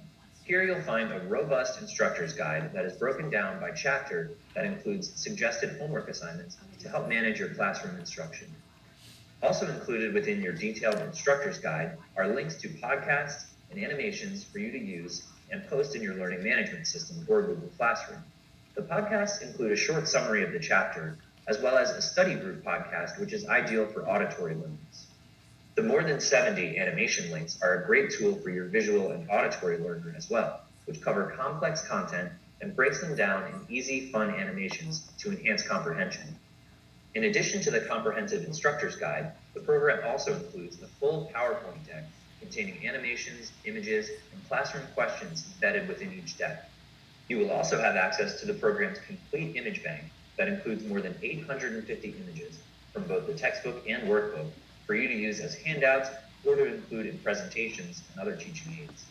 Finally, your ancillary teaching package includes a full text bank with 1,180 questions and rationales. Thanks for watching this brief overview of Understanding Anatomy and Physiology. presented by F.A. Davis in the Florida Department of Education Instructional Materials Adoption 2023-2024. Hello, and welcome to this brief overview. We don't want to watch it again. Okay, so next what I'd like to do is, so that's a brief overview of the content and the elements that make up the textbook and the workbook. And assuming that you guys have the samples to review, I'd like to spend a few minutes on showing you the technology that if you go with just print, all of the instructor materials that include teacher-only plus student-facing materials are available on our digital platform, eReadiness, as well as if you guys go with the digital e-textbook and or digital e-workbook. So I'm just going to briefly open up our technical specs. It's a very short list. I'm going to zoom in here so you guys can read okay. That legible? You guys see that? Okay. So we house all of our, I'm sorry, did somebody have a question? Because it sounds very muffled. It's okay. I'm just gonna move closer. Okay. I'll try to. Here we That's go. good. Thank you. You're welcome. So all of our textbooks and resources rather are housed on our eReadiness.com platform, hence the name, getting students ready for beyond high school. And just to kind of give you some highlights. So as a former educator and also very involved in the education technology space as well as publishing. So I am also the founder of the world's largest typing platform, typing.com, which kind of was created way back when the internet was becoming a thing. I used to teach typing and keyboarding. So I have developed and worked with development teams, including myself, very hands-on with creating rostering and student accounts, usernames and passwords for a whole variety of different content that we offer to the market. And one of the things over the last, really COVID hit home with me because we had about literally 2,000 teachers emailing and calling us via phone when COVID hit. If you guys remember, you were told that the textbooks could give you the virus, so you weren't allowed to take them home. And it made me think that, what teachers really need the most is just whatever it is that they need to teach, not all of the other technical headaches, such as, setting up a new student who may be coming into your class 2 weeks after class starts and setting him up with the technical requirements to get him a username and password, or a student loses his username or password, or they come in the next day and they tell you that, oh, I tried to log on, but it didn't work, etc. So after spending an enormous amount of company funds on the development of a platform that kind of did those same things, had all kinds of bells and whistles, what I learned is that all we were doing as a company was technical support, and that wasn't a good thing for classrooms and teachers and students, because that means that teachers were being frustrated. And when the bell rings and you've got 47 minutes to teach, the last thing you want to do is spend the first 10 minutes figuring out the technology. So we launched eReadiness just a few years ago, and I'm thrilled to introduce it to you because it is literally too good to be true, but it is. It's got nothing else that you need to learn other than if you know how to manage files and folders, you can download the content and import it directly into Google Classroom. It literally would be like a drag and drop from your computer's hard drive into a folder on Google Classroom. So all we ask to give you those rights is that you sign a contract with us for the life of how long you want to use the digital content. That basically tells us what LMS you're using, how many student users are using it, so those are your student licenses, and that students will only access the content via a secure username and password and privately protected domain. And Google Classroom certainly fills all of those criteria. So the benefits are that there's no student accounts, So your students get to use a platform they're already familiar with that you guys are using, which would be, in your case, Google Classroom. But it does support all the other popular LMSs, Schoology, Canvas, Blackboard, etc. There's no need for student data privacy concerns because we don't collect any student data. It is literally a teacher-only platform. You redeem one code, you share that code with all the teachers in your district. They set themselves up with a username and password, and then they access the content, which I'll show you in a moment. So there's no integrating or syncing with any single sign-on tool, rostering. All of the course content is designed to let teachers use the material in an environment that you're already familiar with. So you don't need to worry about if you expend money on textbooks or digital e-textbooks for, in this case, our anatomy and physiology textbook, to see what the student usage or the teacher usage reports look like. You would use your own LMS tool, so it's something you're already familiar with. Our e-textbook and e-workbook are delivered in a non-protected format. It's PDF, so it's readable by iBooks, Acrobat, any, Google Chrome, because that's what I have open today, which is obviously very compatible with Google Classroom because it's Google. But what this does is it gives districts the ability to translate anything, a paragraph, a full list, a test, by just copy pasting it and utilizing a third-party translation tool, which is extremely in high demand right now, especially Spanish. And it uses any textbook reader. Again, you can use the content in your own LMS, and it's literally one code access. So literally, if you make a purchase, we can have you up and running and set up within, an hour. And there is no learning curve. So I'm going to kind of show you what I was just talking about. So I'm logged in now as a teacher. So all I did here, by the way, was just click this link. Here we go. And we're going to be removing the student tab. There really is no student-facing material. This was something we built a while back for teachers to have handouts that were blank, but then we got feedback and the teacher said we don't need students to even be here. So this is where you'll receive a code from us, and that code would be accessible for however many teachers you have in your district. And you create a username and password, log in, which I am. If you purchase the e-textbook or e-workbook, those are available to you. And we have 2 different versions. One is by chapter, so rather than distribute the entire textbook, because it can be, quite large as far as distributing that through, it depends on how, your internet speed and all that, but a lot of teachers don't like to pass out the whole book all at once. So basically, to access it, you just click it, and you'll see here that this is opening. It's going to take a couple minutes, but I wanted you to see that the flexibility here is that when the book does open and download, it comes in, you can get it as a zip file, and when you unzip that file, you'll see that the zip file contains all of what you see right here. So you basically unzip it, drag and drop into Google Classroom, and you're ready to go. And I'll go back into this in a moment once that's finished loading, just so you can see.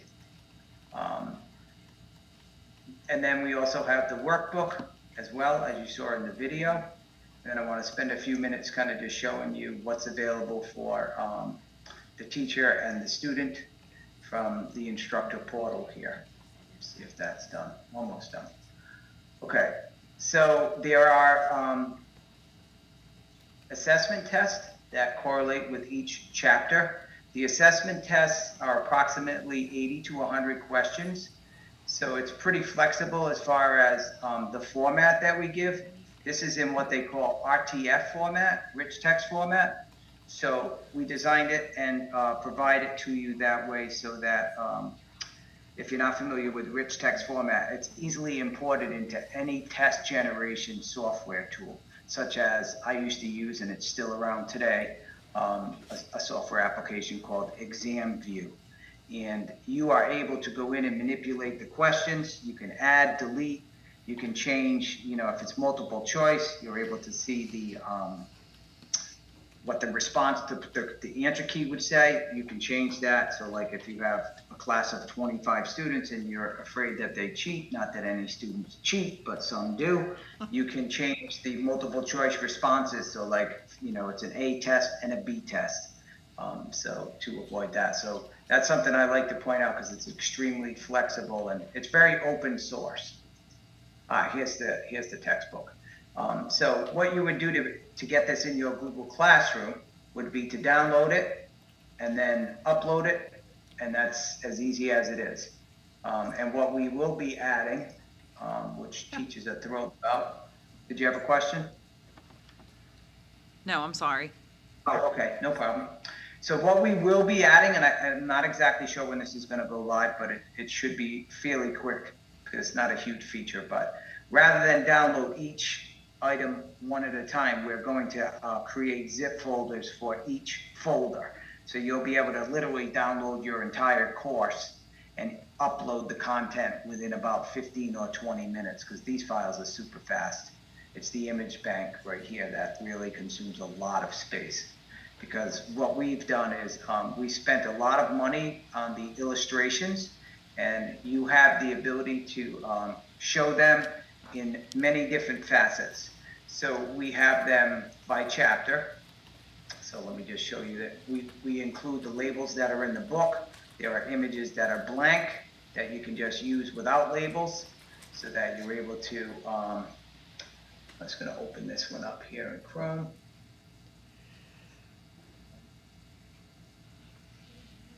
Just to give you an idea. There we go.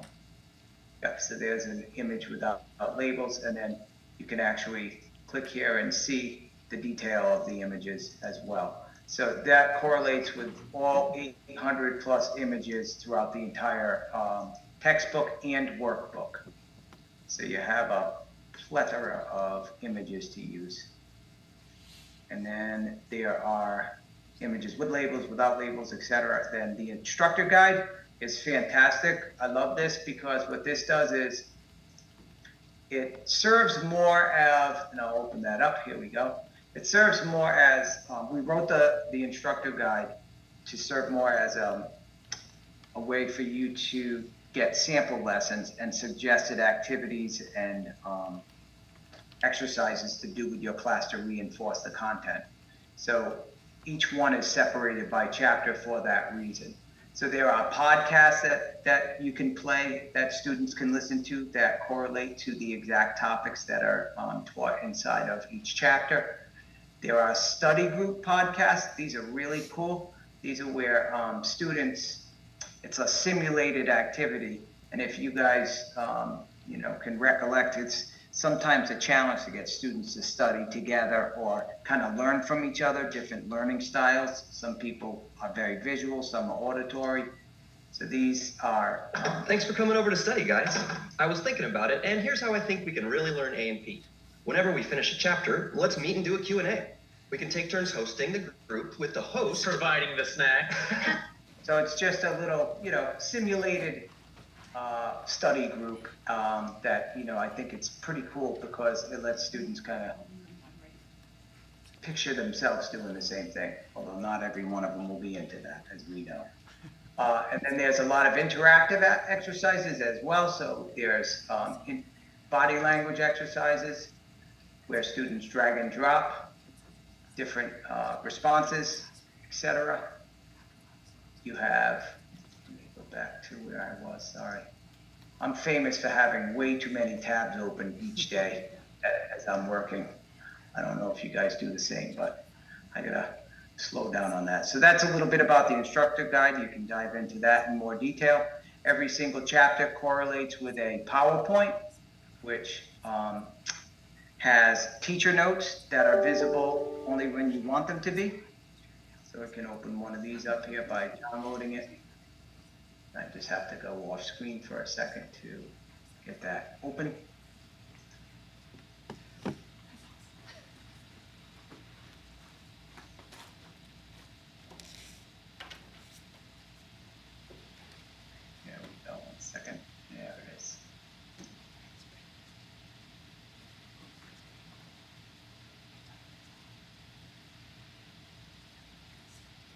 Let's go and share screen. Sorry, I just gotta switch applications here to PowerPoint. Here we go.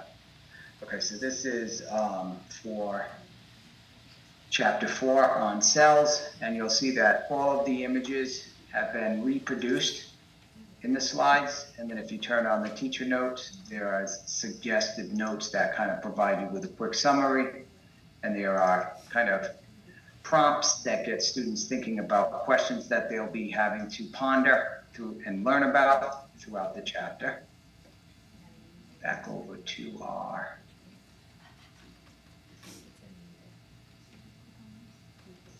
go. And then finally, there are workbooks. So down here, where it says student resources, there are a variety of handouts for students by chapter, as well as this is the e-workbook that is designed for the students to complete. Some of these, I will tell you that they're designed to be printed because a lot of it is coloring in and labeling by hand, which I think is a great way for students to learn A&P. Let's see, to show you one of these. This is the answer key to one of the workbook exercises.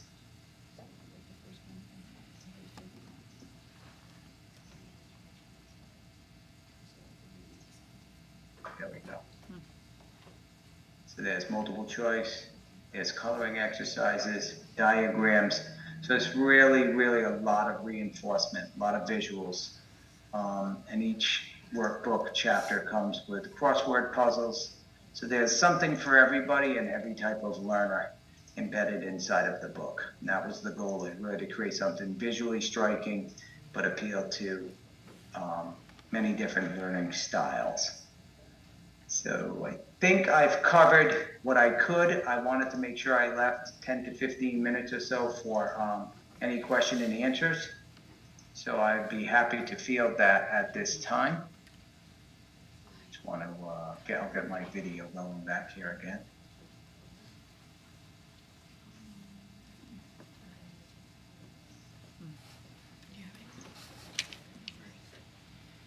Does anybody have any specific questions? Hi, Michael. This is Tammy McKenzie from Crestview High School. You mentioned that this would be a purchase of per student user instead of just an access.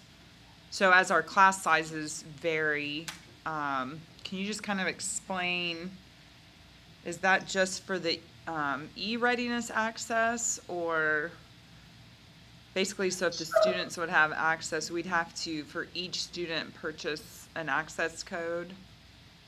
Right, so the way that the digital license works is that because our platform is teacher-facing only, what you would do is you would sign a contract with us, which is basically our digital rights license agreement that says we will have X number of users. So there's really no code or setup for the student, and that's done intentionally so that it's kind of turnkey. So what we would provide you with as the instructors is you would receive an access code to that textbook on eReadiness, redeem it, download all of the content, upload it into your Google Classroom platform, and then you would distribute the textbook through Classroom to your students who would log on, obviously, through their school accounts.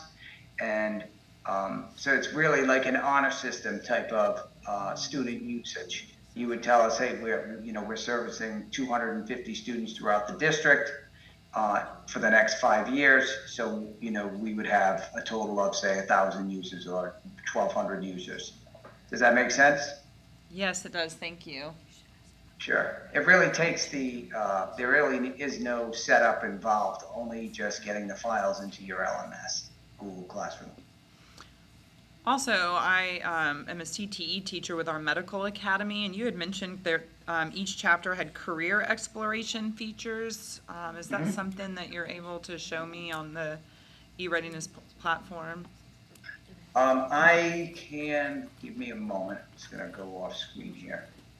because I do know that there is a section in each chapter I just have to navigate through. Let me just actually, I have a copy of the book right here. So it'll be faster for me to, sometimes I still like paper. Yes. I'm kind of old school like that. Okay, let me just see where it is. And I can, do you guys have copies of the textbook with you? No, not with us, unfortunately. Okay. Take me a moment. I believe it's right at the end. So there are a series of what they call life lessons, where they bring the student into kind of real world scenarios, which is very related to what career that person, and then just check.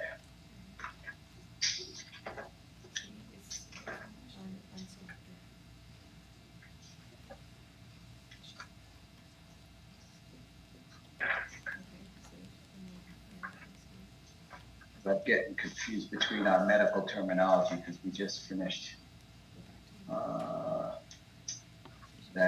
a new edition of that textbook. Yeah, here it is. Okay. So one of the pages, just so Okay. I can dial in, is page 258. It's at the end of chapter 12. But at the end, I knew we did. Yeah, it's called Making It Work: A Career as a Neuroscience Nurse, and there's an entire 2-page spread that's dedicated. I'm kind of blurring out here. Let me turn off. That's okay. Yeah, but I like you guys to be able to see because the book is so beautiful. Here it is. Nice. Yeah, so it's a 2-page spread, and then there's follow-up questions. I knew Oh, it that's was good. but yeah, it's cool. Yeah. Talking points and that's nice. Thank you. You're welcome. Yeah, and there's a segment here called House Call, which is, in this case, it says you have a part-time job at a fast food restaurant. When you show up for work, one of the co-workers asks, how did you hear about Lewis, et cetera, and they go on and present a scenario and then apply the knowledge that the student learned to that real world scenario. Nice. We kind of, yeah, it's neat. We overhauled the college edition of this with very high school friendly examples, as well as kind of downplayed the language style a little bit, but it is very appropriate too for advanced placement as well. Great. Thank you. You're welcome. Anything else? So we have about 7 minutes left. I do have a question. I'm Rebecca Walsh from Laurel Hill School, and I usually have blended classes because we're a very, very small school. If you had to put a grade level on it, what's the grade level, reading levels for like Lexile level? Lexile level is a grade 11, 12. Okay. Yep. But I have to tell you, anatomy and physiology and Lexile, I've used Lexile tools a bunch of times, hundreds of times in the past to measure our textbooks. And I'm not always convinced that it's the best tool to measure. We write a lot of technical writing books like Microsoft Office. So when you're describing how to input the @sum formula and drag a set of cells, Lexile interprets that as like way off the charts above reading level. And I kind of feel it's the same too for a lot of our health science textbooks. So just wanted to make that note. That's good. Yes. As long as it's not college level.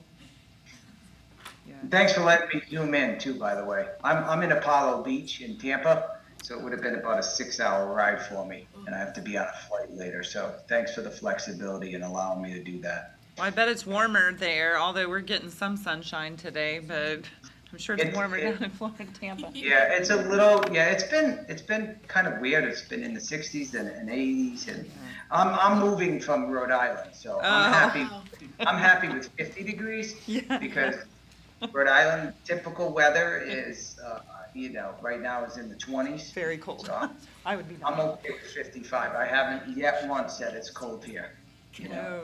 I'm sure maybe you guys could detect that accent. Yeah, we could. You'll love I'm Tampa. a hybrid of Boston and New York. You know, and I have like an icebreaker I use when I speak at, you know, some teacher organizations and conferences, and that is that when we learned the alphabet when we were in kindergarten, in New England, they forgot the letter R. Yeah. And that has forever messed up our enunciation. Hey, Michael, I hate to interrupt you. You got a 5-minute warning if there's anything else you wanted to cover. I think I covered everything. I'm certainly available through email. And if you guys have any questions, you know, I want to make sure I'm in compliance, Ryan, with your protocol.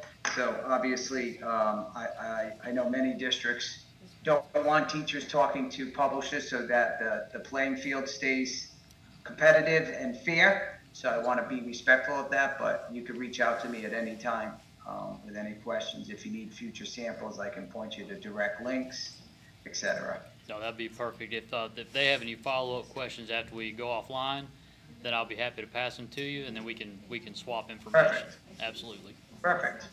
No, I think I covered what I wanted to cover, so. Thank you very much. I appreciate your guys' time, and hopefully we'll be talking to you in the future. All right. Thank you for your time. We appreciate it. Thanks, Ryan. Take All right. care, folks. Take care. Bye. All right. We will go on break until 1:45, and we'll do our next one online.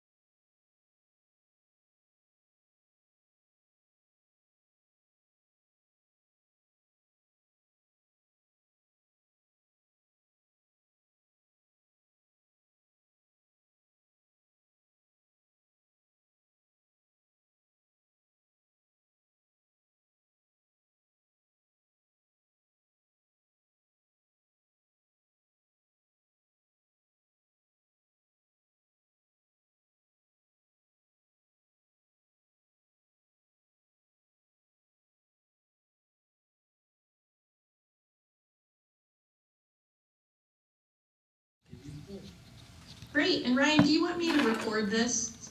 We're recording it. I mean, you can if you would like, but we're also recording. Okay. I'll double record just to be safe. All right. I don't know if you're getting feedback, or I am hearing like my voice twice, but does it sound good to you guys? There's a little bit of feedback, but not terrible. Okay. Yeah, let me know if anything's hard to hear. Yeah. So thank you so much for your time today. My name is Abby Hess, and I'm a marketing manager at Goodhart Wilcox Publisher, and I'm joined by Rick Ditzel, who is our regional sales manager and can also help support you throughout your adoption process and questions that you have. But today, really the goal is to be able to talk a little bit more about the pedagogy of Introduction to Anatomy and Physiology, and make sure that you have the tools you need to be able to navigate all of the digital resources as you're making your decision and your review, and to know what to look at if you're trying to look for specific instructor resources or content. So if anyone has not received access to the login, we have a digital navigation guide which I'll show you to be able to access everything we're seeing today, or if you need any additional samples, or if you haven't seen the correlation to Florida State standards, let us know and we'll make sure that you have that. So I'm gonna just move forward here. And we're gonna start in a PowerPoint, but then we'll get live and show you what your online course looks like when you're reviewing it. And I just wanna make sure I can see you guys too. In case you ask any questions in the chat, you certainly can do that as well. So Introduction to Anatomy and Physiology is a textbook that welcomes today's learners to the diverse and exciting world of anatomy and physiology.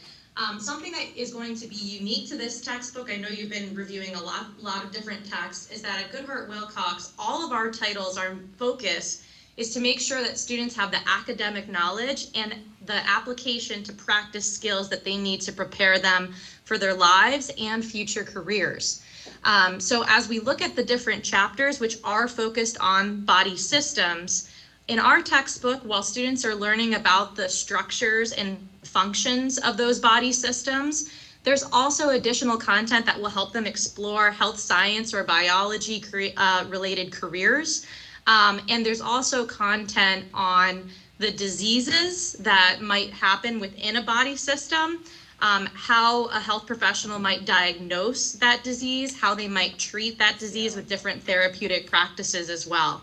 So it's kind of different content that really applies to how a student might be able to connect the knowledge they're learning about a certain body system with what they're seeing, if they go to a hospital or are thinking about future careers, or even other people that they know in their life who might, be going through any medical illness. So within this textbook, we'll talk about a lot of the resources that are there today, but it does cover all of the body systems and is written specifically for high school students.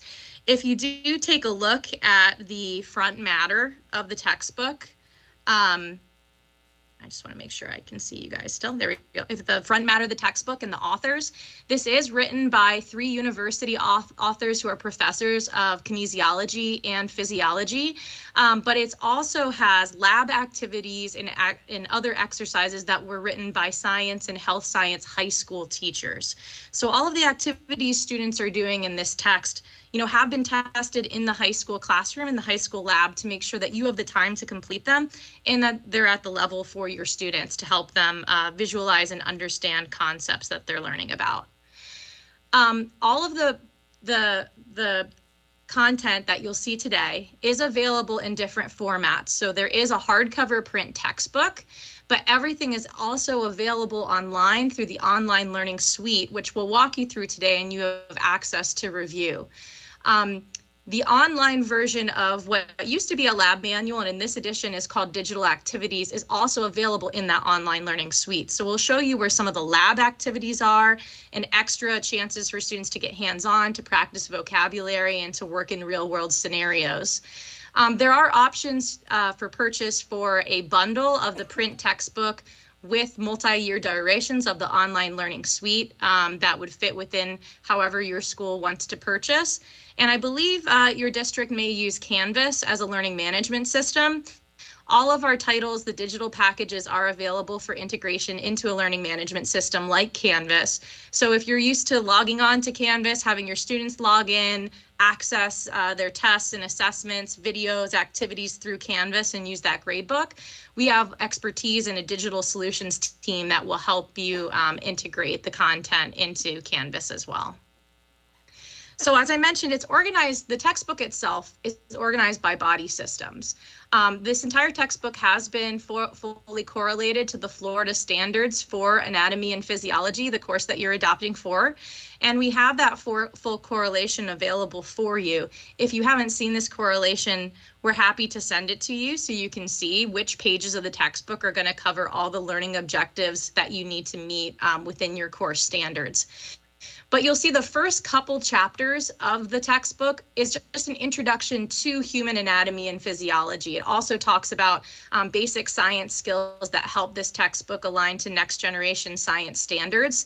They learn a little bit about microbiology and cells, tissues, membranes, and then they start by the body system. So we start with the integumentary system, going through all of the different body systems for the rest of those chapters. And we'll walk through one of those so you can see the kinds of activities that are found in each chapter. Oops. There we go. This PowerPoint is actually linked to that correlation. So it just opened that up for me on my other screen. One moment. Okay, so this textbook, I know that this is being adopted for a science course is what you're looking at right now. Notice that when the chapters start, there is a feature that's called HOSA Future Health Professionals. HOSA is a career and technical student organization that maybe your school has access to, or maybe you're interested in having your students practice some real world skills related to anatomy and physiology that can help them think about leadership skills and career. That's what those features are there for. It's to get students involved in opportunities to practice and review the content that they're going to be learning in that chapter aligned to possible student competitions. But throughout each chapter opener, it's also, you'll see that the chapters are organized into lessons. And so you're looking at the lesson outline that's available at the beginning of each chapter so students can see all of the lessons and the content they're going to learn within that chapter and what would be covered on a chapter exam. In that first chapter, they're learning just about the basic language of anatomy and physiology, understanding physiological processes, how forces affect the body. And then there's a lesson on understanding science, the scientific method, and how that would be applied to anatomy and physiology. There's also opportunities for students to think about a portfolio that they can build throughout the course, and that's really helpful for them to review at the end of the course as well. Each of the chapters also have pedagogy specific for high school learners that helps them really focus in on the key content in the course. There are before you read questions that you can use as a discussion question in class, as well as the learning outcomes that will be covered. Now, because Goodhart-Willcox is really focused on how is this content that you're teaching this course going to be applied to a student's life, in their future life, in their careers, this textbook also includes case studies, in many cases highlighting teenagers and students that they can connect with, maybe student athletes, how different physiological processes might affect how they would do in certain sports. And so these are real world scenarios that have an answer within the teacher answer key that you can use as a discussion or a way for students to start thinking about content in the course, as well as memory tips that are proven skills to help them remember different terminology that they'll need for their exams. Because this title was just updated last year, you'll notice the What Research Tells Us boxes have all been updated and highlight new technologies as well as new practices within the medical field that relate to anatomy and physiology and offer critical thinking questions so you can use that as a class activity. There are also lifespan development features. So when a student learns about a body system and they're learning about the structures and functions of that body system, sometimes you might not think about how that body system or that organ will change over across the lifetime of a human being. So whether you're thinking about, what's going on in the bodies of children versus as we age, these features help make those connections for students rather than just understanding a body system in, a person's prime, like in their early 20s, right? There are obviously a lot of full color illustrations that were made with a lot of care to make sure that students get good visual examples when they're understanding the structures of body systems that they can also use when they're practicing image labeling for their tests. And there are tools within the instructor resources, I can show you where these are, to address different kinds of learning styles. Whether those are different activities with hands-on labs, with visual videos that students can review, to flashcards, there are resources to help different learning styles understand what they need within the course. And because Goodhart Willcox is focused on preparing students for their lives and careers, you'll see features that are highlighting different medical or research or biology related careers so that when students are learning about these body systems, they can also think about how those skills might relate to their future next steps in education or a potential profession. Now, within each chapter, there are check your understanding questions within each lesson. So it gives you a chance to validate student understanding before moving on. And then at the end of each chapter, there's very comprehensive review where students get a summary of the key points they can use to study for their tests, a review of the key terms for each lesson, and practice questions. They'll also practice skills by using the Building Skills and Connecting Concepts feature. These provide analysis, communication, and lab investigation activities that enable students to demonstrate the knowledge they've learned, practice identifying different terms, and practice the comprehension of chapter material. Now, I'm going to jump in live to the online companion site, but just as a reminder, when you're reviewing the online version, we'll have the whole online textbook. And then there's also a companion website that includes study tools like what you're seeing here, virtual versions of the flashcards, matching activities, vocabulary games for students to practice and review for their quizzes and their exams, as well as review documents. In addition to that, students will have the chance to label different structures. And within the digital activities, that's really where your labs are. So if you're envisioning having, a little bit of lecture discussion, having students learn about a body system and then get them hands-on with labs, that's where you'll find that within the digital activities, which also offers videos to help students visualize different structures within the body.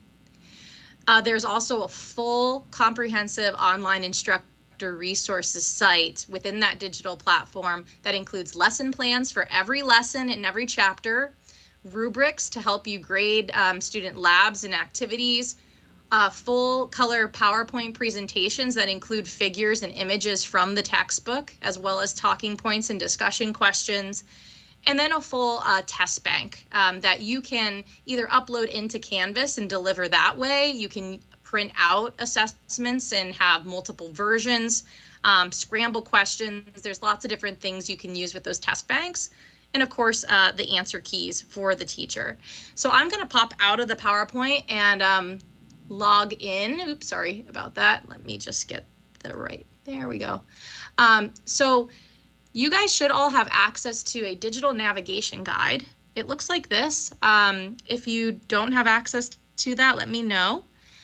Or you can email Rick. I see he put his email in the chat as well. This will guide you through what I'm about to show you on how you can review the content, the resources, and all the digital activities. So we navigate to gwonlinetextbooks.com. There is a username and password that you can use to get in. It's really short and pretty easy. Up to 50 people can be in here at one time. So if you have multiple teachers reviewing at the same time, you certainly can do that. And note that there is a video here that gives you a digital tour. So if you're checking this out a few days from now and you want to see again how you can navigate throughout this digital resource, you can watch that video to give you a refresh. But there's also tech support, system requirements, and you can ask questions of our digital solutions team at our FACS site as well. So I'm going to log in. Once you log in using that username, this is what you'll see. You'll see the cover of the textbook. And when you click into that, you'll see both the resources that students would have access to, as well as the instructor resources. So I'm going to start with the online textbook. And I do recommend from this page, if you open things within a new tab, it's a little easier to navigate back if you want to quickly get back to your instructor resources. So the online textbook, you open up to a hyperlinked table of contents. I'm going to start at the chapter 1 outline. Each of the chapters, when you start a first chapter, it has these HOSA event prep features that can connect students to leadership skills. It has a nice introduction and a kind of essential question that students can think about throughout, methods to start building a portfolio in that chapter outline. If you want to navigate to a certain lesson within the chapter, these are all hyperlinked for you. So if I want to check out how this book is covering the scientific method, I can hop right there. There are key terms throughout that are also hyperlinked to the glossary. Let me go back. I'm going to check out one of the body system chapters. Maybe we'll go into the nervous system. So again, as I mentioned, within the body system chapters, students start with a lesson overview, understanding the basic organization and the purpose of that body system.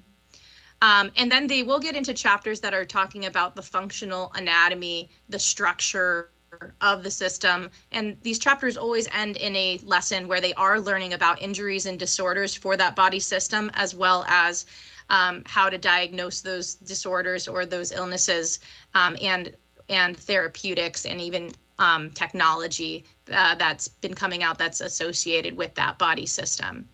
So you can use a vertical scroll to navigate through the entire textbook. All of the figures that are in the print textbook are also within the digital one. You'll notice the check your understanding questions, which is a good place to stop. Maybe have a class discussion, maybe a little pop quiz to make sure that students are understanding. The high quality images throughout when students are learning about the structures of different portions throughout those body systems. And then mini glossaries even for each lesson. When you're in this ebook, if this is too small, you can hit the plus sign over here and enlarge your viewing space or minimize out. You can also hit the magnifying glass and search for a particular word if you want to get to find out where they're talking about the integumentary system. You can type integumentary and find all of the pages that talk about that.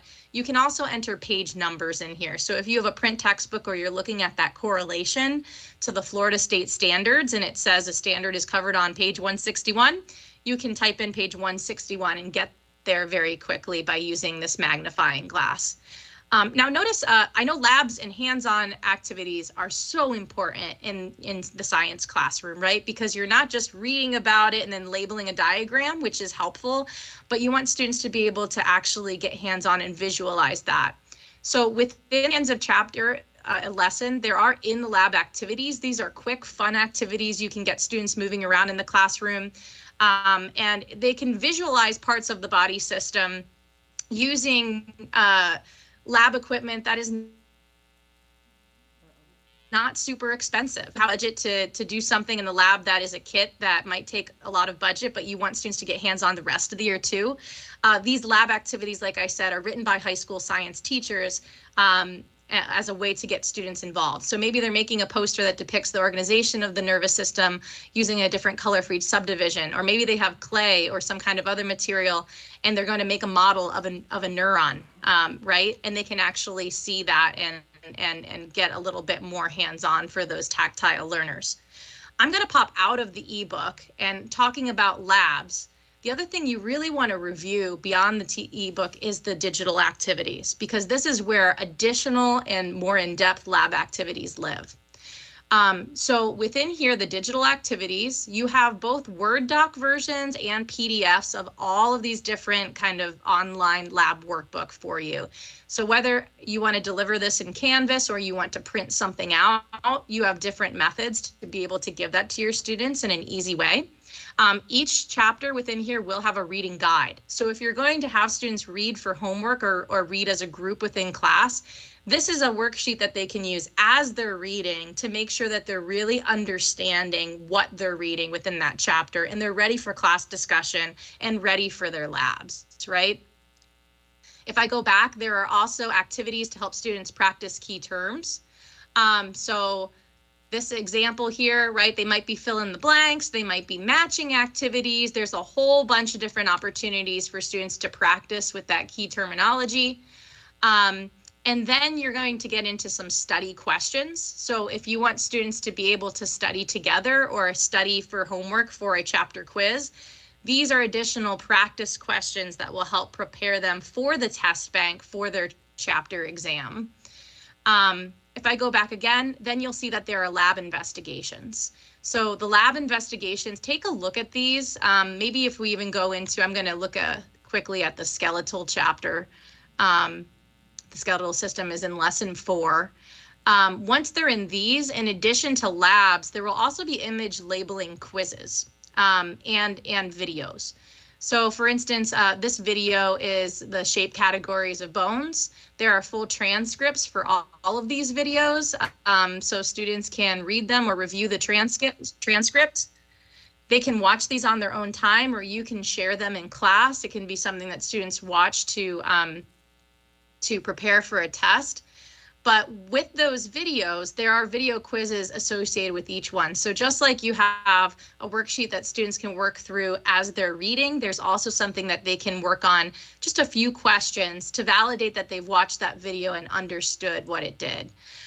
So those are also available for you. In the body systems, there are image labeling quizzes. So I know sometimes this is really important. Can you label the different parts of a body system? So those are here for students. You can print them out or students can complete them as a Word document online. And then as they get further through the chapter, I mean, look at how many activities there are just for one lesson within a chapter. There's a lot here.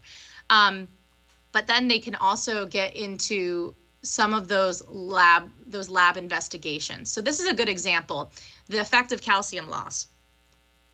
So if we're thinking about bones in the skeletal system, they're going to learn a little bit about calcium, right? And what that does for bones and for maintaining strong bones. But how can we visualize what calcium does in the classroom? So this is a lab that's, you have a chicken leg bone or a drumstick cleaned and rinsed. You have a beaker and you have some vinegar. Things that are not expensive for you to get a lab. Students are going to get hands-on. It's going to be fun, and they're really going to dig into what the effect of calcium loss does to the skeletal system. So they're going to observe the chicken bone. They're going to apply mild pressure to it, explain what happens. They're going to create a hypothesis of their observations, and then they're going to place it in a beaker with vinegar and cover it, even for a couple days. And they're going to come back and then observe what's happened, right? So there are many lab activities within these digital activities that help students really get hands-on and visualize what's going on beyond, just labeling the different parts of the bones throughout the body. So definitely check out. These students will also have their conclusions. So they're following the scientific method throughout all of these lab investigations. Okay. So there's also a review portion at the end of each chapter in these digital activities. So when students are preparing for their chapter exam, they will have spelling challenges, a full practice test, and even practice review. So if students are learning the vocabulary that they are learning in the anatomy and physiology course, being able to spell that and even pronounce that is really important if you're going to go into a future research career in the sciences related to biology, or if you're going to be a health professional. So these activities help students with their spelling. It helps prepare them for when they're writing in answers in their chapter tests that aren't just multiple choice. And then the practice test itself is a full practice test that students can work through. It's got multiple choice. It's even got labeling activities as part of that practice test. So they'll have multiple chances to label. And then the review, these are actual questions that they can do at the end of the chapter, again, for additional practice. So you've got questions that are going to help students verify that they understand vocabulary, that they understand basic concepts, but then they'll also go into critical thinking and creating their own observations and hypotheses in those labs that are in the digital activities. So there's a lot to take a look here. I would recommend, pick your favorite body systems that you like to teach, or maybe the one that students don't connect with the most, and see the level of engagement that you'll be able to get with the labs, with the videos, and with all of the chances for students to study within those digital activities. Okay, so in addition to the book and the digital activities, there's also a companion website. These are additional virtual activities really for students to study and practice on their own. So if you have some students that want extra practice, or maybe you have specific study time set aside during your labs before your students are going to have their exams, this is a great place for them to go. There are virtual flashcards for all of the vocab within the entire textbook. If they click this little bar here, they can shuffle it, they can reset the deck, they can view the definition first or the word first if they want to. And then there are matching activities, which again can help them practice for their chapter exams. A vocabulary game, which is kind of like a Jeopardy style. So you could play this and share this on a screen as a study time within your class and do it all together and get students becoming a little competitive. Students can do this by themselves. They can do it in groups or with a partner. And it's just kind of another fun way to get them a little competitive to study. And then those chapter reviews are there as well. Notice that there are some other features here, like where students can practice image labeling. So beyond image labeling within a Word document or a PDF that you can print out, they also have the chance to do that here and get immediate feedback on what they're doing when they're practicing that labeling. See, and so it will continue to fill in as they work on that. I'll go back. The last thing, which is really important, are the instructor resources. So within the textbook and the instructor resources, take a look here at the top of the table of contents. There are course pacing guides within here. There's a document that helps you navigate the instructor resources, as well as an introduction to the course. These were written by teachers who have used this text, have used the labs, and have good information for you. So it reminds you of the instructional design and some of the pedagogy and features we talked about. If you're wondering where are all the places where my students are learning real world information and applying that to real lives or future careers, it highlights those features. And in addition to the online learning suite, which we are showing you today, there is a second digital platform for this text called GW Ignite, which offers auto-graded versions of all of the end of chapter check your understanding questions, of all of the chapter tests, of all of the video quizzes that are available in this product as a PDF or a Word document. So, if you want to see a different learning platform that offers a lot of auto-grading, that's also available to you, and it talks about that platform a little bit. Just resources for the whole course, how to assess student knowledge and skills, different reading strategies, how to support reading strategies and differentiation, how to help students develop critical thinking skills. These are all written specifically for this anatomy and physiology course and help you reach every student within your class.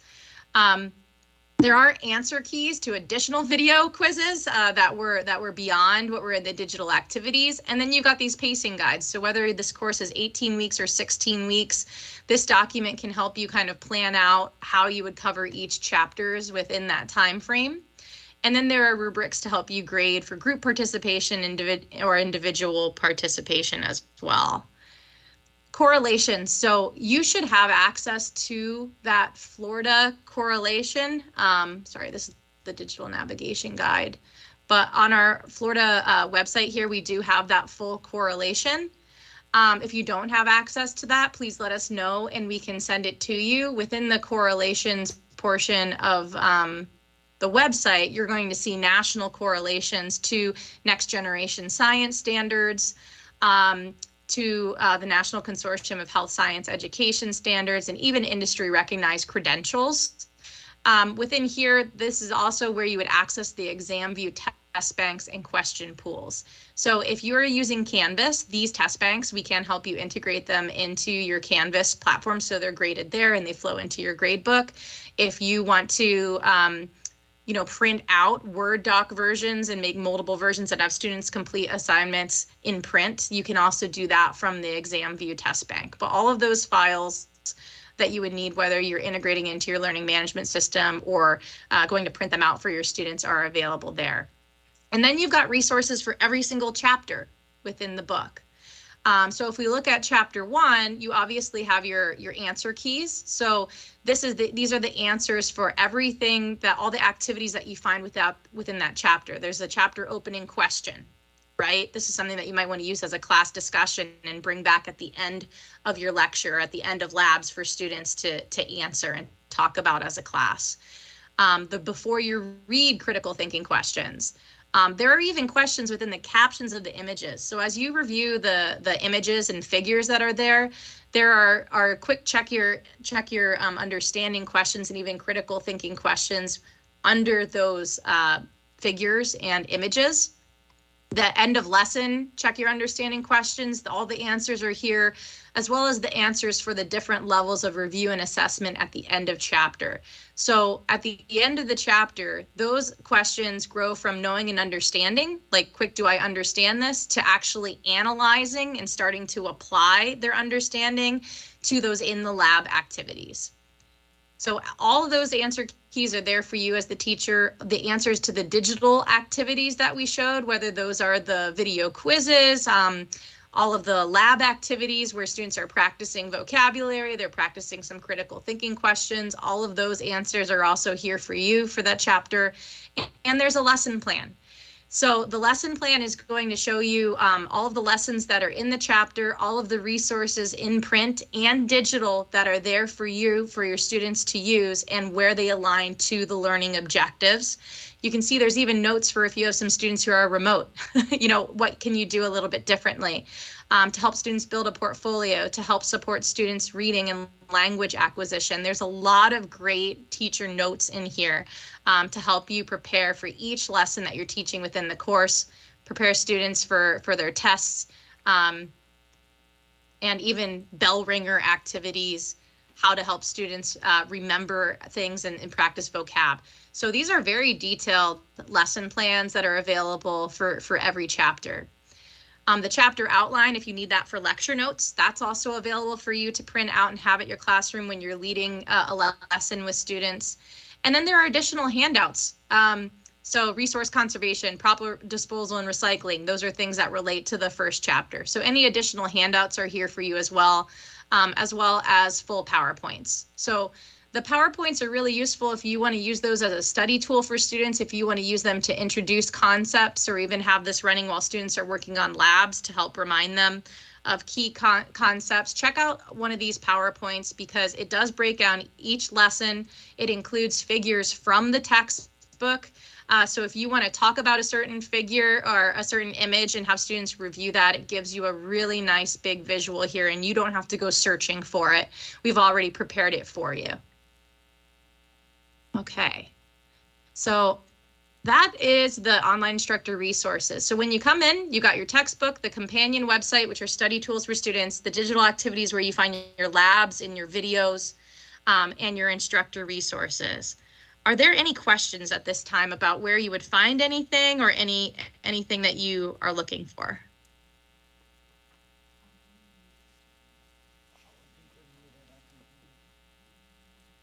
Nope. There is. Okay. I'll ask a question. I'll unmute so we don't get that feedback. Yeah. Are we able to Sorry, I'm utilize just an gonna go to LMS that. other than Canvas?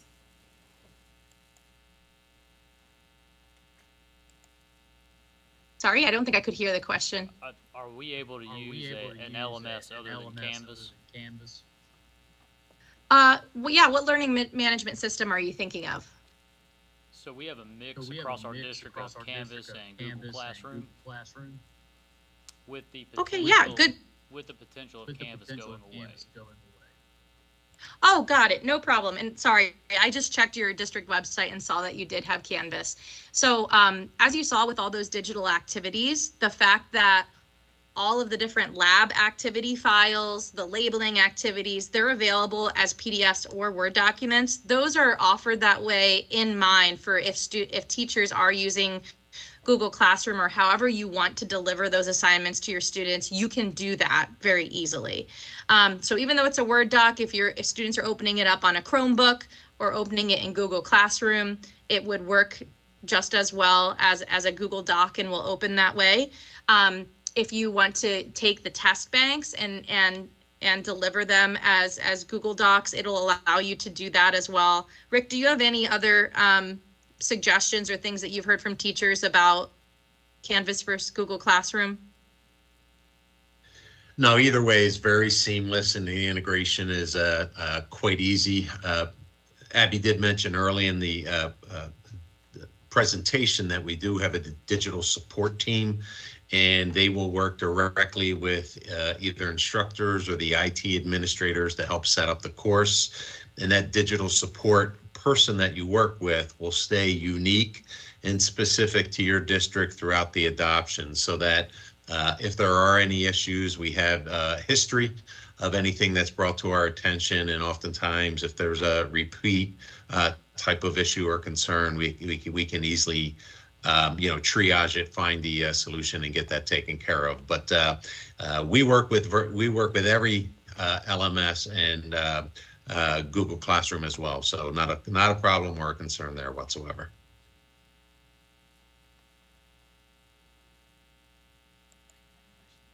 I did have another question.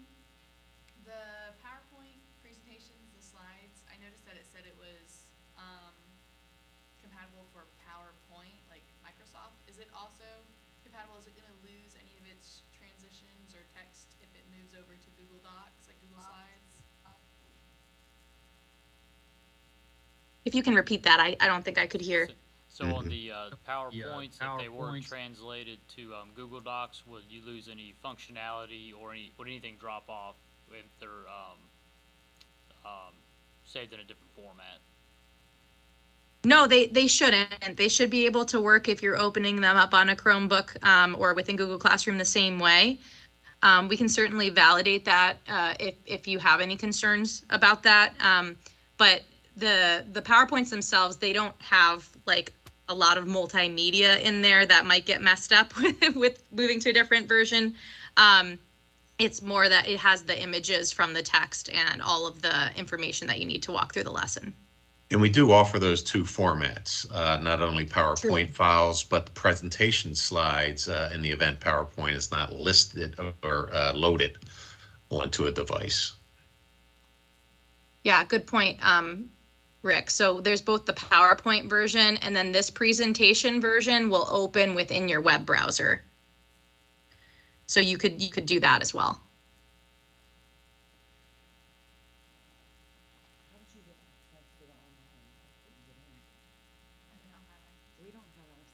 Any other questions?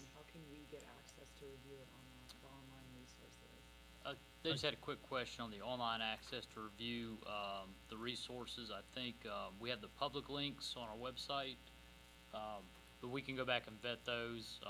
I'll check those logins and make sure they're working correctly. But if you had a separate set you could email to me, I'll pass them along. Yeah, I'll have to, what we did send out is a review website for the state, so that has all the instructor resources. But if you need a specific login for public review, Ryan, with just the textbook, we can certainly take care of that for you. I think, is there one for maybe the online resources for the book? I think we have the public link. Is there something, a separate one, maybe just for the online resource component they might be able to demo? Or is that built? Yeah, I can. Yeah, I will log in with the credentials that Abby referenced, and then I will, if they're not there, I will send you a separate bookshelf that has all of the teacher-facing materials. Okay, perfect. Okay, and we should be able to have that for you by time you get to school tomorrow. Okay, perfect. And I'll pass that on. Great. They might be made credible on the teacher resource link, maybe, but if not, we'll have them. All right.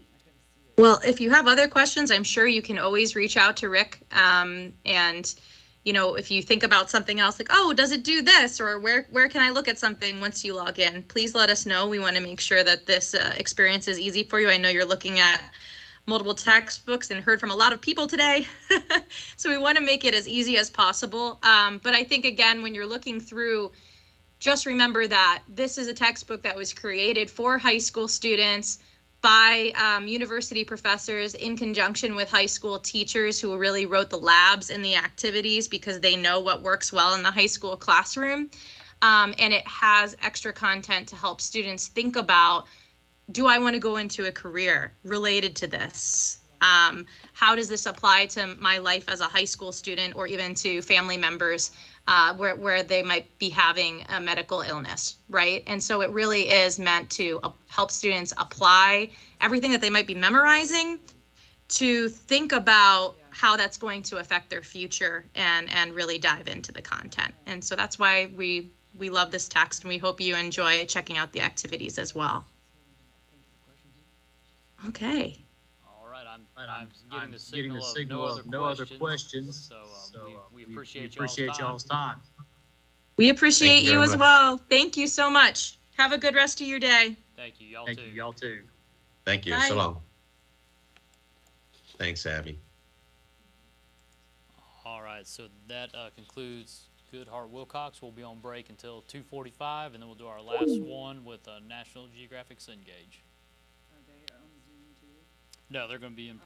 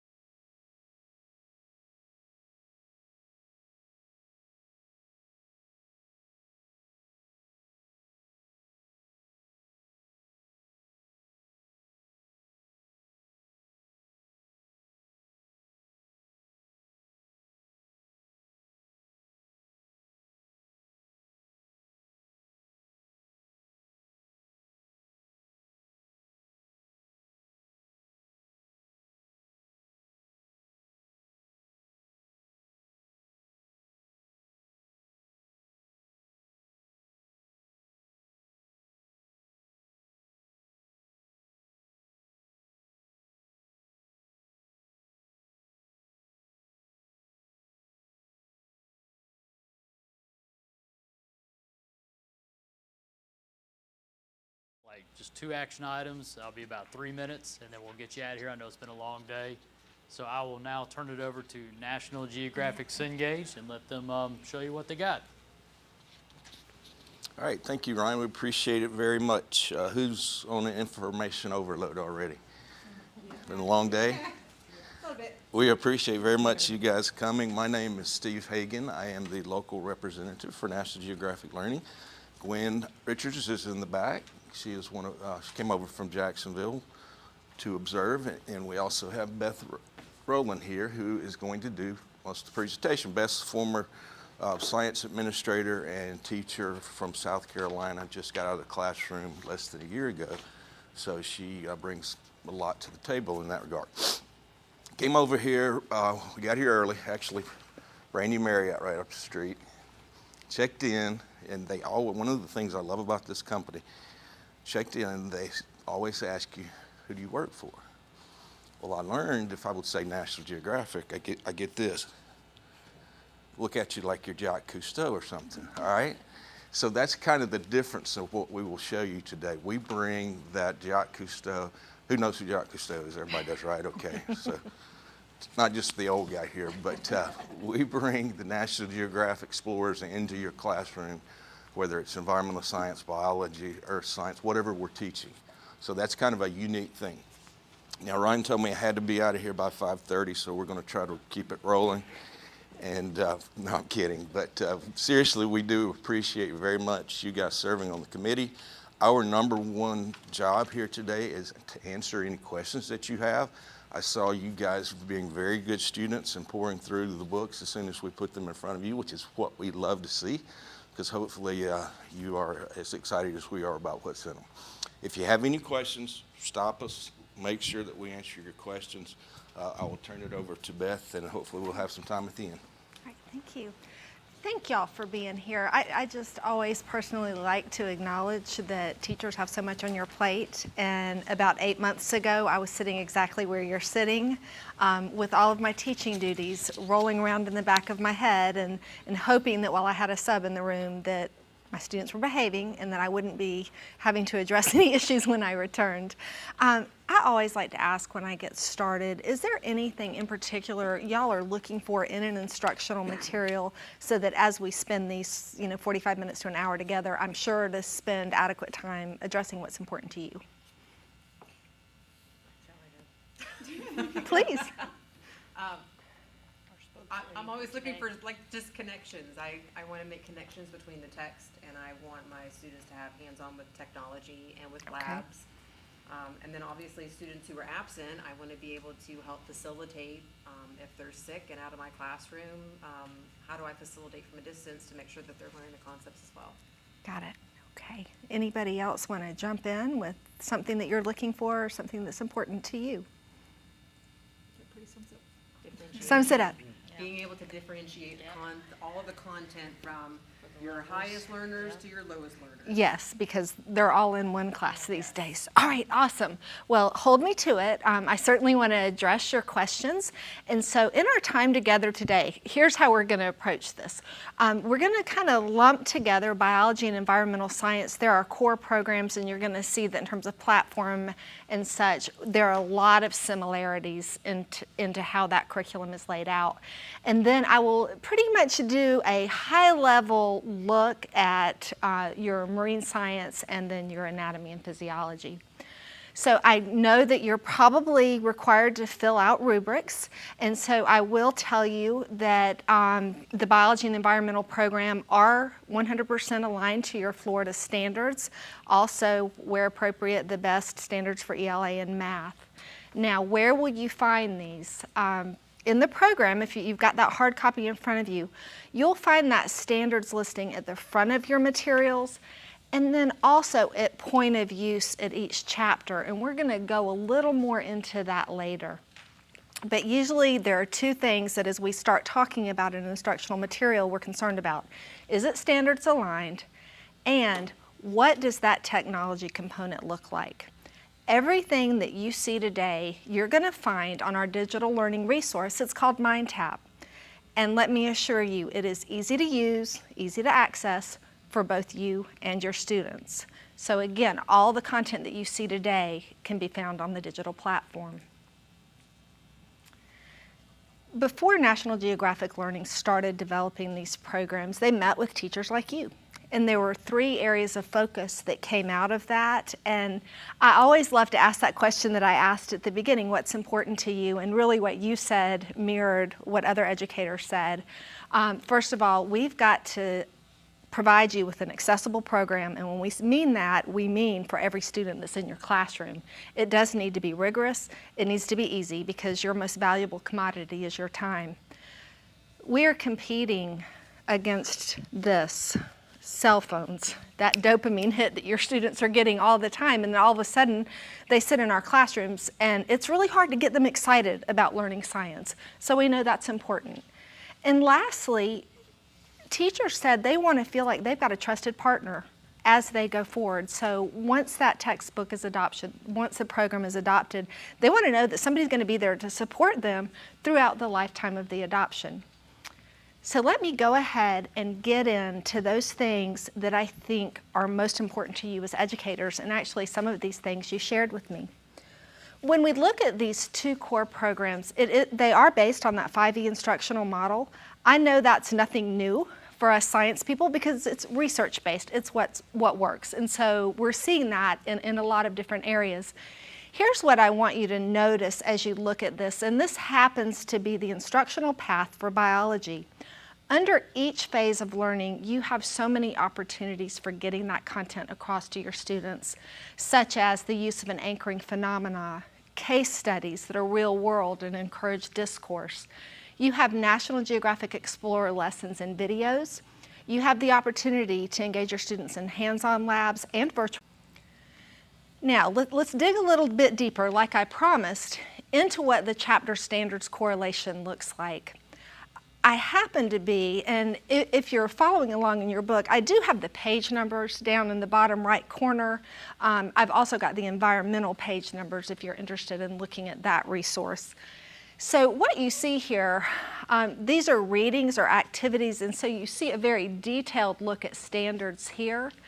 And another thing I want you to notice, there's an H called out next to some of these sections. That's where it specifically addresses supporting honors instruction. So you can rest assured that this text can be used to address the needs of every learner in your classroom. I do want to call your attention to the chapter planners present in all of our programs. Often when I walk into a classroom, teachers will just keep this open at their desktop and they're just clicking into the hyperlinks as they teach the lesson.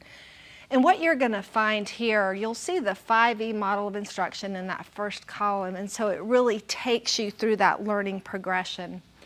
One of my favorite things about this is that right away, it's calling out all of the instructional support pieces for your learners.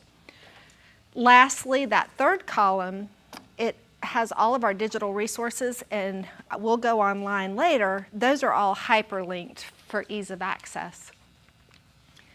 Now, you asked about differentiated instruction. Okay, again, it's called out at the very beginning in the chapter planner. And y'all are looking through that teacher edition, and you'll see it's the teacher wraparound edition. So all of these support pieces are right there at point of use, and then of course digitally online. As you go through, you're going to find support for English language learners, striving readers, advanced students. And the wonderful thing about it, it's not just, hey, you know, this is an area where maybe vocabulary could be an issue. You are provided with a strategy for meeting that need in each of these call-outs in your teacher materials. The other thing that I get asked a lot, hey, how is it that these materials support me in implementing all aspects of my standards? And so here, this is a snapshot of the Chapter 2 opening for environmental science. Oh my gosh, who would not be excited about the president there, that tree that's the second most massive on Earth? You know, immediately it makes me think scale and proportionality. But here's what you're going to appreciate. Right away, Chapter 1, it calls out the support pieces for your themes and your practices of science.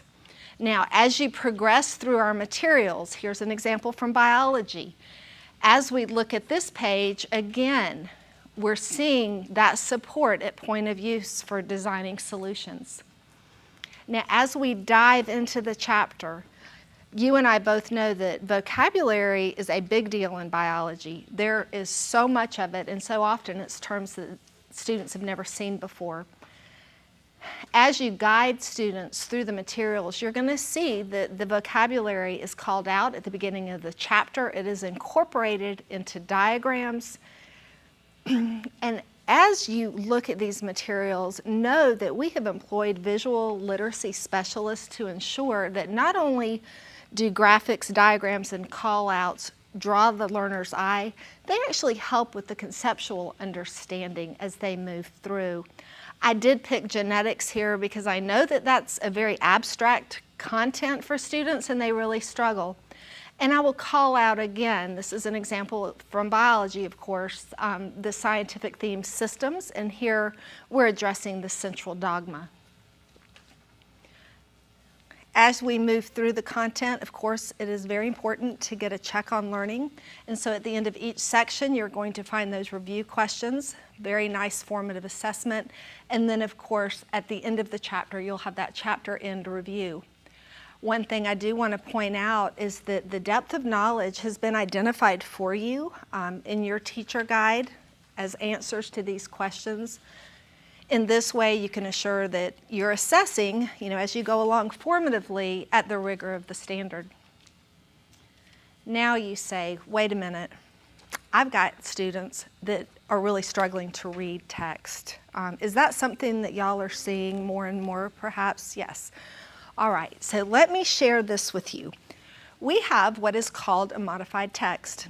And I'm going to read you a few sentences at grade level, and then we're going to look at it in the modified version so you can hear the difference. So this first little part, this is on grade level. Genes are the units of information that are passed from one generation to the next.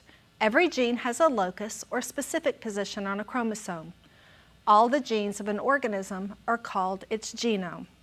Now, at the click of a button, privately at their desk, students are able to modify that text. Now listen to that same content. All the genes of an organism make up its genome. A genome is a complete set of genetic instructions. It includes all the information needed to build the organism and let it develop and grow. What you've done here, that reading level has been dropped by 1.5 to 2 grade levels. The idea, of course, is to get our students back up to grade level, so it's a very easy toggle back and forth. And you may be sitting there thinking, hey, when I heard you read the modified text, I didn't hear the term locus. Well, rest assured, your key terms, your questions for each section, they're going to stay the same, but it gives that student a bit of an opportunity to hear it in a simpler way. Now, this is something that I'm really excited about. Our biology and environmental programs are available in a Spanish version, and it's modifiable.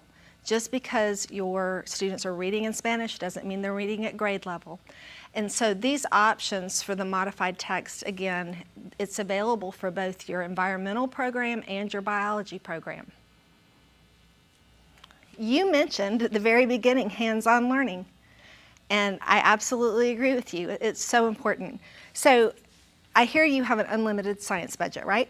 Mm-hmm. That's usually the answer. That never happened to me either.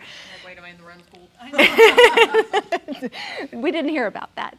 So these mini labs in the biology program, they're about 30 minutes. And I also know that somewhere in your classroom, probably at the back, maybe a few cabinets, you just stuff things because you scavenge. So let me assure you that these little mini labs, that's where you're going to find the materials to run these mini labs. I do again want to call out the DOK is identified for you in the data and analysis section. Now in the environmental program, very similar activities. I just want to point out that in the environmental program, they're found at the very end of the chapter, so if you're reviewing that as well, that's where you'll look to find those. Now, what about labs, you say? The biology program, for every chapter, we have 2 teacher-tested labs. Now, How is teacher turnover in your schools? Are you seeing a lot of new teachers coming in? I got an eyebrow raise. And and maybe some teachers who are coming from other fields? Yeah? Okay. So, and that's a challenge, especially if you're a seasoned teacher and they're looking to you for assistance. And so the more support that your instructional materials can provide, the better. As you start flipping through those lab manuals, there are a couple things I want you to look at. I want you to look at the advanced prep.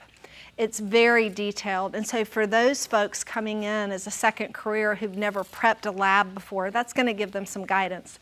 The other part I would suggest looking at is facilitating the investigation. It's almost a script. So again, even if we're seasoned teachers going into the lab setting, we know that we're short on time. That's going to give you the support. And then, of course, for those new teachers, lots and lots of comfort given by those great instructions. My favorite thing in these lab books, and again, I am speaking to environmental and biology now, you'll be provided with sample data. And I don't know if y'all have ever done a lab and the results come back and you think, I think that's what we were supposed to get, but I'm not entirely sure that the students followed the procedure, and I don't know if this data is exactly what it should have been. So you have sample data. The other thing I like about this, I've had teachers tell me, hey, I didn't have time to do all of the activities, but I was able to hand that data to my students and really have them interact with that data and do the analysis and draw the conclusions. Again, your depth of knowledge is called out in your teacher answer key. You'll also have in that lab manual, as you can see, I see y'all flipping through all of the student worksheets that are associated with the lab. Now, how do we know that students are getting the content? I want you to be sure in your bags, there's an assessment handbook. In that handbook, you're going to find a variety of question types. You're going to find some free response. You're going to find multiple choice. And again, you're going to find one of those assessment handbooks for both of the programs. Online, you're going to find assessments. And here you have an example of a multiple choice item. And any item, of course, that is multiple choice and administered on our digital learning resource is going to be graded for you, which again, it comes back to that saving time for teachers. You'll also find items where you have a chunk of text with an opportunity to interact with some data, and then it's free response. So of course, as a teacher, you would need to put your eyes on the answers to these type questions and then enter them in the grade book.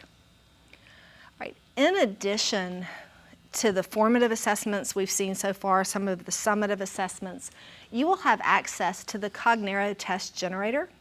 Have y'all ever used ExamView? Yeah, so I say that only to give you a point of reference. So I want you to think ExamView on steroids. And what you'll find in Cognero, you'll find the item bank. So of course you can pull from the item bank. Those question stems can be edited along with the answer choices. Let's say you want to add a diagram or a chart or a graph. You can also dump those in there. Well, not only can you pull and edit items that already exist, you can author your own. And so this table right there, I know it's probably hard to see from where you're sitting. Those are all of the different item types, like a numeric response, a multiple response, a drag and drop, where the template is there for you. And all you have to do is type in your question and then tell it what the right answer is. And of course, again, if it's multiple choice or multiple response, it will grade it for you. You can, of course, print these. You can print multiple versions of a test for those students who might get a little creative on test taking day, where they like to utilize resources that are near. So I think this is a great complement to what we've already seen. You'll have access to standards reports. You can run those by your individual student, or you can run them whole class. Popular question, do you have PowerPoints for your programs? The answer is yes. All of our programs have downloadable, editable PowerPoint slides. We hit on the things that we've articulated are important to teachers. So how is it now that we get our students' attention? I want to introduce Dr. Diva Amon. She's part of our biology program. She is a National Geographic Explorer, and she does research in the deep ocean. I'm going to let her go ahead and tell a little bit of her story.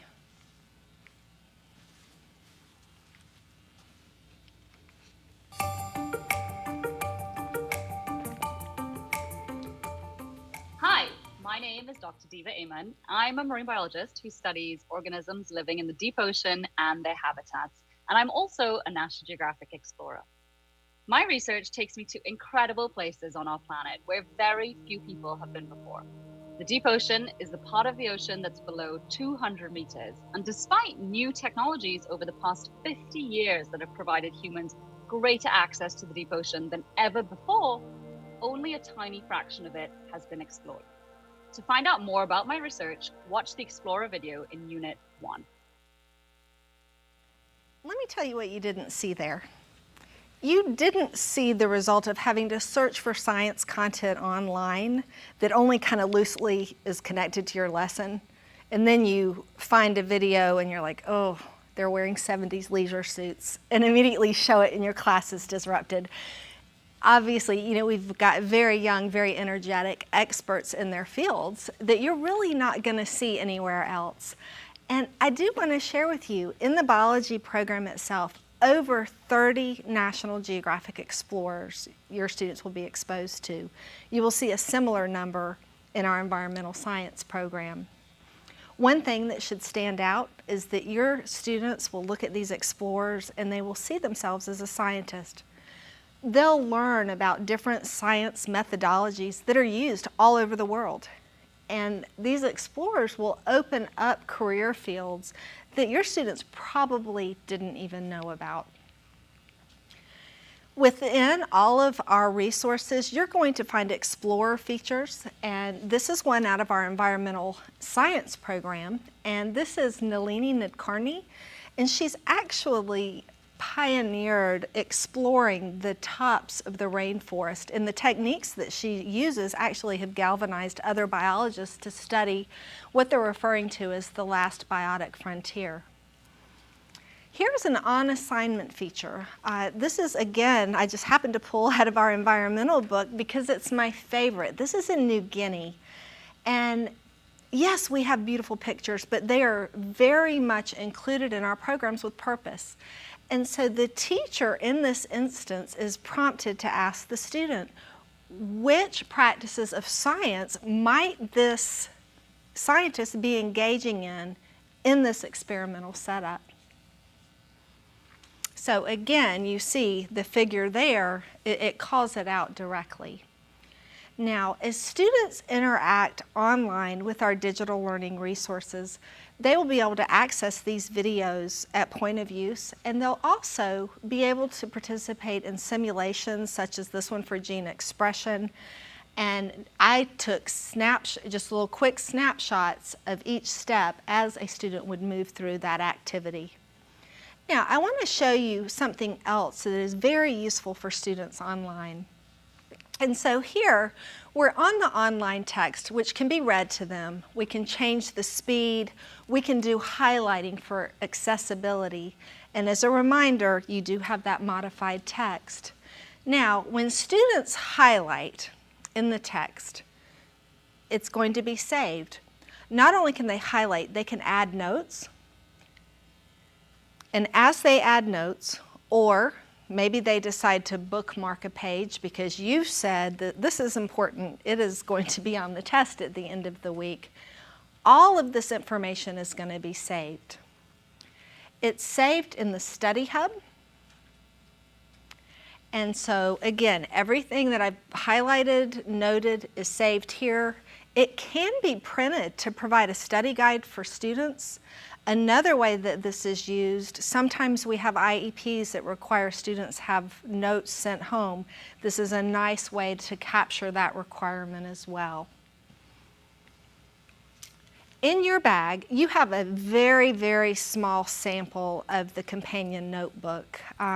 this has gone to print and it will be available very, very soon. What you're going to find in there, as we mentioned, we said vocabulary was super, super important. There's going to be a place for students to capture that academic vocabulary using whatever strategy you have chosen in your classroom. There's a place for them to answer all of those section review items. And so really what that gives you is a way to make their learning visible as you walk around the classroom. It gives you a tool to model how you would approach these questions. And I know that reading in the content area is a struggle. Students need practice. And so we've reprinted in that companion notebook both the National Geographic Explorer article and a Tying It All Together article that we'll talk about shortly. So again, just a place for students to capture their learning. So everything that we've talked about so far has been really in common with both the biology and the environmental science programs. Now what I want to do is I want to dig a little bit deeper and highlight some things from our biology program. So I know that I've got you after lunch, but if you have at all tuned out, tune in now because this is where it gets exciting. This program is designed to use an anchoring phenomena that spans an entire unit. And so the example that I'm showing you here is how do sea pigs survive in a deep ocean? Now here's what I want you to hear.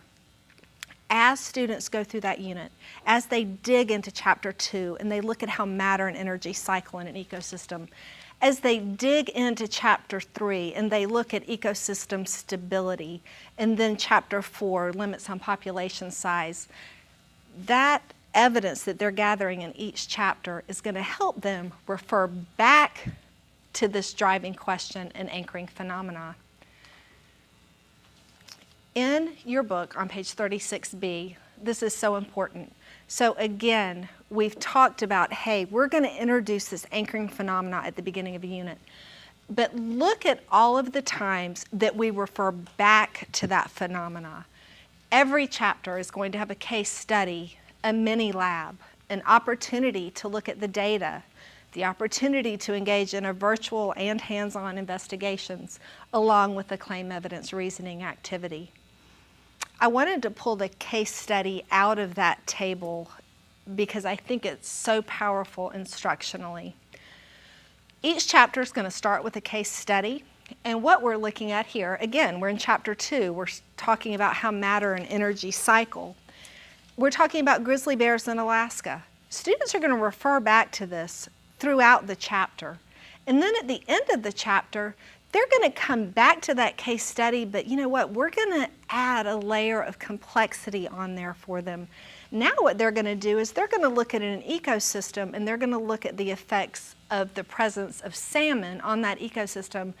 And let me point out again, we're really putting data out there for students to interact with. Also, please note the heading for the question types. Develop and use a model, construct an explanation. And so again, when you look at those, we are requiring students to engage in those practices of science. You are absolutely going to love this. We have virtual labs. They are exclusive to National Geographic. They are tied explicitly to the anchoring phenomena. And so let me go ahead. We watched a little portion of a video from DIVA earlier. And as we open up this lab online, what I want you to notice is that all of the equipment that the students use will mimic what they saw DIVA using in her real-world lab under the sea. So students will use a remotely operated vehicle. They are provided with a very clear list of learning objectives. As they go in and explore a whale fall, a cold seep, the abyss, they will be capturing images of organisms, including the sea pig. As they continue to explore, they'll be required to pull both sediment samples and water samples from each of those 3 sites. Now, what does a scientist do after they pull a sample? Of course, we take it to the lab and we take a look at it. And so indeed, students will go into the lab. They will conduct sediment analysis, water analysis. They'll learn more about that sea pig, and they'll use an environmental sample processor to look at organic carbon. All of that information, data, photos, are saved in the lab notebook. They'll use the evidence there to fill out the report. The lab is available in English and Spanish. Students are able, as they go along, to save their work, and then they're able to submit it to you. One really great thing about that submittal, everything that they've captured comes to you. Every image that they've taken a picture of, every piece of data, and that way you can be sure that they've met the requirements of that lab. And if you don't know anything about the sea pig, it's so awesome that this organism was chosen. In terms of getting a high schooler's attention, it looks like a little transparent ball. It has toxins in its skin, and one of its defense mechanisms, and so if you're not a science person, plug your ears, they actually eject their intestines outside of their body as a defense mechanism. And so again, it's these things that students are going to be like, wow, how did that happen? It's really going to get their attention. Now, I mentioned the EOC test prep workbook earlier. You do have a copy of that in your bag. Here's what you're going to find there. There are 30 questions per unit, and then there is also a 60-question full-length sample test in that resource as well. So I do encourage you in the course of your review to take a look at that, and to remind you that it can also be administered on the MindTap Learning digital resource and graded for you. Another item that you're going to find in that assessment handbook are performance tasks. So are performance tasks something that y'all are using a lot in your district, or kind of And I'll tell you from my own experience, my answer was the same, because they are so very difficult to write.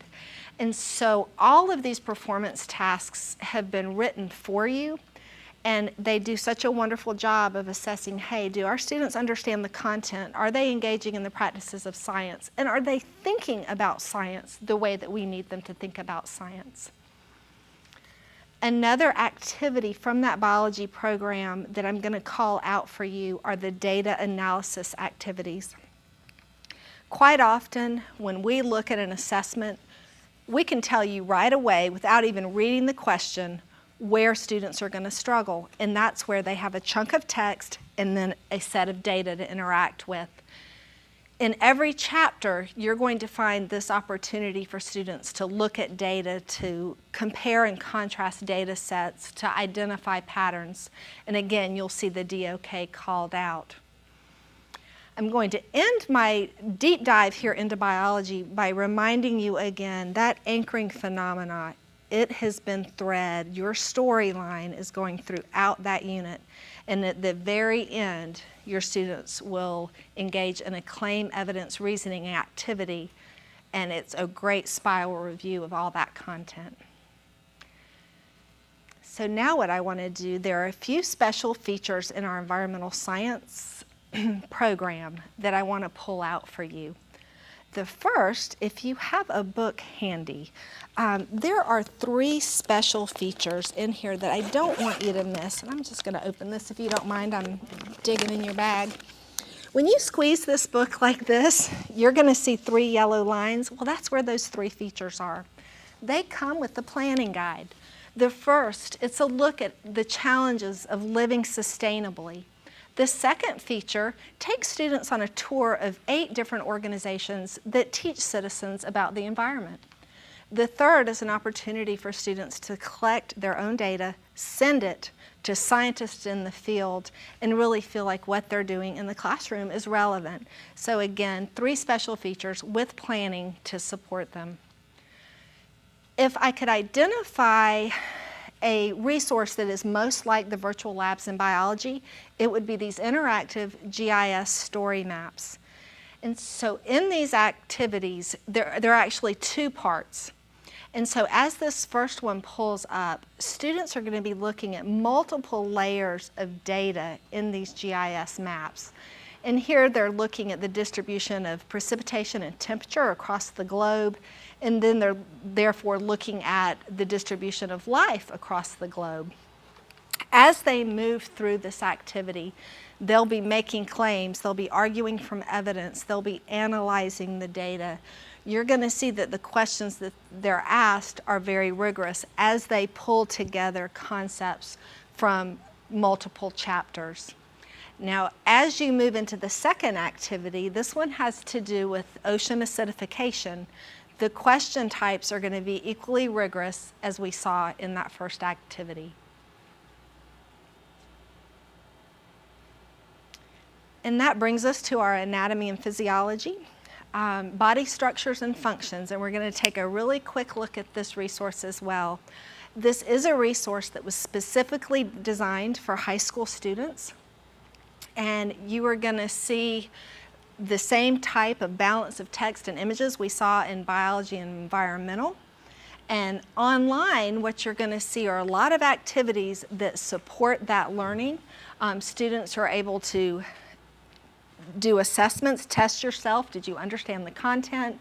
There are study activities there to include flashcards and also quick checks that are matching items that are graded. There's also a learning lab, and I did want to pull this out for you. Often when we're teaching anatomy and physiology, it is so focused on structure function, and it can tend to be a practice of just memorization. And so with this program, what you're going to see in the learning lab is the opportunity to conduct a pre-assessment. And after students do that, they're pulled into a real-world scenario. And in this one, this woman is saying, you know, I'm having knee pain, and she's describing her troubles in a clinical setting. And then a mentor comes in and really talks about the anatomy of the knee and the pathophysiology here that is occurring for this patient. So again, it makes it real world. Along with this comes a student workbook. You will have summary notes, multiple choice items. Of course, with anatomy, we will need to do some labeling. It can be fill in the blank, other activities such as matching, and then at the very end, you'll have the opportunity for students to apply theory to practice.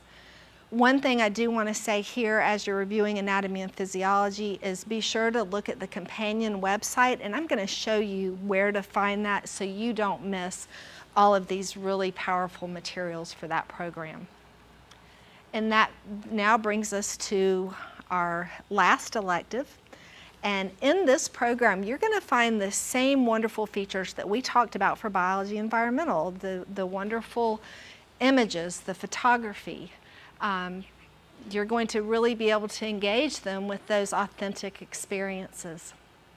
Now, when you go online, it's going to look a little bit different than what we looked at with biology and environmental. This is the learning path. Anything in that learning path can be edited. And you, if you have been teaching a while, you may want to add some materials. You can filter to look for specific type of activities. You can show it by the week rather than by content. And as we scroll down, I'm going to dive into the ocean chemistry. And as you see, if there's a pencil with paper, that's practice. If it looks like a book, that's a reading. And so let's go in and see what the reading looks like for not only this elective program, but also our anatomy and physiology. So as we go in, this is a teacher tool available exclusively to the elective programs. If you, the teacher, highlight in orange, anything that you highlight, your students are going to see in their version. That's a great way of calling your students' attention to something. You can also add a note. Hey, y'all, here's a little bit different explanation of what you're seeing in your text. You can also add flashcards to the deck that your students will see.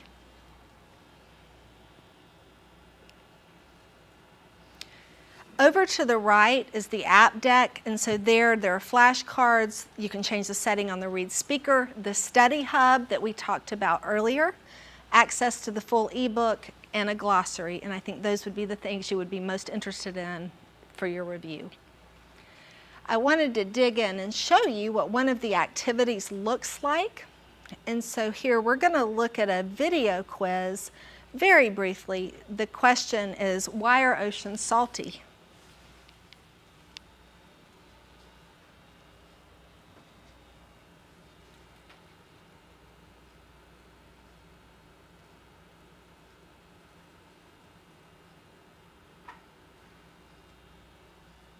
Hey, ocean, what's with all the salt?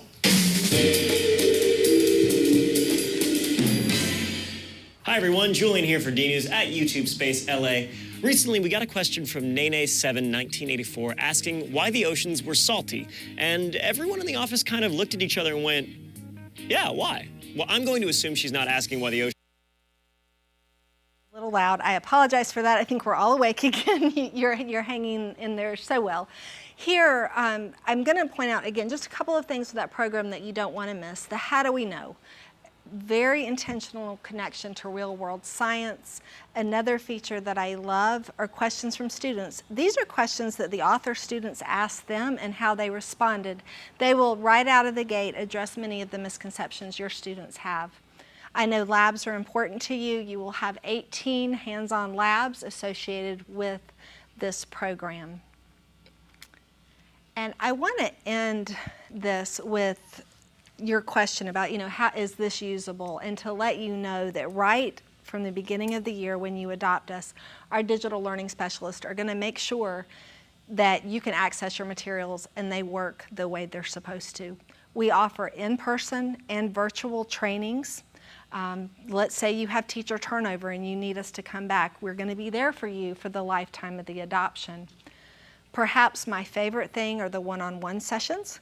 Let's say you went and you learned how to use Cognero, but now you're back in your classroom and you're thinking, gosh, how was it that I did that? You can sign up on a calendar for a one-on-one, get online with somebody, they'll answer your question, and then you're back to teaching. Already we have available for you a catalog of videos to show you how to do various tasks on that online platform or just to use our resources. Of course, we never want to take the in-person out of that. So I think that you've seen that these experiences are really going to put your students where they need to be in terms of college and career readiness. And what we do want to do, and I think Steve's standing up and I see what he has in his hand, we want to be sure that you're ready to do your review. So Steve, did you want to talk? Had one of these. This is our district review site. It will have digital walkthrough guides, demo access, all of that you will need when you're reviewing programs, because I know you are feeling like you have been drinking water from a fire hose at this point, and not everything is registering with your brain, but everything is done for you there. You should have samples of everything at your school. If you do not, or if you have a colleague who would like to sample, go through Mr. Gore. We'll make sure that we get those samples there for you. Okay? Any questions? Yes, sir. No, go ahead. What is the annual replacement policy for things like the companion notebook and test prep? Those are one per student for the life of the adoption. Good question. I was gonna ask, I see that there's a Spanish version, but is there capability to go in and translate for other students? Like I have a Russian student. So all of our programs are compatible with Google Translate. And kind of to answer your, talking about everything being a little bit overwhelming, when you go on the review site, some of the things as you revisit, because you're thinking, gosh, what did I hear?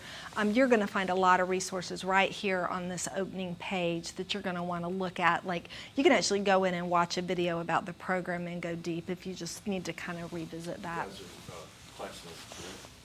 Okay, so we interact with classmates. Actually, your high school U.S. history people just adopted that. It's the same mindset. So if you want to see how it works with class, then just give it to one of your colleagues and see how that works. There were a couple more titles like to that. I can't remember what they were. Yeah. So somebody in your building will be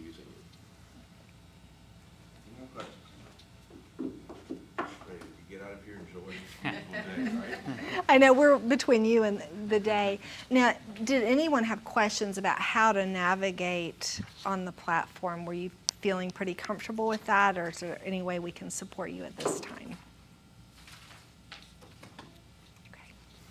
Let us know if you need anything.